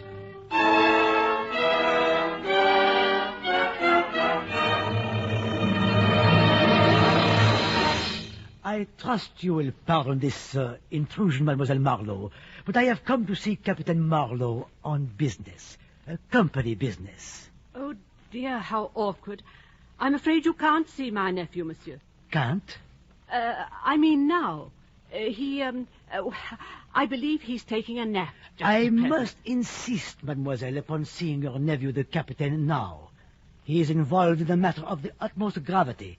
The company is quite perturbed. But if he's napping, I can't wake him. That won't be necessary. He is awake. There is a light in his room, the corner room. Well, really now. You smell it? Tobacco. The captain is smoking. I'll tell him you're here, if he's awake. Charlie? I'm awake, Artie. The director of the company. I know. I heard you talking. Tell him to go away. I don't want to see him. Charlie, don't you think you ought to get it over and done with? You know... I coughed twice. You both were so engrossed, I'm afraid you didn't hear. Monsieur Director. I'm so very glad to see you, Captain. You can't imagine how anxiously I have looked forward to seeing you again. And to talk to me, Monsieur Directeur, and to ask some questions, Monsieur Directeur. Some questions about Kurtz. Ah, I see you are an intelligent man, Captain. I am pleased. Oh, can't we dispense with the sham? You're not here as a friend, but as a representative of the company. Say rather both. As a friend and as a representative, as you put it, of the company.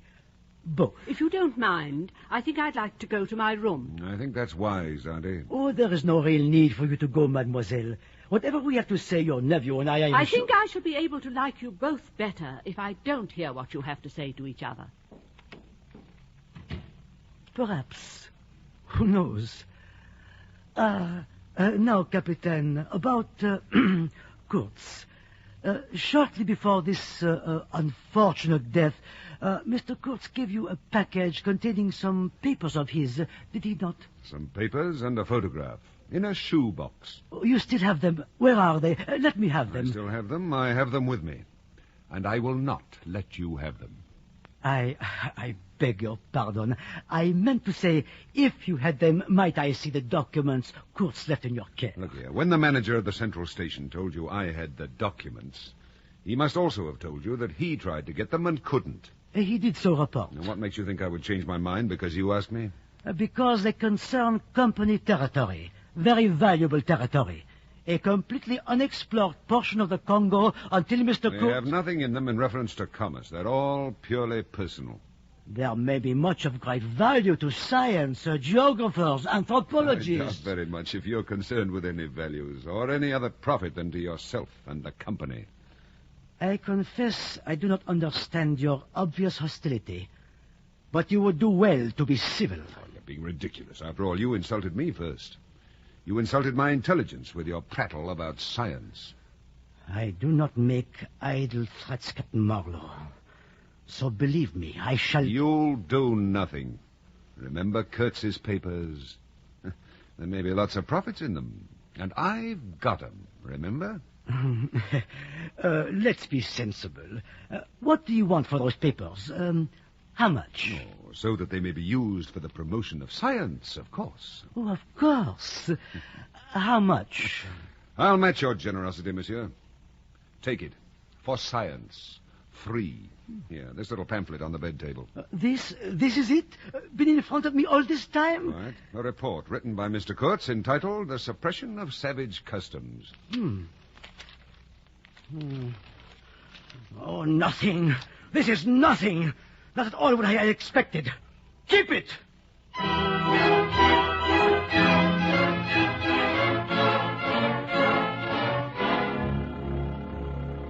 2 days later, I had another caller, a man who said he was Kurtz's cousin. This self-identified cousin was a musician. Yes, a musician, an organist.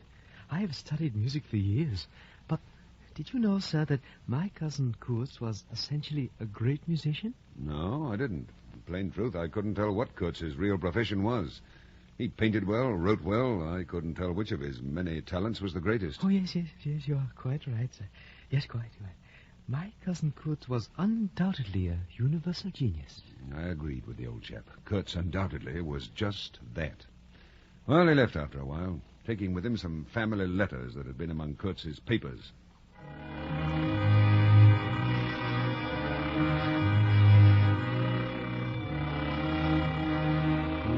Why couldn't I be done with it all? I wanted to forget, to wipe my mind and memory clear of Kurtz and the horror, to use his own word, that was inextricably associated with him in my mind. The horror and the darkness and the death. But mostly the darkness.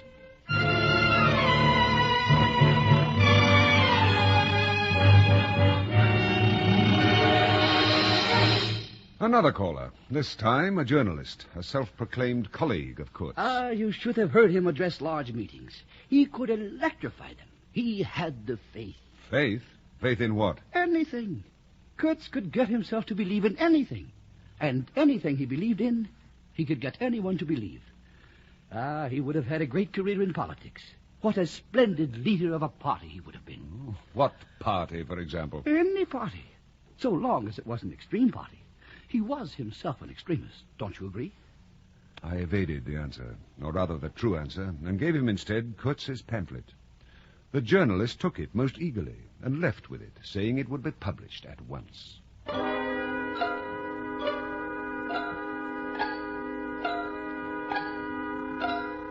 So now I am left with a slim packet of letters and the girl's photograph. All that had been Kurtz's, save these, have passed through my hands. His soul, his body, his station, his plans, his ivory, his career. There remains only his memory and his intended. I have gone to see Kurtz's intended, the girl of the photograph, to return the letters and the picture, to surrender to his memory, and to wipe my memory clear of all that oppresses it and me.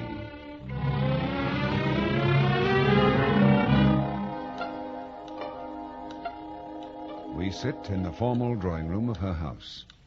We sit and talk, sporadically. She is still in deep mourning, although a year has now passed since his death. You knew him. You knew him well, didn't you? I knew him as well as it is possible for one man to know another. And you admired him. Oh, it was impossible to know him and not to admire him, wasn't it? He was a remarkable man. As you say, it was impossible not to... Love him? Oh, how true, how true. She talks about Kurtz. I hardly listen. For her words in the twilight gloom have conjured up for me again a vision of the man. I see him again, and only occasionally hear snatches of her voice as it pierces the phantom that besets my mind and my eyes. He drew men towards him by what was best in them. Oh, it is the gift of the great, and he had it. It's unbearable, the burden of observing her grief. A noble grief that comes from her core with nothing of pose or convention in it. And at the end, he whose goodness shone in his every act, he died as he lived. His end was, in every way, worthy of his life. And I was not with him. No one near him who understood. I was with him. To the very end. To the very end. Oh, please. Please, his last words to live with. Don't you understand? I loved him. I loved him.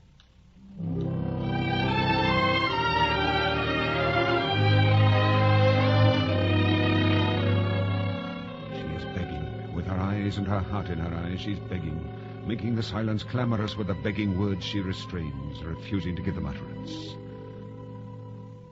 I cannot answer her. Oh, please. Just his last words. Just tell me his last words. She bows to my silence. She sits, immobile, grave. She has long since learned to accept silence and to bear. And I sit, and I cannot reply. I cannot tell her of the last, for I am caught up once more in the beginning. And in the silence it begins again, from the beginning, almost 2 years ago.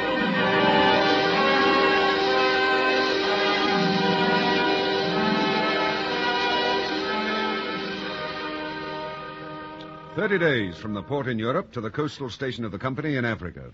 The station where I first heard of Kurtz. Your boat, Captain Marlowe, is at the central station, 200 miles up the river. Oh, then I should be on my way there. You shall have to walk.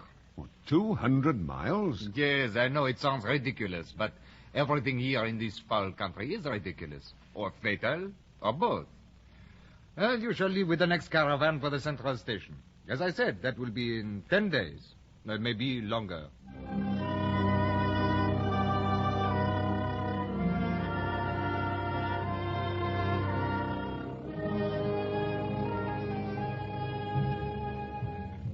The caravan will leave the day after tomorrow, Captain. Well, I can't say I'll be sorry to leave. You have one interesting prospect. In the interior, you will no doubt meet Monsieur Kurtz. And who is this interesting Mr. Kurtz? Oh, believe me, Captain. Monsieur Kurtz is a remarkable person. A most unusual man. Oh, is he in charge of the central station? No. He is much further out, in the very bottom of the Congo. His trading post is in the true ivory country. He sends in as much ivory as all the others put together.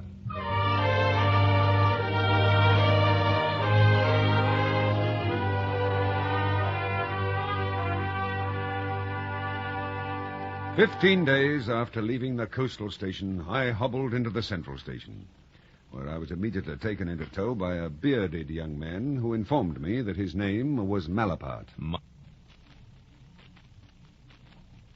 Marlowe? Captain Marlowe. Oh, you are here to take charge of the boat, huh? To run the boat, to wherever it is I'm supposed to run it. Ah, that's too bad, Captain.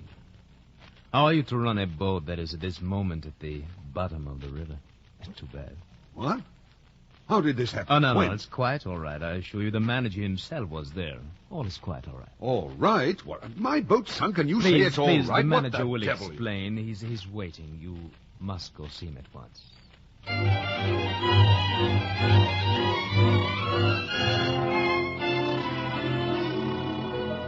You're a very long time getting here, Captain Marlowe. The delays were beyond my control, Monsieur Renard. I could not wait. As manager of the central station, I'm responsible for the agents at the upriver stations. I had to start without you. But without a captain, why, the risk to the boat was enormous. Are you questioning my judgment, Captain? Ah. There were rumors that a very important station is in danger, that its chief, Mr. Kurtz, is ill. I do hope the rumors are false. Mr. Kurtz is... I know all about Mr. Kurtz. Ah? Well, then, you can understand my anxiety. Tell me, Captain, how long will it take to get the boat off the bottom and repair it? Well, how the devil can I tell? I haven't even seen the wreck yet. Besides, I'm hungry and tired. I've walked 20 miles today, and I haven't eaten or sat down yet. Oh, it probably will take months. Months? Yeah. Let's say 3 months. That ought to do it perfectly.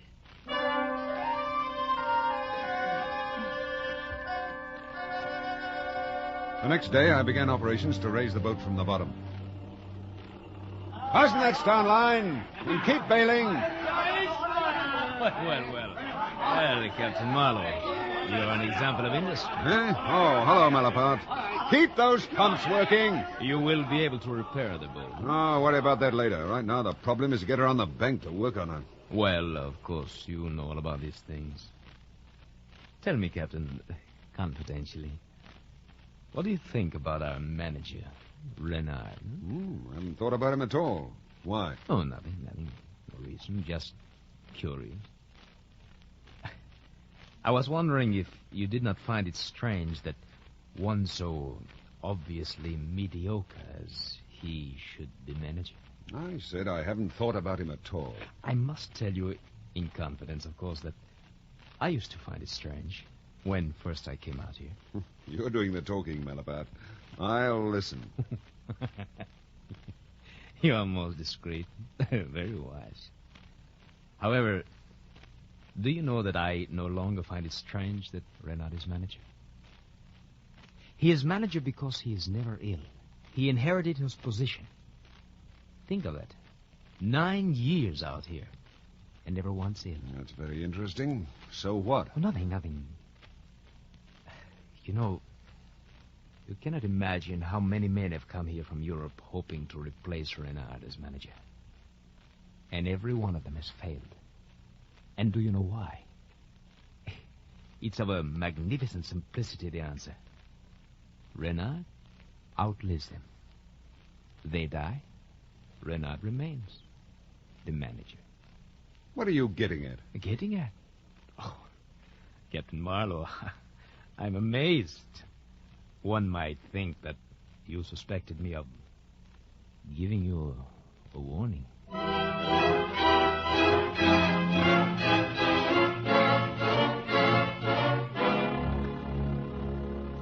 I suspected Malapert of something, but of what I didn't know.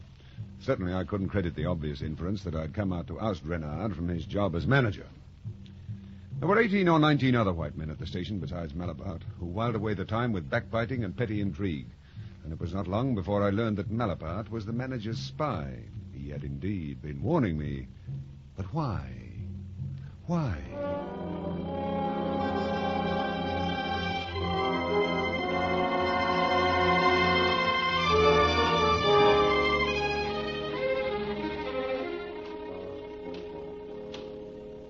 I do hope you don't mind my coming aboard the boat, Captain Marlowe. Oh, you're aboard already. I brought something I thought might interest you. Painting. It's small but interesting, I think. Here, look for yourself. Oh, subject's interesting. Native girl holding a torch, looks like. Hey, that's not bad. Not bad at all. Who painted it? Mr. Kurtz. Huh.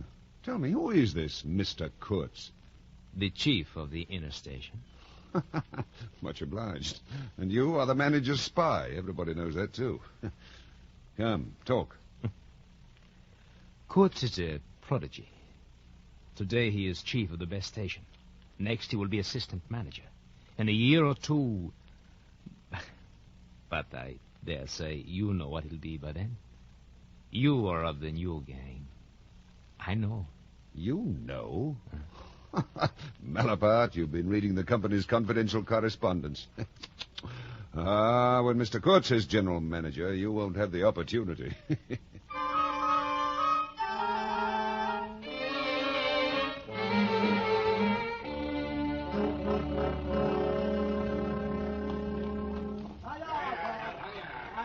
The last repairs were being made on the steamboat when the station was invaded by a mob of pack animals, porters, and white men, calling themselves the El Dorado Exploring Expedition. The uncle of our manager, Renard, was the leader. I found them so distasteful that to contain my temper, I took to staying aboard my steamboat. Well, the evening before the expedition left, I was stretched out on the deck when I heard the voices of the manager and his uncle on the bank against which the boat lay. I know I'm the manager. But I was ordered to send him there. Ordered. It is unpleasant, but the man has great influence. Influence enough to jeopardize my position and yours, my dear uncle. Is he alone there? Yes. Sent his assistant down the river with a note to me. I remember it word for word. Clear this poor devil out of the country, and don't bother sending more of this sort. I'd rather be alone than have the kind of men you can dispose of with me. That's the note he sent me, the manager, me. Anything since then? Ivory. Lots of it. Prime stuff.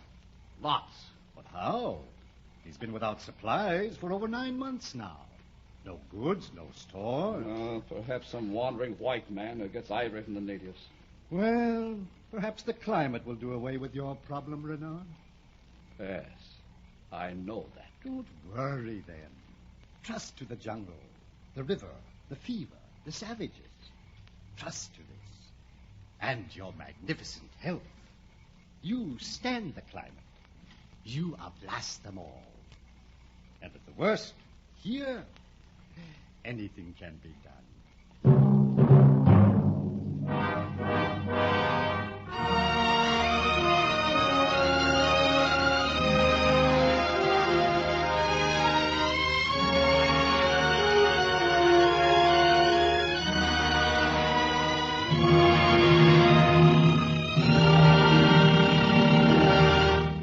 From Hollywood, the NBC University Theater is bringing you Brian Ahern in a radio version of Joseph Conrad's The Heart of Darkness.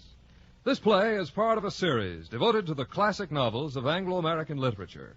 If you're interested in supplementing your enjoyment of these productions with home study under college supervision, be sure to listen to the announcement at the close of this program.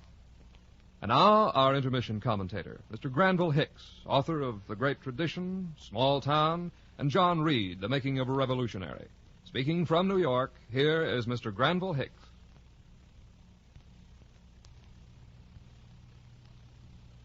The process by which Joseph Conrad became a master of English fiction was as full of coincidences as one of Thomas Hardy's novels.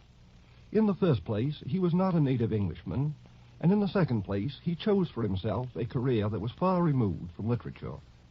He was born in Poland in 1857, and when he was 17, he went to France to become a sailor, in itself a surprising decision for a youth who had grown up in an inland country. In 1878, quite by accident, he signed on a British ship. This led to other voyages under the British flag, and eventually to his becoming a British citizen. While he was recuperating from a fever contracted in Africa, he began his first novel. He intended to return to the sea, but his health had been impaired. The periods between voyages grew longer. He finished his first novel and began another. And so, without conscious intention, he drifted into the literary career that was to last until his death in 1924, and was so full of distinction.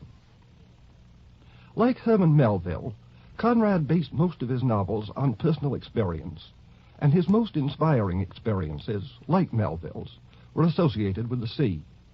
Heart of Darkness, of course, is not a sea story, but so far as the setting goes, it is autobiographical. Conrad did go to the Congo. The diary that he kept on that trip makes no mention of a Mr. Kurtz, but it demonstrates that he knew at first hand the Heart of Darkness. In a passage that has often been quoted, Conrad wrote, "My task which I am trying to achieve is, by the power of the written word, to make you hear, to make you feel. It is, before all, to make you see." The reader of Heart of Darkness does see the Congo and the impenetrable African jungles, but feeling is for once more important than seeing. What makes the story great is the overwhelming power with which Conrad creates a mood of terrified anticipation and realized horror. But there is something more in this tale than the evocation of a barbaric continent. Where is the Heart of Darkness, anyway? In Africa or in Mr. Kurtz? That is to say, in man.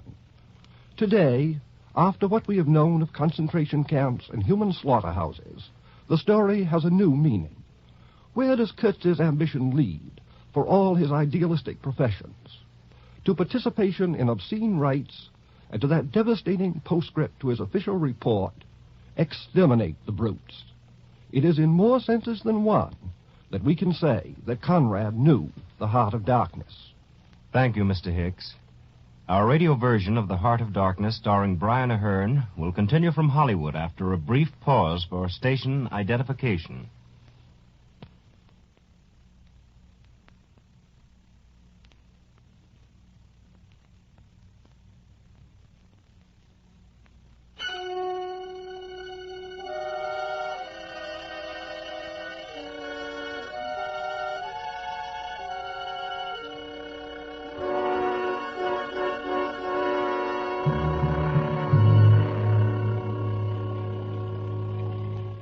The El Dorado expedition plunged into the patient wilderness the next day, and 9 days later, the stern wheel of the steamboat began to churn the treacherous waters of the river and started upstream. It was 2 months to the day when we came to the bank below Kurtz's station. It was like a particularly torturous dream, that journey. The sort of dream one recognizes in the dreaming as a dream, and yet is unable to escape by awakening. A great silence enveloped us, and all about us, over us, beside us, beneath us, was darkness, ever darker as we penetrated further, until it seemed that we would soon be within the very heart of darkness.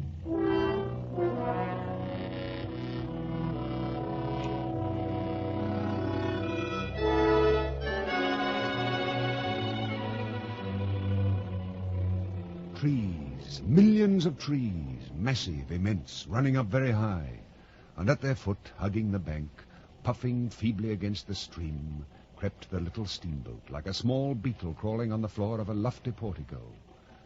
Where Malaparte and his fellow seekers of trading posts imagined it crawled to, I don't know. Some place where they expected to get something, I bet. But for me, it crawled toward Kurtz, exclusively. Some 50 miles below the inner station, the manager yelled up to me in the wheelhouse from the deck below. Captain Marlowe, look over at the right bank. A flag of some sort. Can you make it out? No. Shall we put it to shore and take a look? Yes. It may belong to one of our traders.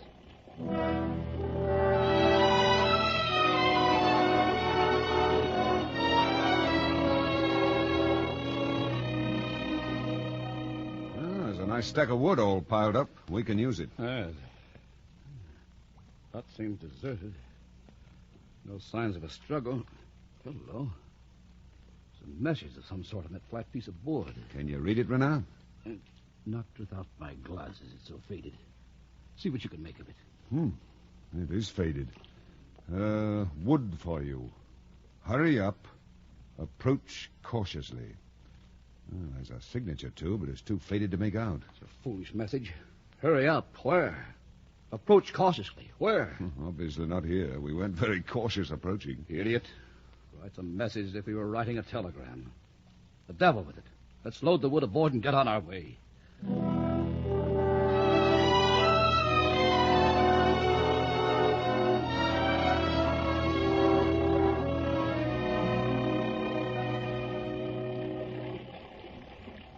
This looks like a good place to anchor for the night, Captain. According to my calculations, Renard, we're only 8 miles from Kurtz's station. Let's keep going, eh? I'm afraid it would be too risky. Waters here are quite dangerous. Less than an hour of sunlight left. But we're so near. Besides, recall the message. Approach cautiously. Now, I think we'd best wait for morning.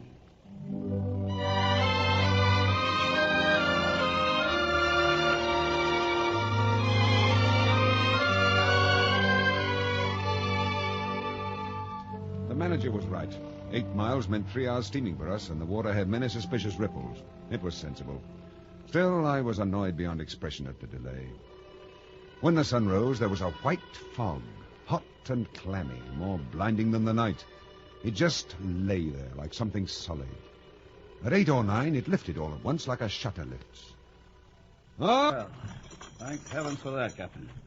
I thought that fog was going to lay in all day.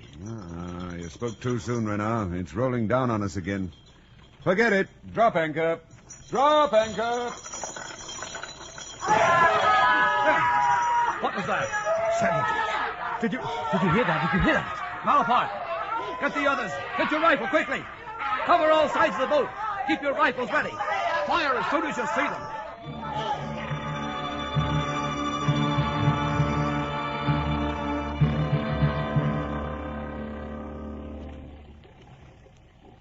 Finally, the fog lifted, and the boat headed into the western passage. It was narrower than it had seemed, and shallower. The deeper water was near to the bank. I ordered my steersman, an athletic-looking native whom I called Boy, or various of the more pungent names a sailor learns, to steer inshore, whilst I kept a sharp eye ahead for snags and rocks. Hard right, Boy. Yeah, he's wanna. Hard, I said, blast you, hard. Yeah, he's wanna. Steady now, steady. I looked below me where I could see the fireman, and suddenly he stretched himself out, prone on the deck. I was amazed. But then I had to look at the river again mighty quick. There was a snag dead ahead. And sticks, little sticks were flying about, thick. Hard left, Boy. Hard left. Arrows. The little sticks were arrows. We were being shot at.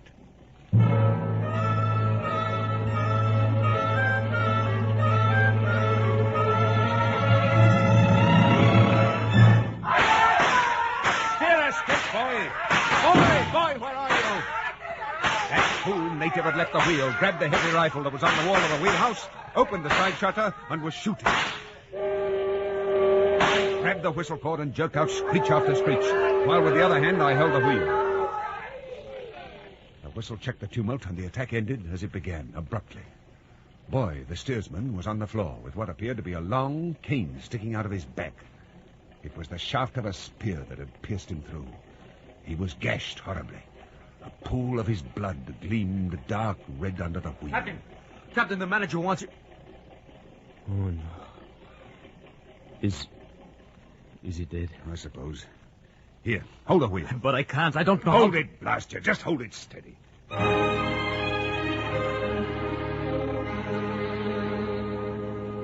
reached over, shut my eyes, pulled the spear out of him, and put him over the side with a single movement. The greatest strain was on my stomach, not my strength, as I put my arms around that body. Marlowe. Good heavens, Marlowe, you're not going to... What do you want to keep the body hanging about for? To embalm it?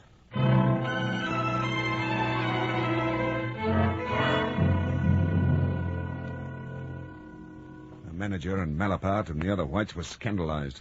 And so was my crew, and for a better reason. Though I admit their reason was inadmissible. Besides, I'd made up my mind that if my late steersman was to be eaten, it would be by fish only.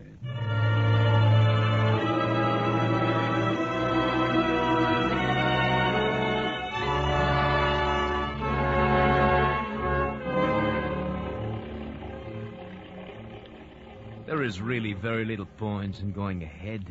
These savages have surely burned the station to the ground. Most probably.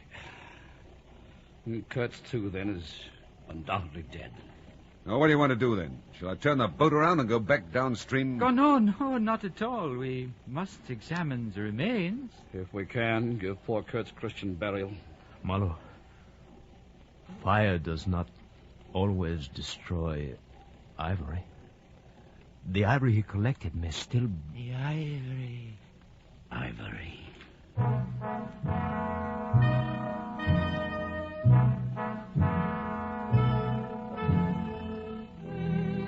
I felt sick. I felt like crying. All I could think was I will never hear Kurt speak. I felt somehow as if I'd been robbed of a belief or had missed my destiny in life. I was gripped by the sense of tears in my being. I was mourning within me, for I'd lost the inestimable privilege of listening to the gifted Kurtz. At least we're safer here, Captain. Channel is well in midstream. Here, what's that up ahead? Huh? The station. It's Kurtz's station. What? Not burned. Here, hold the wheel, Renard. I want to take a look through my glasses. As I adjusted the glasses, a long, decaying building, perched on the summit of a naked hill, swung into focus. There was no stockade or fence around it, but apparently there had been one, for near the house half a dozen slim posts remained, roughly trimmed and ornamented on top with round, carved balls. On the bank, I saw a white man wearing a hat like a cartwheel, waving his arm in frantic circles.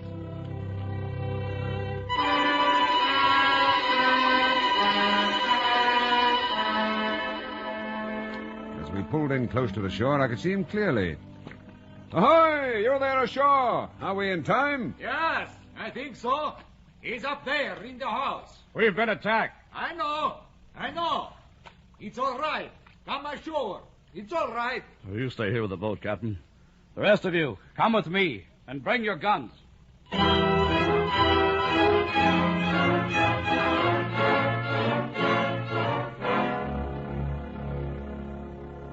The manager and the rest of them went ashore, up to the hill and to the house. And the other chap came aboard. They are simple people, but I'm glad you've come. It took me all my time to keep them off. Oh? They meant no harm. That is not exactly...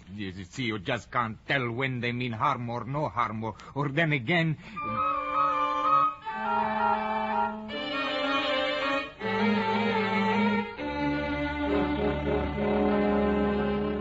You rattled away at such a rate he quite overwhelmed me. He seemed to be trying to make up for lots of silence. I'm afraid I'm talking too much, but I can't help myself. I've got so much talk bottled up in me. Why, don't you talk with Mr. Kurtz? With Mr. Kurtz? No, my friend, you don't talk with that man. No, you listen to him. And I tell you, this man has enlarged my mind. Not just me, no. The natives, too. Not that I mean they have minds, but whatever it is they have, he has captured it. Then why did they attack us? Oh, they don't want him to go. Oh, don't they? No. But you must take Kurtz away quick. Quick, I tell you. He is very badly off. Very badly. I have been doing my best to keep him alive. Calm yourself. I'm sure you've done very well. No, I have no abilities, and there isn't a drop of medicine or invalid food. There hasn't been for months. So shamefully abandoned. A man like this with such ideas is shameful. I can't do any more. I haven't slept for the last 10 nights.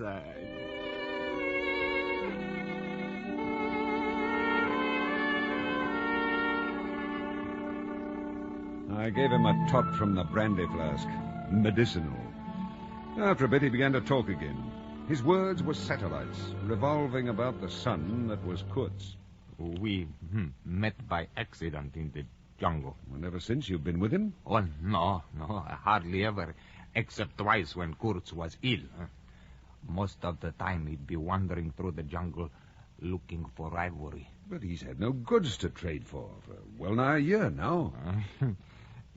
There's a good deal of cartridges left even yet. Oh. Let's speak plainly. You mean Kurtz raided the country? Yes. But he couldn't do it alone, surely. They came from the villages around the lake.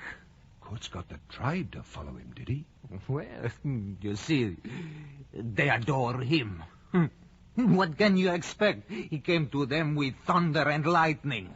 And don't you see, they had never seen anything like it before. He was terrible.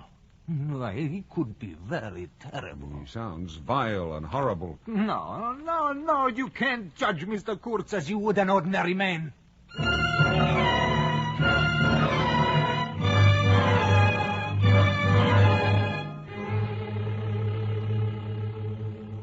He finally subsided into silence. I picked up my binoculars and looked more carefully than before at the fence that had once enclosed the house and at the round carved ball that ornamented the top of the pole.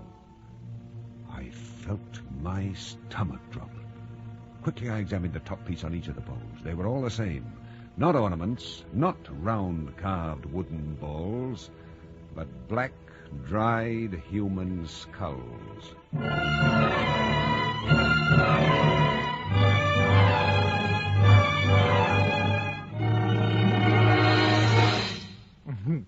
Yeah, he should have taken them down, but I didn't dare. Not that I'm afraid of the natives, you understand. No, they wouldn't stir until Mr. Kurtz gave the word. He controlled them completely. Why, when the chiefs of the tribes come to see Mr. Kurtz, they would crawl. Stop! I don't want to know anything about the ceremony of approaching Mr. Kurtz. No, don't judge him, Captain. You don't know how such a life tries a man like Kurtz. No? Well, then how has it tried a man like you? Me? What am I? Simple man. I have no great thoughts. I want nothing from anybody. How can you compare me to... Me, nobody, nothing. How can you compare me?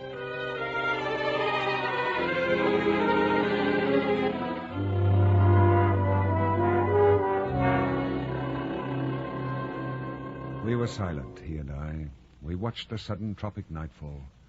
It shadowed the house, and the shadows were lengthening down the hill toward the river, which still glittered with a dazzling splendor. Not a living soul was to be seen on the shore. Not a single bush rustled. Suddenly, around the corner of the house, a group of men appeared, bearing an improvised stretcher in their midst. And instantly, in the emptiness of the landscape, as if by enchantment, streams of human beings, naked human beings, seemed to rise from out the very ground to surround the group of men bearing the stretcher. If he doesn't say the right thing to the natives now, we are all done for. Well, let's hope that the man who can talk so convincingly will find some particular reason to do so and spare us this time. Well, they're so far away. If only I could hear him.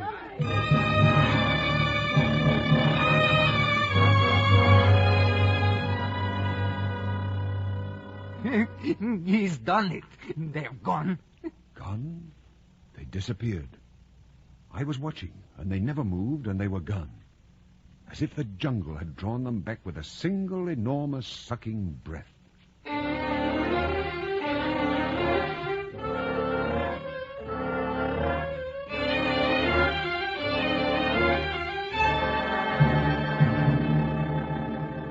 They brought Kurtz aboard and put him in the little cabin next to mine. We brought along his mail, a year's worth of torn envelopes and opened letters, now littered his bed. He waved one of the letters and, looking at me, spoke. I'm glad to see you, Captain. They write fine things about you. Gentlemen, would you leave us? Mr. Kurtz and I have some matters to discuss. Did I describe his voice truthfully, Captain? Huh? Did I? It's amazing. Such strength. And the sound of it. Why, he doesn't look strong enough to whisper. Hey, there's something on my heart. I feel you should know, yet if it were known, it would affect Mr. Kurtz's reputation gravely. He couldn't see that Kurtz was already as good as in his grave. To him, I suspect, Kurtz was one of the immortals. I don't want anything to happen to you or the others here, but I must consider Mr. Kurtz's reputation. All right, I promise you, Mr. Kurtz's reputation is safe with me. Well, the attack on your steamboat, Mr. Kurtz ordered it. He hates sometimes the idea of being taken away. And then again, I don't quite understand it. I'm a simple man. He thought it would scare you away, that you would give it up, thinking him dead. No, I have had an awful time of it this last month. He's all right now, though, isn't he? Yes. Thanks. I shall keep my eyes open. And your promise to keep that. As you would yourself. Thank you, Captain. Goodbye.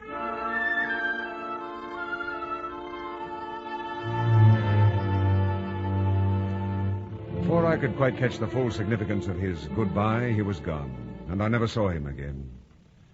I stood there in the darkness, and suddenly, like a clarion, Kurtz's voice rang out, although I was some considerable distance from the cabin where he and the manager Renard were closeted. Save me! Ha! Save the ivory, you mean? Don't tell me you've saved me. I had to save you. Now you're interrupting my plans. Sick? Not as sick as you'd like to believe. Never mind. I'll carry my ideas out yet. I'll return. I'll show you what can be done. You and your little peddling notions. You're interfering with me. I'll return.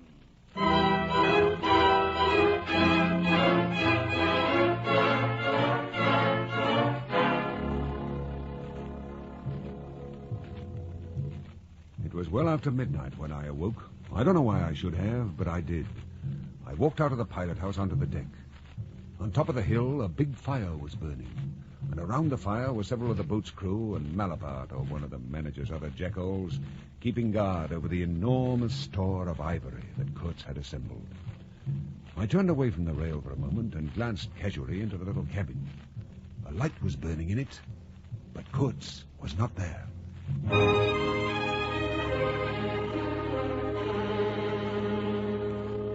In that moment, I knew pure terror. Kurtz was going back to the jungle. And once he reached the natives, he would order our massacre. He would never allow us to return to tell. I went ashore quickly, and as soon as I got on the bank, I saw a broad trail through the dew-soaked grass. It was obvious. Kurtz was crawling on all fours, too weak to walk. I ran rapidly, bent close to the ground, following the trail, and suddenly, so suddenly that I almost fell over him, I was upon him. Go away. Hide yourself. Come back to the boat, quietly with me. I was on the threshold of great things. Now this stupid scoundrel, this Renard... Doesn't matter. Your success in Europe is assured in any event. I already have it here. Look there by the fire. See him? I looked.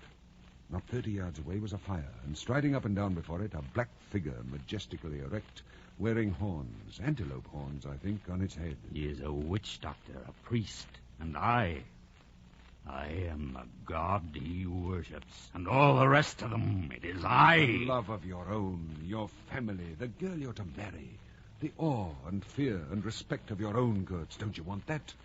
What more have I ever wanted? And yet... And your mind, Kurtz, your mind and your talents, your genius. Where can they receive proper recognition here? Who can appreciate them here? No one. And I am a great man. I am.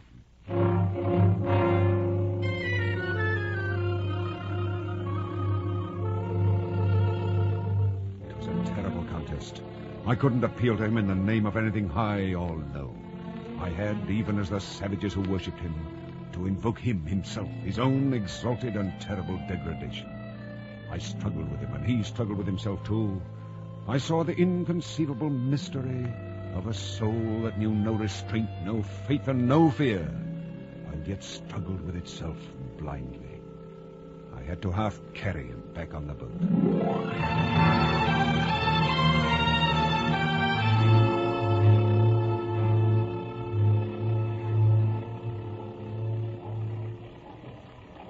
The brown current ran swiftly out of the heart of darkness, bearing us back with twice the speed of our journey into the jungle.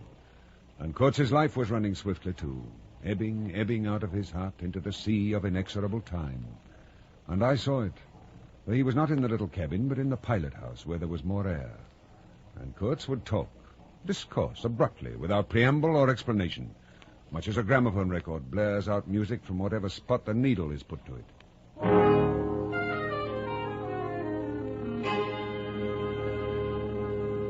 Did you know, Captain Marlowe, that I have been commissioned by the International Society for the Suppression of Savage Customs to write a paper on the subject? Why, I'm afraid I... No, of course not. I hadn't told you before. Well, here, Captain. Read it for yourself. I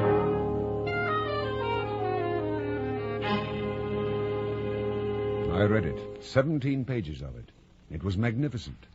It gave me the notion of an exotic immensity ruled by an august benevolence.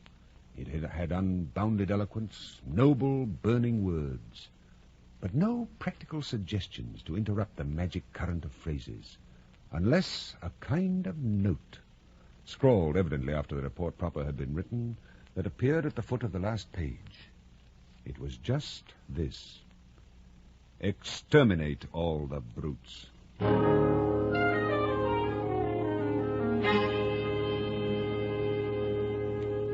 Why have we stopped, Captain? It's only mid-afternoon. The engine's broken down. It'll be a few days before they're repaired, I'm afraid. Close the shutter. The jungle is looking in at me. Close it, please. All right. Don't get excited, Kurtz. I can't bear to look at it. It laughs at me. It listens to me talking of my ivory, my station, my river, my career, my intended. It listens and it laughs. It knows all these belong to me. It knows. But it laughs because it knows that I belong to its own infernal powers of darkness. I'm sold to it. I was bought by... never mind the vile purchase price. I know the price, and the jungle knows. Oh, come now, Kurtz. Your nerves are getting a little low. Here, get some sleep. You'll feel better. No, Captain. It won't be too much longer. That much is plain. I know it. You can see it. There's a shoebox under my bed. Take care of it for me. It's got some private papers and my intended's photograph. That stinking fool Renard is capable of prying into my things, and I want you to see he does not. All right. Please, would you mind leaving me alone for a bit? No, not at all. Not at all.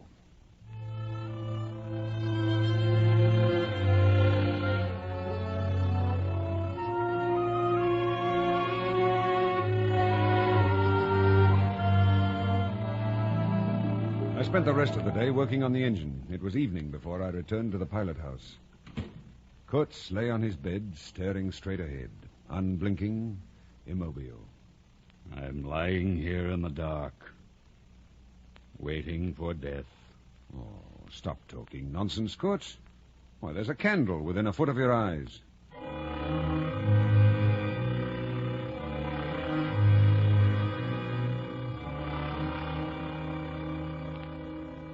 A change came over his face, a change I hope never to see again. It was as if he achieved a supreme moment of complete knowledge, and in that moment lived again every detail, every temptation, and every surrender of his life. And he cried out twice. The horror. The horror.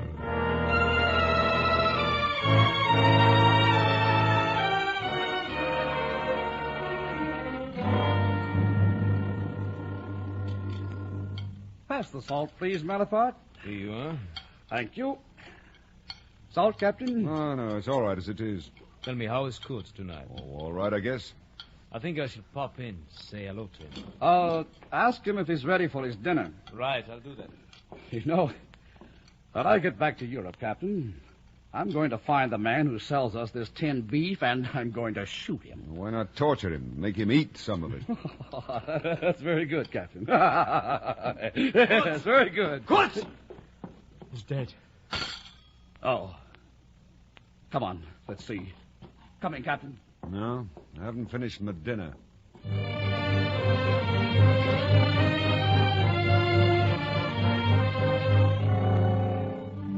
I didn't eat any more after they left. I hadn't gone because it was light in the dining room and so beastly dark out there. And besides, the voice was gone. Kurtz's voice was gone forever. And what else had there ever been?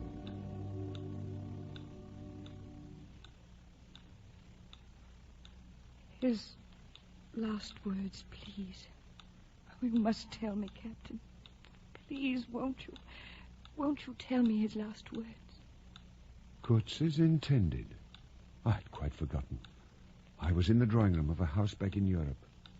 The house of Kurtz's intended. You've been thinking of him, of Kurtz, haven't you? Yes. Oh, forgive me, most impolite. I understand. Often I sit and I think of Kurtz. Remember him. Miss him. And never miss the hours that go by. Had I been remembering Kurtz for hours? I don't know, but the dusk is gone, and night and darkness fill the room. You will tell me, won't you? You will tell me his last words. Oh, you must. The last word he pronounced was your name. I knew it. I was sure. I was so sure.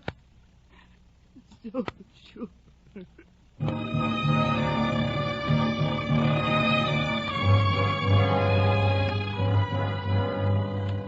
I fled the room and the house. She was weeping. She didn't notice. I didn't matter. But I thought the house would collapse on me before I could escape. That the heavens would fall upon my head. For I had lied. Lied completely. I couldn't tell her the truth. I couldn't. It would have been too dark. Too dark altogether.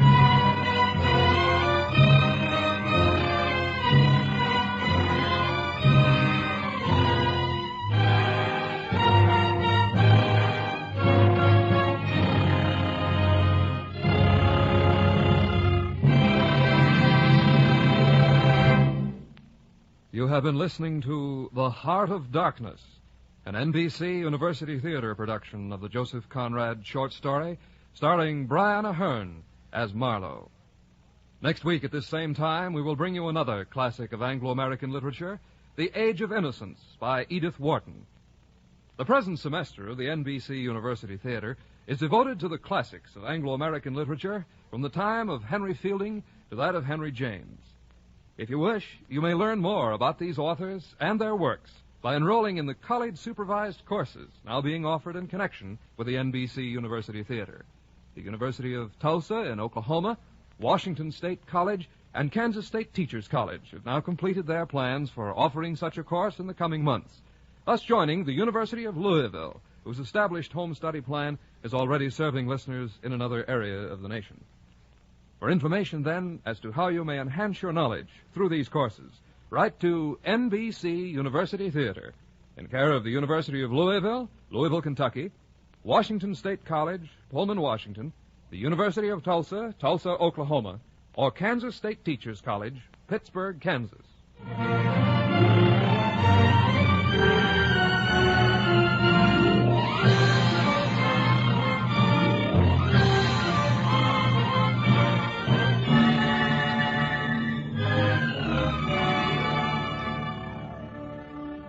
The Heart of Darkness was adapted for radio by Morton Friedman. Our intermission commentator was Granville Hicks. The part of Marlowe was played by Brian Ahern, internationally celebrated star of stage and screen. Our cast included Rolf Sedan, Doris Lloyd, Tony Barrett, Lynn Allen, Roy Engel, Jerome Sheldon, Ben Wright, Whitfield Connor. Your announcer, Don Stanley. The original musical score was composed and conducted by Dr. Albert Harris. The director of the NBC University Theater is Andrew C. Love. Next week, be with us again for the NBC University Theater dramatization of Edith Wharton's fine novel, The Age of Innocence, starring John Sutton.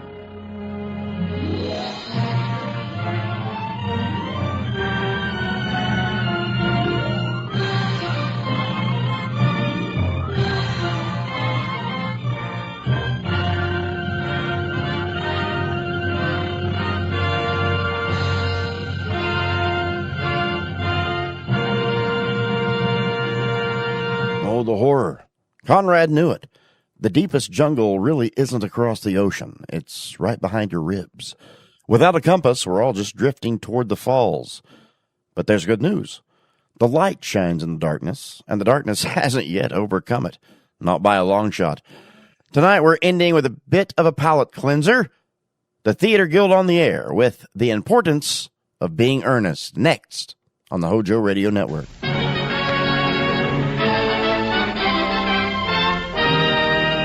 Our stars, John Gielgud and his London company. Our play, The Importance of Being Earnest by Oscar Wilde. Produced on the air tonight by the Theater Guild, one of America's foremost theatrical producers.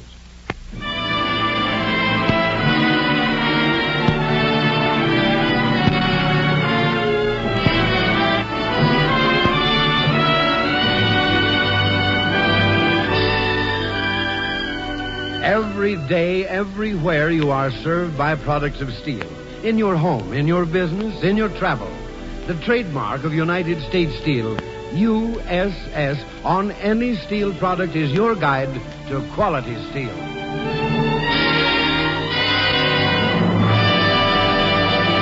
And now, from Broadway, direct from the stage of the Vanderbilt Theater, the United States Steel Corporation brings you The Importance of Being Earnest by Oscar Wilde.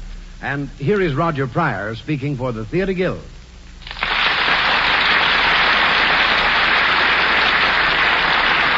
Good evening, everyone. Tonight, the Theater Guild takes great pride in presenting a current Broadway hit, John Gielgud's production of The Importance of Being Earnest, Oscar Wilde's wise and witty satire on the artificial manners of his day. This production, with these players, after a sensational success in London, is now playing the standing room only at the Royal Theater in New York, where it was acclaimed by New York drama critics as one of the season's smash hits. And now, Oscar Wilde's famous comedy, The Importance of Being Earnest, starring John Gielgud.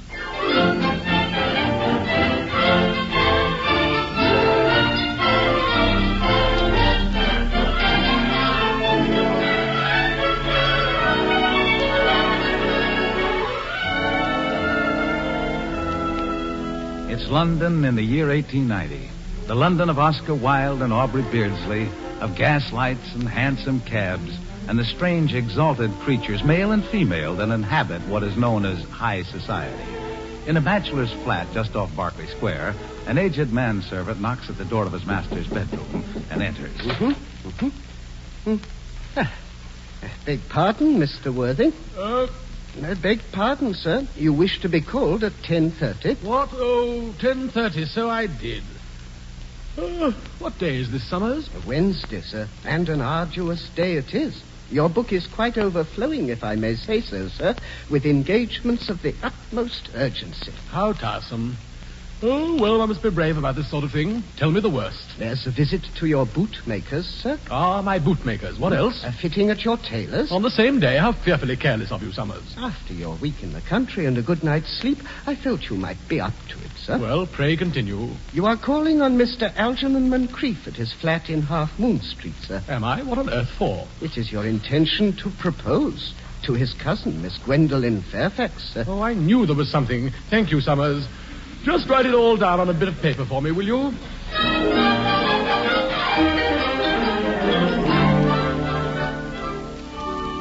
Are the boots quite comfortable, Mr. Worthing? Yes, quite, thank you. If you'd be good enough to flex the toes of your left foot. Sorry, old boy, but I really couldn't. I have an arduous day, you know.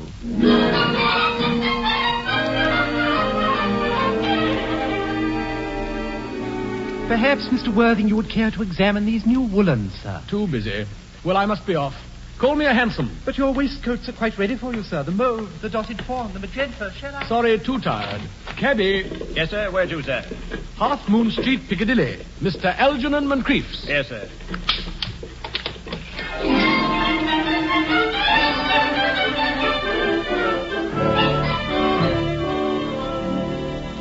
Mr. Ernest Worthing. Hello, Algy, old fellow. Well, Ernest, what brings you up to town? Oh, pleasure. What else should bring one anywhere? Eating as usual, I see, Algy. I believe it is customary in good society to take some slight refreshment at 5 o'clock. Where have you been since last Thursday? In the country. I came up to town yesterday. Shropshire? Oh, yes, of course. Hello, why all these cups? Why cucumber sandwiches? Why such reckless extravagance in one so young? Who is coming to tea? Oh, merely Aunt Augusta and Gwendolen. How perfectly delightful. Yes, that's all very well. But I'm afraid Aunt Augusta won't quite approve of your being here. May I ask why? My dear fellow, the way you flirt with Gwendolen is perfectly disgraceful. It's almost as bad as the way Gwendolen flirts with you. I am in love with Gwendolen. I've come up to town expressly to propose to her. I thought you come up for pleasure. I call that business. And please don't touch the cucumber sandwiches. They are ordered specially for Aunt Augusta. Well, you've been eating them ever since I arrived. That is quite a different matter. She is my aunt. Here, have some bread and butter. The bread and butter is for Gwendolen. And very good bread and butter it is, too. Well, my dear fellow, you needn't eat as if we were going to eat it all. You behave as if you were married to her already. You are not married to her already, and I don't think you ever will be. Why on earth do you say that? Well, in the first place, girls never marry the men they flirt with. Oh, that's nonsense. And in the second place, I don't give my consent. Your consent? My dear fellow, Gwendolen is my first cousin, and before I allow you to marry her, you will have to clear up the whole question of Sicily. Sicily? What on earth do you mean?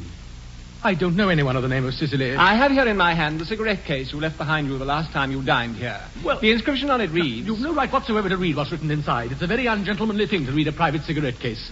Just give it back to me, Algy. According to the inscription, this cigarette case is a present from someone of the name of Cicely. Well, I thought you said you didn't know anyone of that name. Well, if you want to know, Cicely happens to be my aunt. Your aunt? Yes, charming old lady she is, too. For heaven's sake, give it back to me, Algy. But why does she call herself Little Cicely, if she's your aunt? From Little Cicely with her fondest love. My dear fellow, what on earth is there in that? Some aunts are tall, some aunts are not tall. That's a matter that surely an aunt may be allowed to decide for herself. Ah, yes, but why does your aunt call you her uncle? From Little Cicely with her fondest love to her dear Uncle Jack. Well, there is no objection, I admit, to an aunt being a small aunt, but why an aunt, no matter what her size may be, should call her own nephew her uncle, I can't quite make out. Besides, your name isn't Jack at all. It's Ernest. It isn't Ernest, it's Jack. Well, you've always told me it was Ernest. I've introduced you to everyone as Ernest. You look as if your name was Ernest. You're the most earnest-looking person I ever saw in my life. Well, my name is Ernest in town and Jack in the country. That cigarette case was given me in the country. Do you know, my dear fellow, I have always suspected you of being a confirmed and secret Bunburyist, and I'm quite sure of it now. Bunburyist? What on earth do you mean by a Bunburyist? I'll reveal to you the meaning of that incomparable expression as soon as you are kind enough to explain to me why you are Ernest in town and Jack in the country. Well, produce my cigarette case first. Well, here it is. Now, produce your explanation. Well, old Mr. Thomas Cardew, who adopted me when I was a little boy, made me in his will guardian to his granddaughter, Miss Cicely Cardew. Cicely, who addresses me as our uncle from motives of respect that you could not possibly appreciate, lives at my place in the country under the charge of her admirable governess, Miss Prism. Where is your place in the country, by the way? That is nothing to you, dear boy. You are not going to be invited. I may tell you candidly that the place is not in Shropshire. Oh, I suspected that, my dear fellow. But why are you Ernest in town and Jack in the country? My dear Algy, when one is placed in the position of guardian, one has to adopt a very high moral tone on all subjects.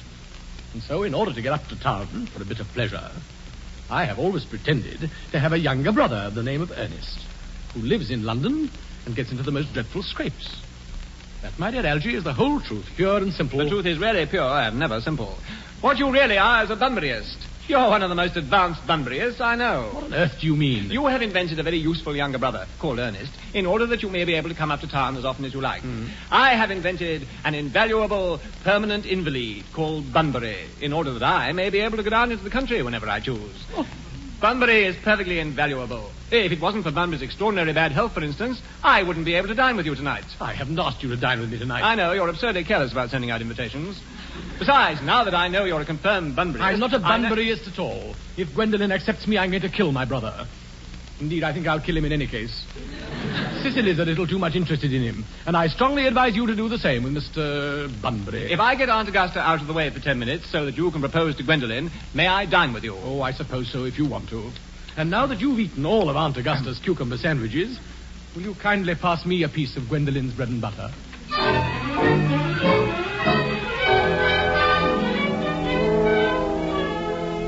It's a few minutes later. Lady Bracknell, a rather large and awe-inspiring female, attired in a lorgnette, a purple gown, a feather boa hat with a stuffed owl on it, has arrived with her daughter, Gwendolen Fairfax. Of Miss Fairfax, let it be said that she's young, her wasp waist is incredibly slender, her parasol is pink, and she is beautiful. Lady Bracknell is speaking. I'm sorry if we're a little late, Algernon, but I was obliged to call on dear Lady Harbury. I hadn't been there since her poor husband's death. I never saw a woman so altered. She looks quite 20 years younger. I hear her hair's turned quite gold from grief. It certainly has changed its color. From what cause, I, of course, cannot say. Gwendolen, come here and sit next to me. Thanks, Mama. I'm quite comfortable where I am, next to Mr. Worthing. And now, Algernon, I'll have a cup of tea and one of those nice cucumber sandwiches you promised me. Certainly, Aunt Augusta. Good heavens, there are no cucumber sandwiches. I am greatly distressed, Aunt Augusta. No, it really makes no matter, Algernon. Oh, by the way, I've quite a treat for you at my little dinner party tonight. I'm afraid, Aunt Augusta, I shall have to give up the pleasure of dining with you tonight after all. I hope not, Algernon. It would put my table completely out. Your uncle would have to dine upstairs. Fortunately, he's accustomed to that. The fact is, I've just had a telegram to say that my poor friend Bunbury is very ill again. Well, I must say, Algernon, that I think it's high time that Mr. Bunbury made up his mind whether he's going to live or die. This shilly-shallying with the question is absurd. Algy, don't you think... Oh, yes, of course, Ernest, yes. Aunt Augusta, I'll run over the music program I've drawn up for your reception next Saturday, if you will be good enough to accompany me into the next room for a moment. Oh, very well, Algernon. Gwendolen, I shall return in a moment. Yes, Mama. Miss Fairfax, I would like to be allowed to take advantage of Lady Bracknell's temporary absence. I would certainly advise you to do so, Mr. Worthing. Mama has a way of coming back suddenly into a room that I've often had to speak to her about. Miss Fairfax, ever since I met you, I have admired you more than any girl I have ever met. Since I met you. Yes, I am quite well aware of the fact. And for me, you have always had an irresistible fascination. Even before I met you, I was far from indifferent to you. But how... We live, as I hope you know, Mr. Worthing, in an age of ideals. And my ideal has always been to love someone of the name of Ernest. There is something in that name that inspires absolute confidence. The moment Algernon first mentioned to me that he had a friend called Ernest, I knew I was destined to love you. You really love me, Gwendolen. Passionately. Darling, you don't know how happy you've made me. My own Ernest. Yes, but you don't mean to say that you couldn't love me if my name wasn't Ernest. Your name is Ernest. Yes, I know it is, but personally, darling, to speak quite candidly, I don't think I care very much about the name of Ernest. I don't think the name suits me at all. It suits you perfectly as a divine name. It has music of its own. It produces vibrations. Well, really, I must say, I think there are a great many much nicer names. I think Jack, for instance, a charming name. Jack? No, there's very little music in the name Jack, if any at all, indeed. It does not thrill. It produces absolutely no vibrations. Gwendolen, I must get christened at once. I mean, we must get married at once. There is no time to be lost. Married, Mr. Worthing? Well, surely, you know that I love you. And you led me to believe, Miss Fairfax, that you were not wholly indifferent to me. I adore you, but you haven't proposed to me yet. Nothing has been said at all about marriage. The subject has not even been touched on. Well, may I propose to you now? I think it would be an admirable opportunity. And to spare you any possible disappointment, Mr. Worthing, I think it only fair to tell you, quite frankly, beforehand, that I am fully determined to accept you.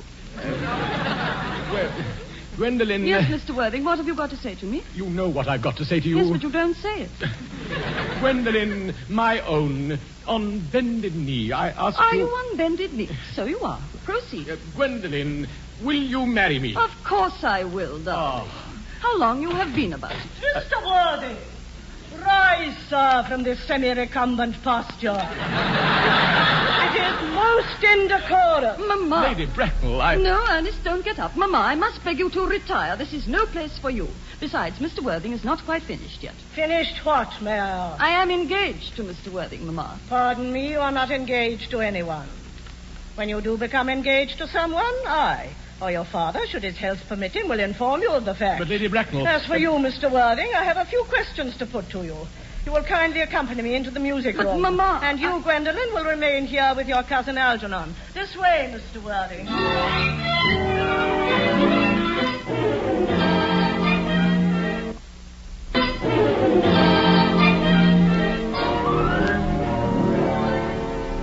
Mr. Worthing, I feel bound to tell you that you are not down on my list of eligible young men. However, I'm quite ready to enter your name, should your answers be what a really affectionate mother requires. Do you smoke? Well, yes, I must admit I smoke. I'm glad to hear it. A man should always have an occupation of some kind. How old are you? 35. Oh, a very good age to be married.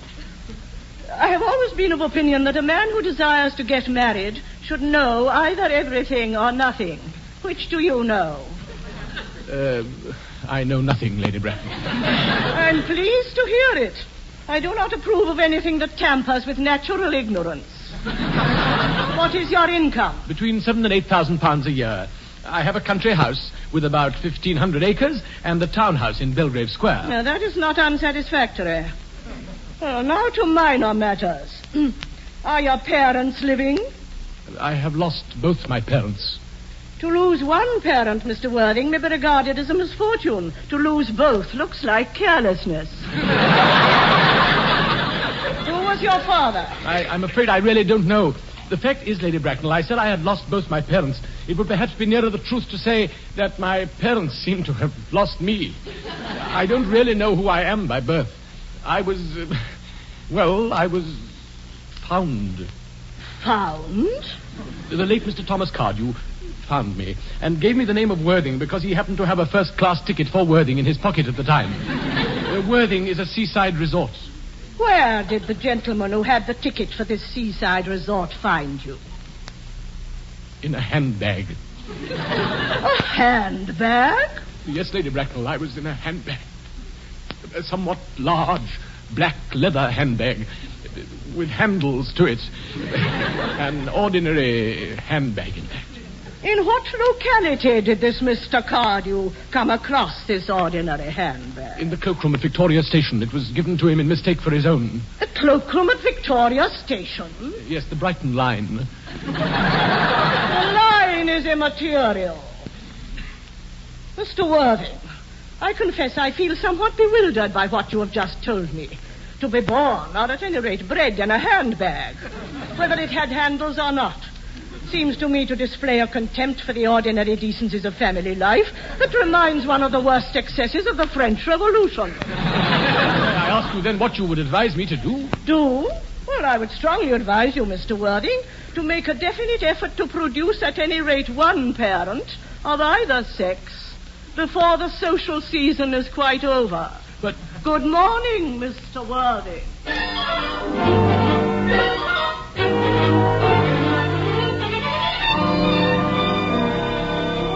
What's the matter? Didn't he go off all right, old boy? Well, as far as Gwendolyn's concerned, we're engaged. But her mother is perfectly unbearable. You don't think there's any chance of Gwendolyn becoming anything like her mother in about 150 years, do you, Algy? All women become like their mothers. That is their tragedy. No man does. That's his. Is that clever? It's perfectly phrased.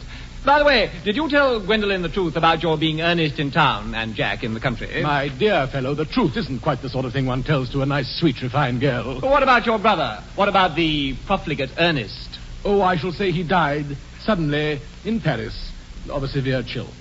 That gets rid of him. But I thought you said that Miss Cardew was a little too much interested in your poor brother Ernest. Won't she feel his loss a good deal? Oh, Cicely isn't a silly romantic girl at all, I'm glad to say. She goes for long walks and pays no attention at all to her lessons. I would rather like to see Cicely. I shall take very good care you never do. She's excessively pretty and she's only just 18. Have you told Gwendolyn yet that you have an excessively pretty ward who is only just 18? Oh, one doesn't blurt these things out to people. Gwendolyn and Cicely are perfectly certain to be great friends. I bet you anything you like that half an hour after they've met, they'll be calling each other sister. Women only do that when they've called each other a lot of other things first. Oh, by the way, what did you say was your address in the country? I didn't say. And I've no intention of saying. Not to you, dear boy. Ernest, my own... Gwendolyn, upon my word. Algy, kindly turn your back. I've something very particular to say to Mr. Worthing. Really, Gwendolyn, I don't think I can allow this at all. Turn your back, I said. Thank you. Ernest, we may never be married. Oh. From the expression on Mamma's face, I fear we never shall. But although she may prevent us from becoming man and wife, and I may marry someone else, and marry often, nothing that she can possibly do can alter my eternal devotion to you. Dear Gwendolyn. The story of your romantic origin, as related to me by Mamma with unpleasing comments, has naturally stirred the deeper fibers of my nature. Your Christian name has an irresistible fascination. The simplicity of your character makes you exquisitely incomprehensible to me. Your London address I have. What is your address in the country? The Manor House, Woolton, Hertfordshire. The Manor House, Woolton, Hertfordshire. It may be necessary to do something desperate. I will communicate with you daily. Algy, you may turn round. Huh? Thanks. I've turned round already. I must go. Mamma is waiting for me. You will let me see you to your carriage, my own darling. Goodbye, Algy. Come, my darling. Lane! Lane! Yes? Tomorrow, Lane, I am going bunburying. Yes. I shall probably not be back till Monday. You can put up my dress clothes, my smoking jacket, and all the Bunbury suits. Yes, sir. And what address will find you, sir? The Manor House, Woolton, Hertfordshire. And by the way, Lane. Yes, sir? I have just thought of an innovation. This time, I am not using my own name. Yes, sir. What name are you using, sir? Worthing. Mr. Ernest Worthing. You quite understand that, Lane? Yes, sir. You are Mr. Ernest Worthing at the Manor House, Woolton, Hertfordshire. That is quite right.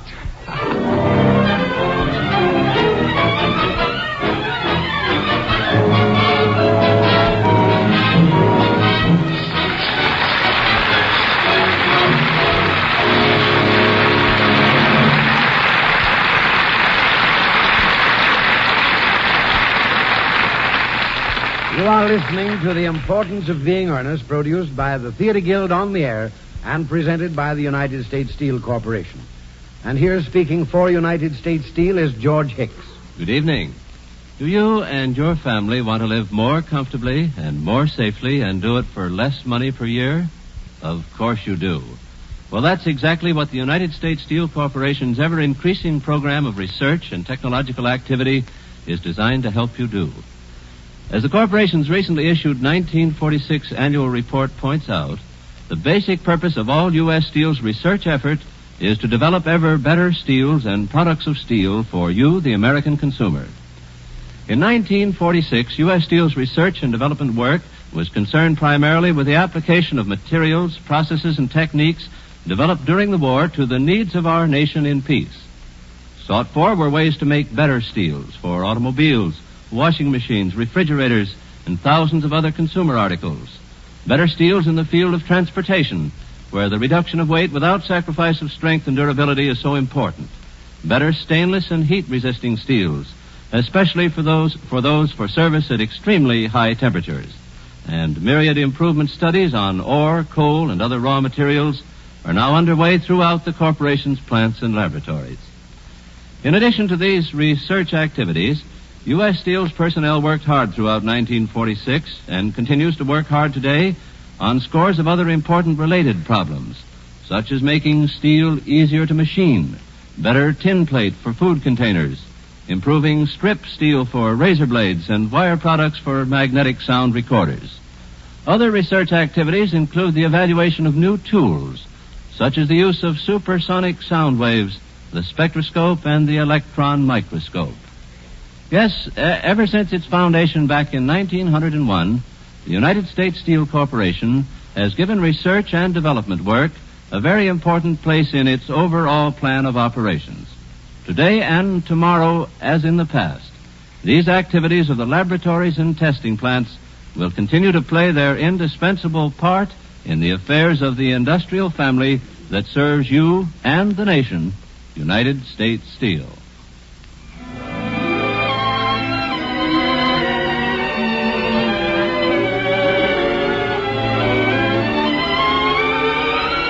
Pause now for station identification. You are listening to KECA Los Angeles.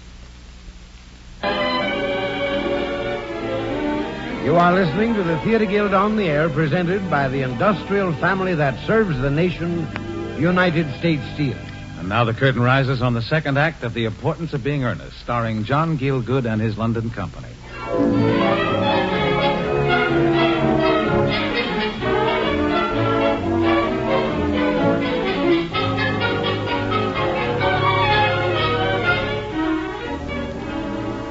It's the following day. Algernon Moncrief, masquerading as Jack Worthing's mythical brother Ernest, has, just a moment ago, arrived at the Manor House, Woolton, Hertfordshire. Seated in the rose garden under a yew tree is the lovely Miss Cicely Cardew, Jack Worthing's ward. As the church bells toll in the distance, Cicely bends over her diary, writing furiously. The door to the house opens, and Merriman, the butler, appears. Beg pardon, Miss Cicely. Yes, Merriman, what is it? Mr. Ernest Worthing has just driven over from the station. He has brought his luggage with him. Uncle Jack's brother. Did you tell him Uncle Jack was in town and is not expected till Monday? Yes, miss. He seemed very much disappointed. He said he was anxious to speak to you privately for a moment. Ask Mr. Ernest Worthing to come out here. Yes, miss. I have never met any really wicked person before. I feel rather frightened. I'm so afraid he'll look just like everyone else. He does. You are my little cousin Cicely, I'm sure. You are under some strange mistake. I'm not little. In fact, I believe I'm more than usually tall for my age. But I am your cousin Cicely. And you are Uncle Jack's brother, my cousin Ernest. My wicked cousin Ernest. Oh, I'm not wicked at all, Cousin Cicely. You mustn't think that I am wicked. If you are not, then you have certainly been deceiving us all in a very inexcusable manner. Oh. Well, of course, I have been rather reckless. In fact, I've been very bad in my own small way. I'm glad to hear it. And that is why I have come down here. I want you to reform me. You might make that your mission if you don't mind, Cousin Cicely. You know, I feel better already. You are looking a little worse. That's because I'm hungry. How thoughtless of me. Won't you come inside? Thank you. What a lovely garden. Might I have a buttonhole? I never have any appetite unless I have a buttonhole. Certainly. A white carnation? No, I'd sooner have a pink rose. Why? Because you are like a pink rose, Cousin Cicely. You are the prettiest girl I ever saw. I don't think it can be right for you to talk to me like that. Miss Prism never says such things to me. Miss Prism? My governess. There she is, coming up through the garden with Dr. Chasuble, the rector. Shall we go indoors? With pleasure. By the way, do you happen to have any cucumber sandwiches? I'm very fond of cucumber sandwiches. Oh, do not speak slightingly of the 3-volume novel, dear Dr. Chasuble. I wrote such a work of fiction myself in earlier days. Did you really, Miss Prism? I hope it did not end happily. The good ended happily and the bad unhappily. That is what fiction means. You are too much alone, dear Dr. Chasuble. You should get married. My dear Miss Prism. Rightness can always be trusted, dear doctor. Young women are green. I beg your pardon. Well, I spoke horticulturally, of course. My metaphor was drawn from fruits. Is that not someone at the garden gate? Yes, it seems to be. Why, it's Miss Cardew's guardian, Mr. Jack Worthing. What can have happened? That crepe hatband. Those black gloves. That tightly rolled umbrella. Why, he is in mourning. In deepest mourning. Oh, my poor friend. How slowly he approaches. Miss Prism, Dr. Chasuble, you are, I hope, well. Dear Mr. Worthing, I trust this garb of woe does not betoken some terrible calamity. My brother. More shameful debts and extravagance? Still leading his life of pleasure. Your brother Ernest dead. Quite dead. What a lesson for him. I trust he will profit by it. Poor Ernest. He had many faults, but it is a sad, sad blow. Very sad indeed. Were you with him at the end? No, he died abroad. In Paris, in fact, of a severe chill. I had a telegram last night from the manager of the Grand Hotel. Dear Mr. Worthing, you would no doubt wish me to make some slight allusion to this tragic domestic affliction next Sunday. You are too kind. My sermon on the meaning of the manna in the wilderness can be adapted to almost any occasion, joyful or, as in the present case, distressing. I have preached it at harvest festivals, confirmations, christenings. Ah, that reminds me. I suppose you know how to christen all right.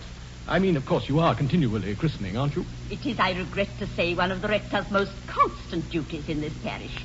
I have often spoken to the poorer classes on the subject, but they don't seem to know what thrift is.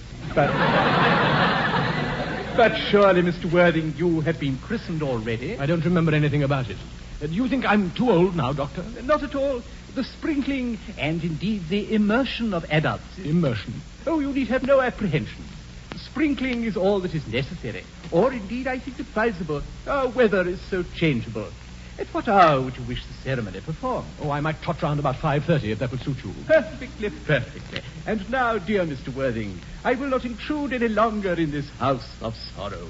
I would merely beg you not to be too much bowed down by grief. What seem to us bitter trials at the moment... Oh, I am pleased to see you back. But what horrid clothes you have on. My child, my child. Uncle Jack, I have such a surprise for you. Who do you think is in the dining room? Your brother. Who? What nonsense, I haven't got a brother. Oh, don't say that. However badly he may have behaved to you in the past, he is still your brother. Cousin Ernest, Cousin Ernest. Here I am. Hello, Brother Jack. Good heavens, you... Go away. Brother Jack, I have come down from town to tell you that I am very sorry for all the trouble I have given you, and that I intend to lead a better life in future. Will you shake hands? Certainly not. Uncle Jack, you're not going to refuse your own brother's hand. Nothing will induce me to take his hand. I think his coming down here disgraceful. He knows perfectly well why. Uncle Jack, do be nice. There is some good in everyone. Ernest has just been telling me all about his poor invalid friend, Mr. Bunbury, whom he goes to visit so often. Oh, he's been talking to you about Bunbury, has he? Well, I won't have him talk to you about Bunbury or about anything else. It's enough to drive one perfectly frantic. Uncle Jack, if you don't shake hands with Ernest, I will never forgive you. Never. Well, this is the last time I shall ever do it. How do you do? It is pleasant, is it not, to see so perfect a reconciliation? I think we might now leave the two brothers together. Cicely, you will come into the house with us. Certainly, Miss Prism. My little task of reconciliation is over, and I feel very happy. Algy, you young scoundrel, you're going to get out of this place as soon as possible. I'm not going to have any Bunburying here.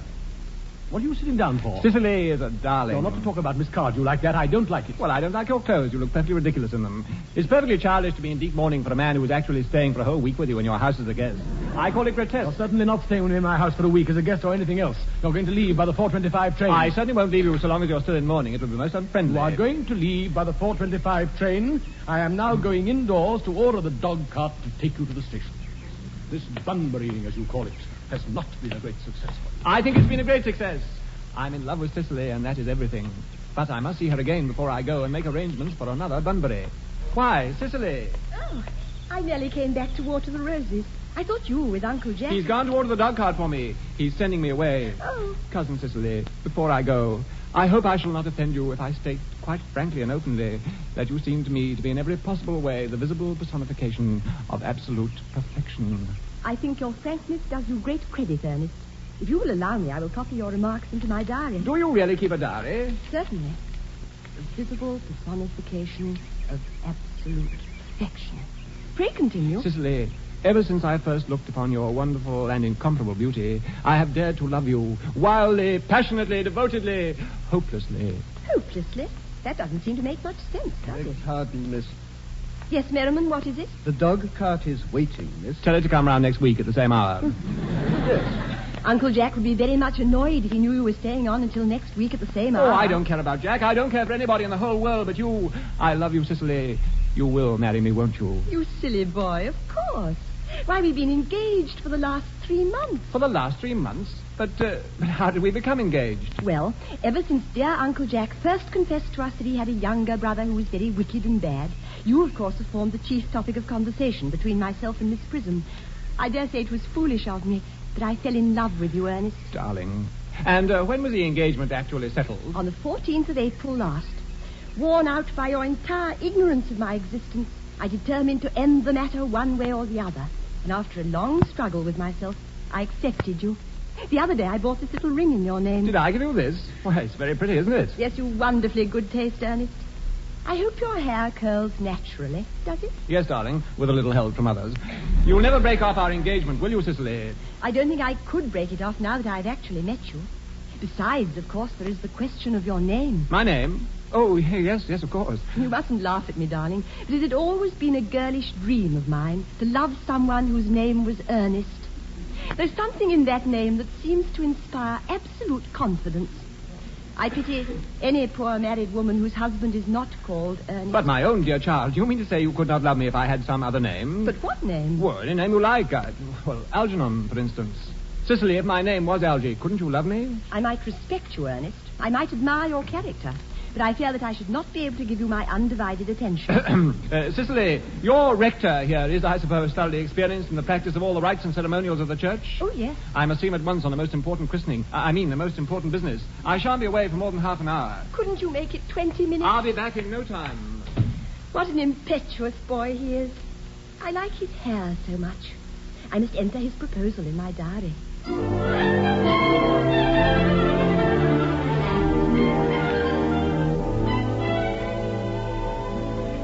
Miss Gwendolen Fairfax is calling to see Mr. Worthing, miss. Isn't Mr. Worthing in his library, Merriman? Mr. Worthing went over in the direction of the rectory some time ago.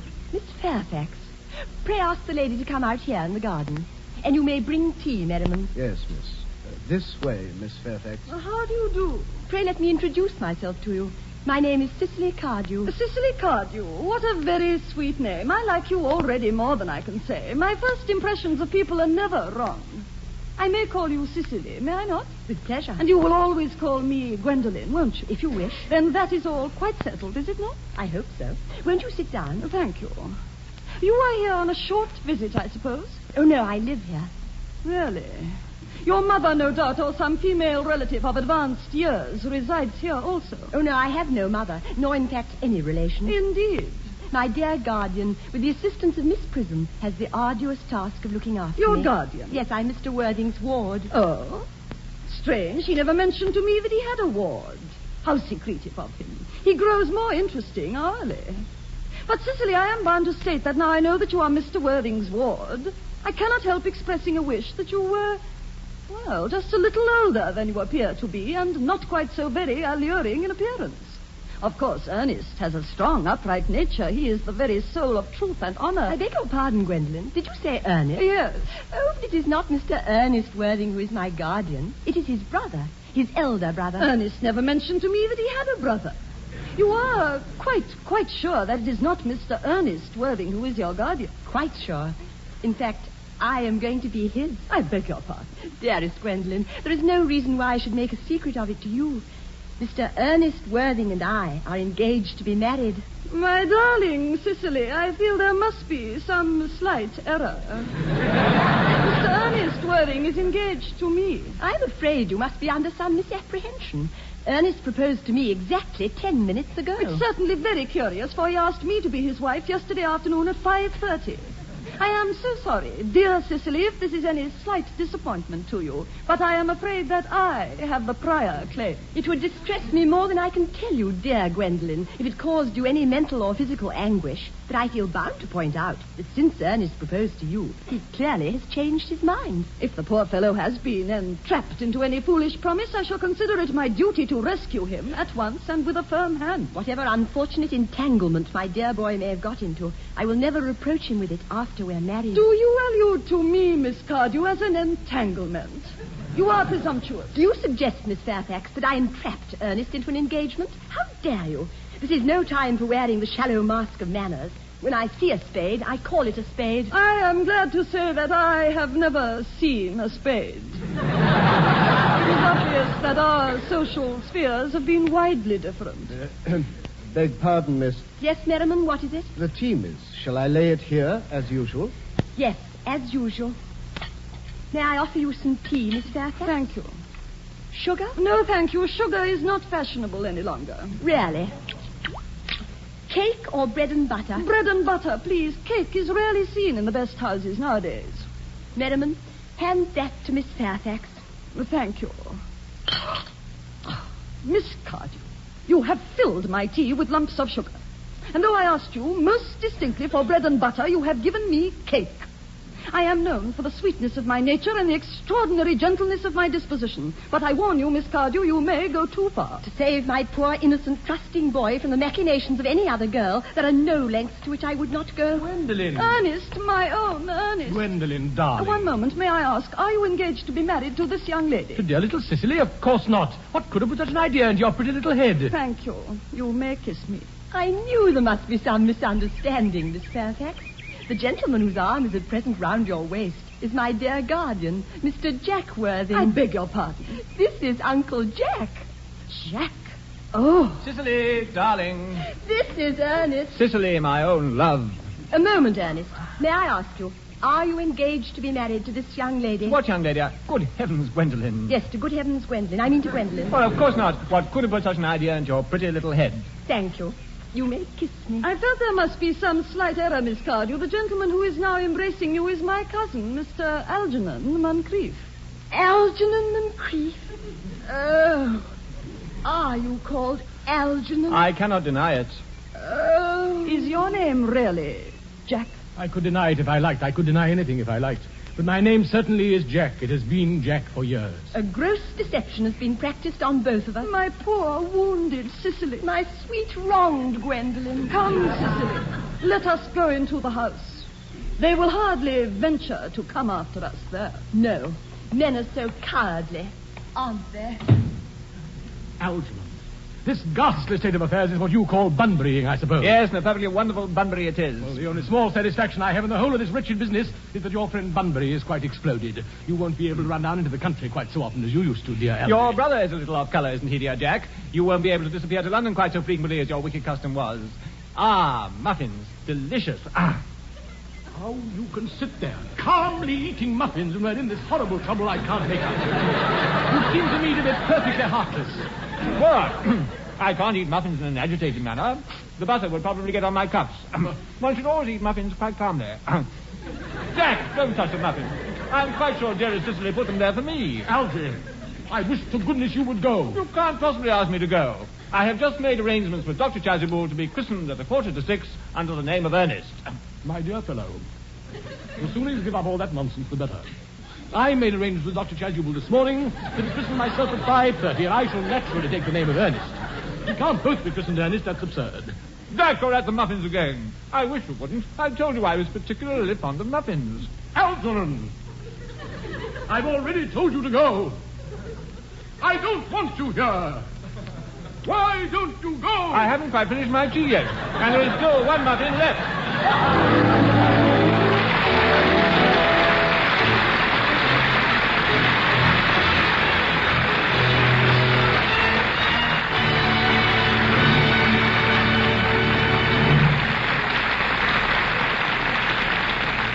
You are listening to The Importance of Being Earnest, produced by the Theater Guild on the Air and presented by the United States Steel Corporation.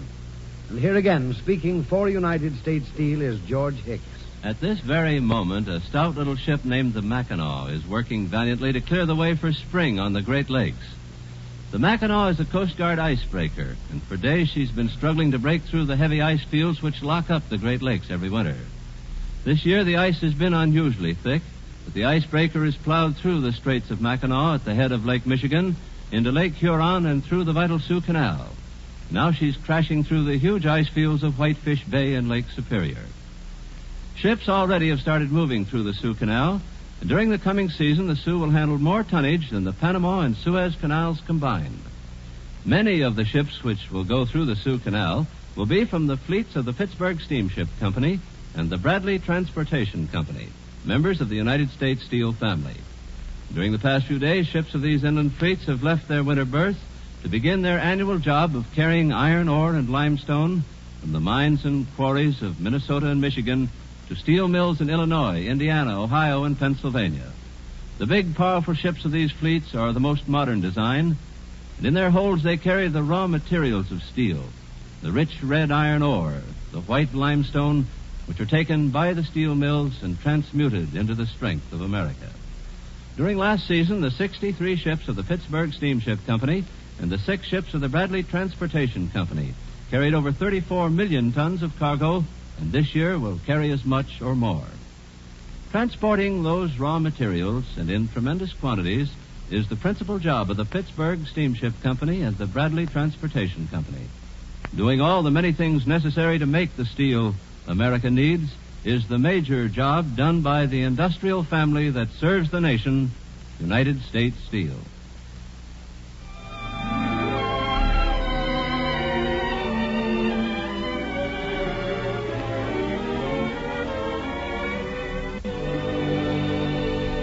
You are listening to the Theater Guild on the Air, presented by the United States Steel Corporation. And now the curtain rises on the third act of The Importance of Being Earnest, starring John Gielgud and his London company.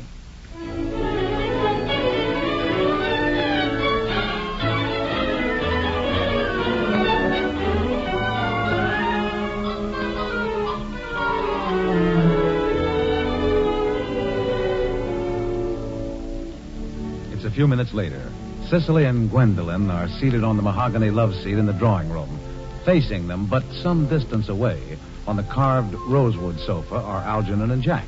They've been regarding each other in silence for some time. Finally, Cicely speaks. Mr. Moncrief, kindly answer me the following question. Why did you pretend to be my guardian's brother? In order that I might have an opportunity of meeting you. That certainly seems a satisfactory explanation, does it not, dear Gwendolyn? Yes, dear, if you can believe him. I don't. That does not affect the wonderful beauty of his answer. Mr. Worthing, what explanation have you to offer me for pretending to have a brother? Was it in order that you might have an opportunity of coming up to town to see me as often as possible? Can you doubt it, Miss Fairfax? I have the gravest doubts upon the matter, but I intend to crush them. Cicely, their explanations appear to me to be quite satisfactory, especially Mr. Worthing's. That seems to me to have the stamp of truth upon it. I am more than content with what Mr. Moncrief said. Then you think we should forgive them? Yes. I mean, no. True, I had forgotten there are principles at stake which one cannot surrender. But which of us should tell them? The task is not a pleasant one. Could we not both speak at the same time? An excellent idea. I nearly always speak at the same time as other people. Will you take the time from me, Cicely? Certainly. Very well. 1, 2. Your Christian names are still an insuperable barrier. That is all.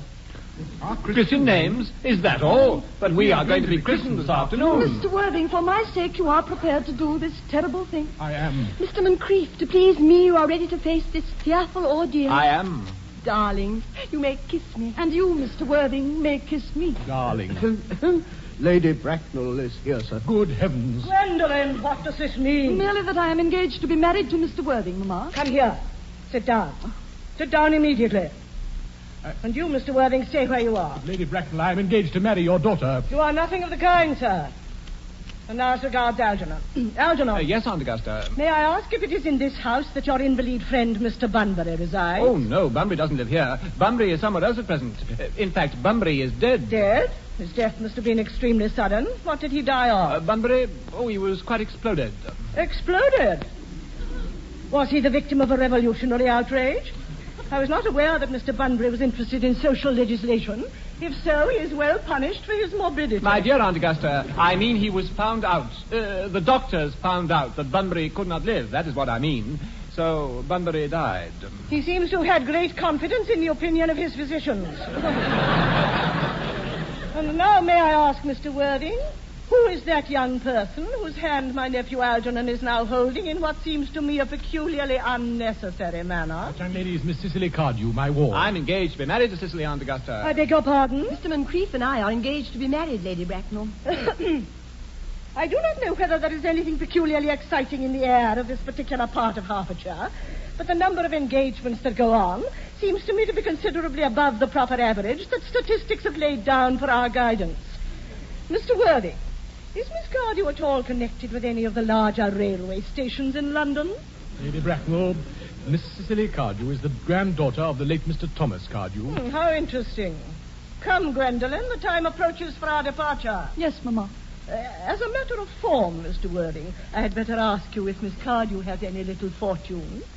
Oh, about £130,000, that is all. Goodbye, Lady Bracknell. So pleased to have seen you. A moment, Mr. Worthing. £130,000. Gwendolen, sit down. Yes, Mamma. Miss Cardew seems a most attractive young lady now that I look at her. Oh, well, I suppose I must give my consent.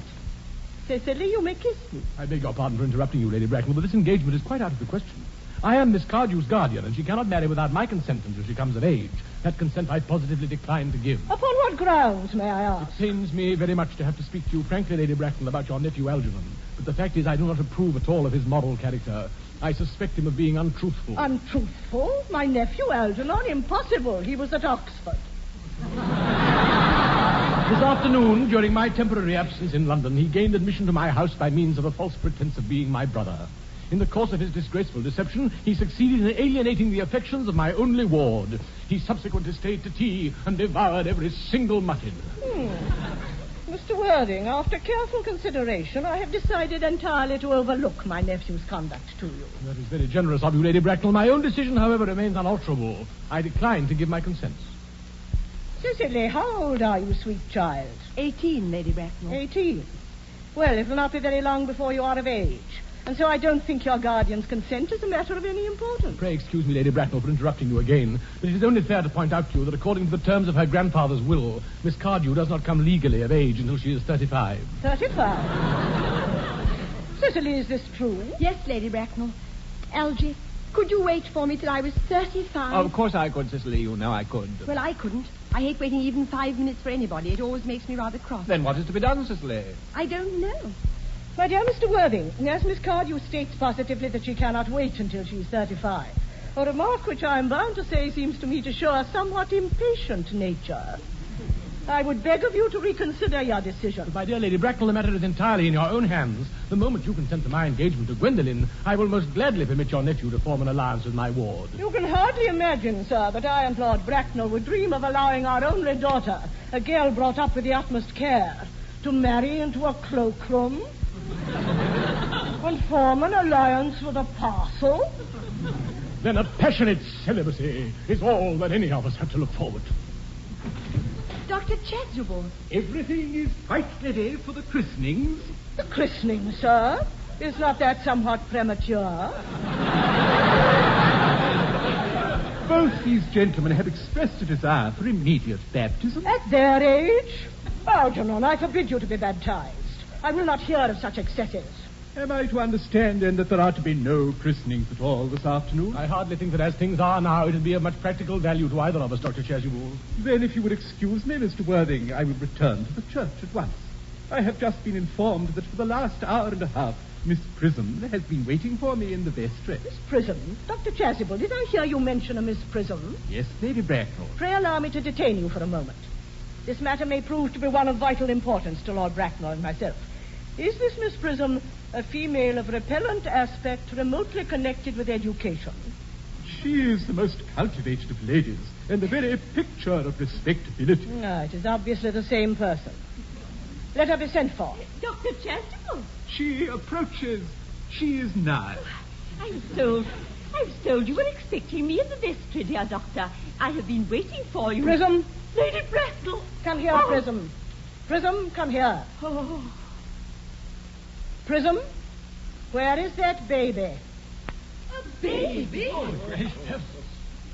34 years ago, Prism, you left Lord Bracknell's house in charge of a perambulator that contained a baby of the male sex.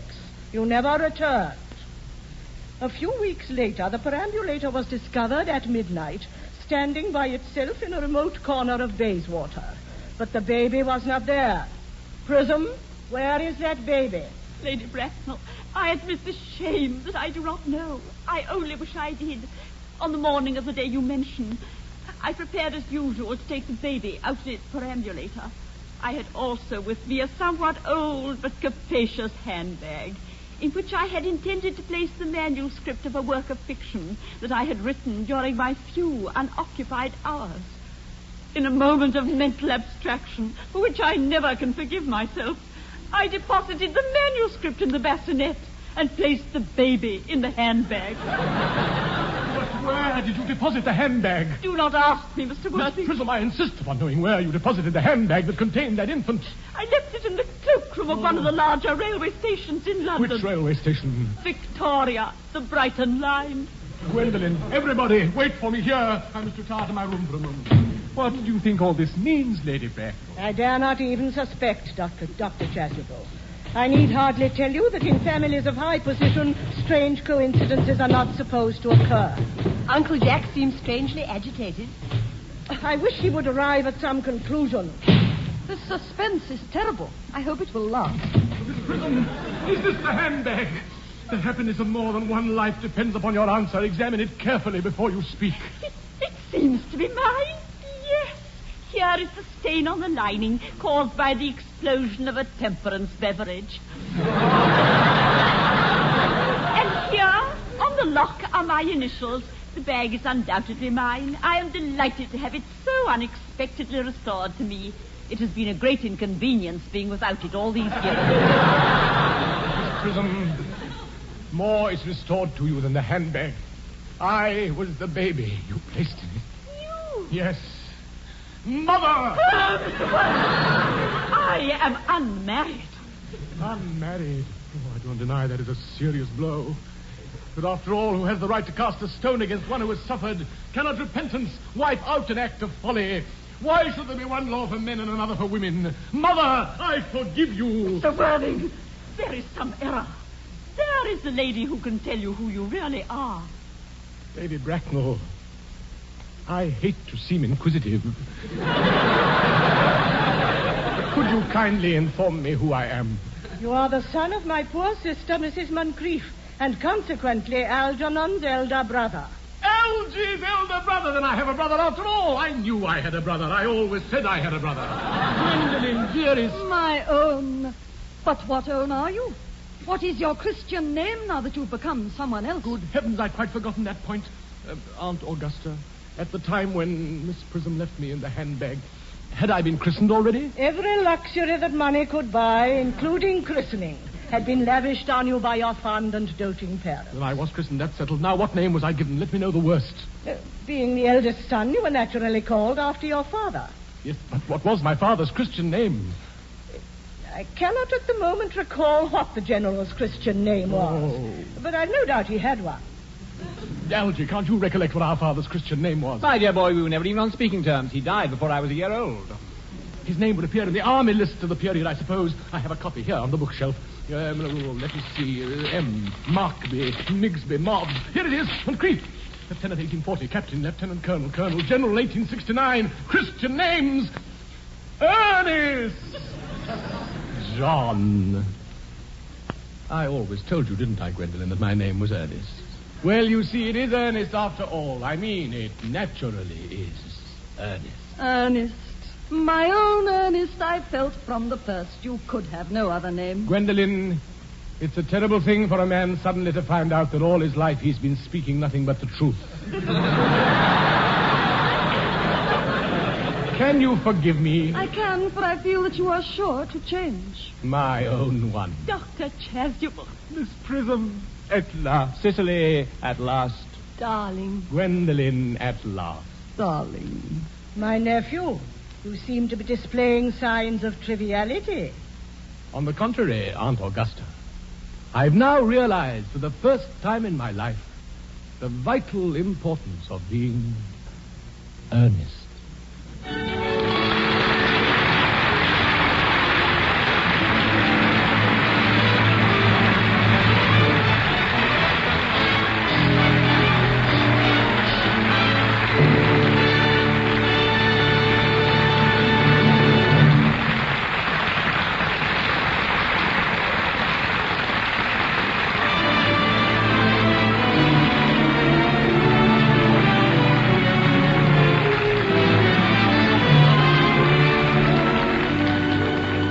The curtain has fallen on the Theatre Guild on the Air production of The Importance of Being Earnest by Oscar Wilde, sponsored by the United States Steel Corporation. Starring John Gielgud as John Worthing. Other members of the John Gielgud Company included Pamela Brown as Gwendolen, Robert Fleming as Algernon, Margaret Rutherford as Lady Bracknell, Jane Baxter as Cicely, Jean Cadell as Miss Prism, John Kidd as the Reverend Chasuble, Richard Wordsworth as Lane, Stringer Davis as Merriman. And now here is Roger Pryor with a word about next week's play. Next week, ladies and gentlemen, the Theatre Guild on the Air presents the glamorous motion picture star Jean Tierney in The Age of Innocence by Margaret Ayer Barnes from the novel by Edith Wharton. Featured with Miss Tierney are Arthur Kennedy of the current Broadway success All My Sons, Estelle Winwood, and Cyril Richards. So be sure to listen next week to Jean Tierney in The Age of Innocence.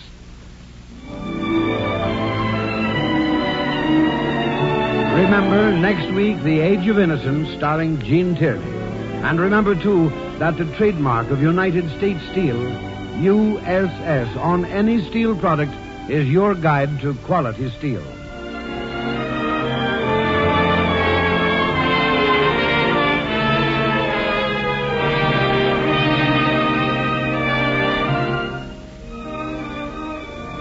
The Theatre Guild on the Air is under the supervision of Teresa Helburn and Lawrence Langner, with Homer Fickett, director, Carol Irwin, production executive, and Armina Marshall, executive director of the radio department. Music was composed and conducted by Harold Levy, and the play adapted for radio by Arthur Aaron. Your announcer is Norman Brokenshire. The United States Steel Corporation hopes that you'll be with us next Sunday at the same time.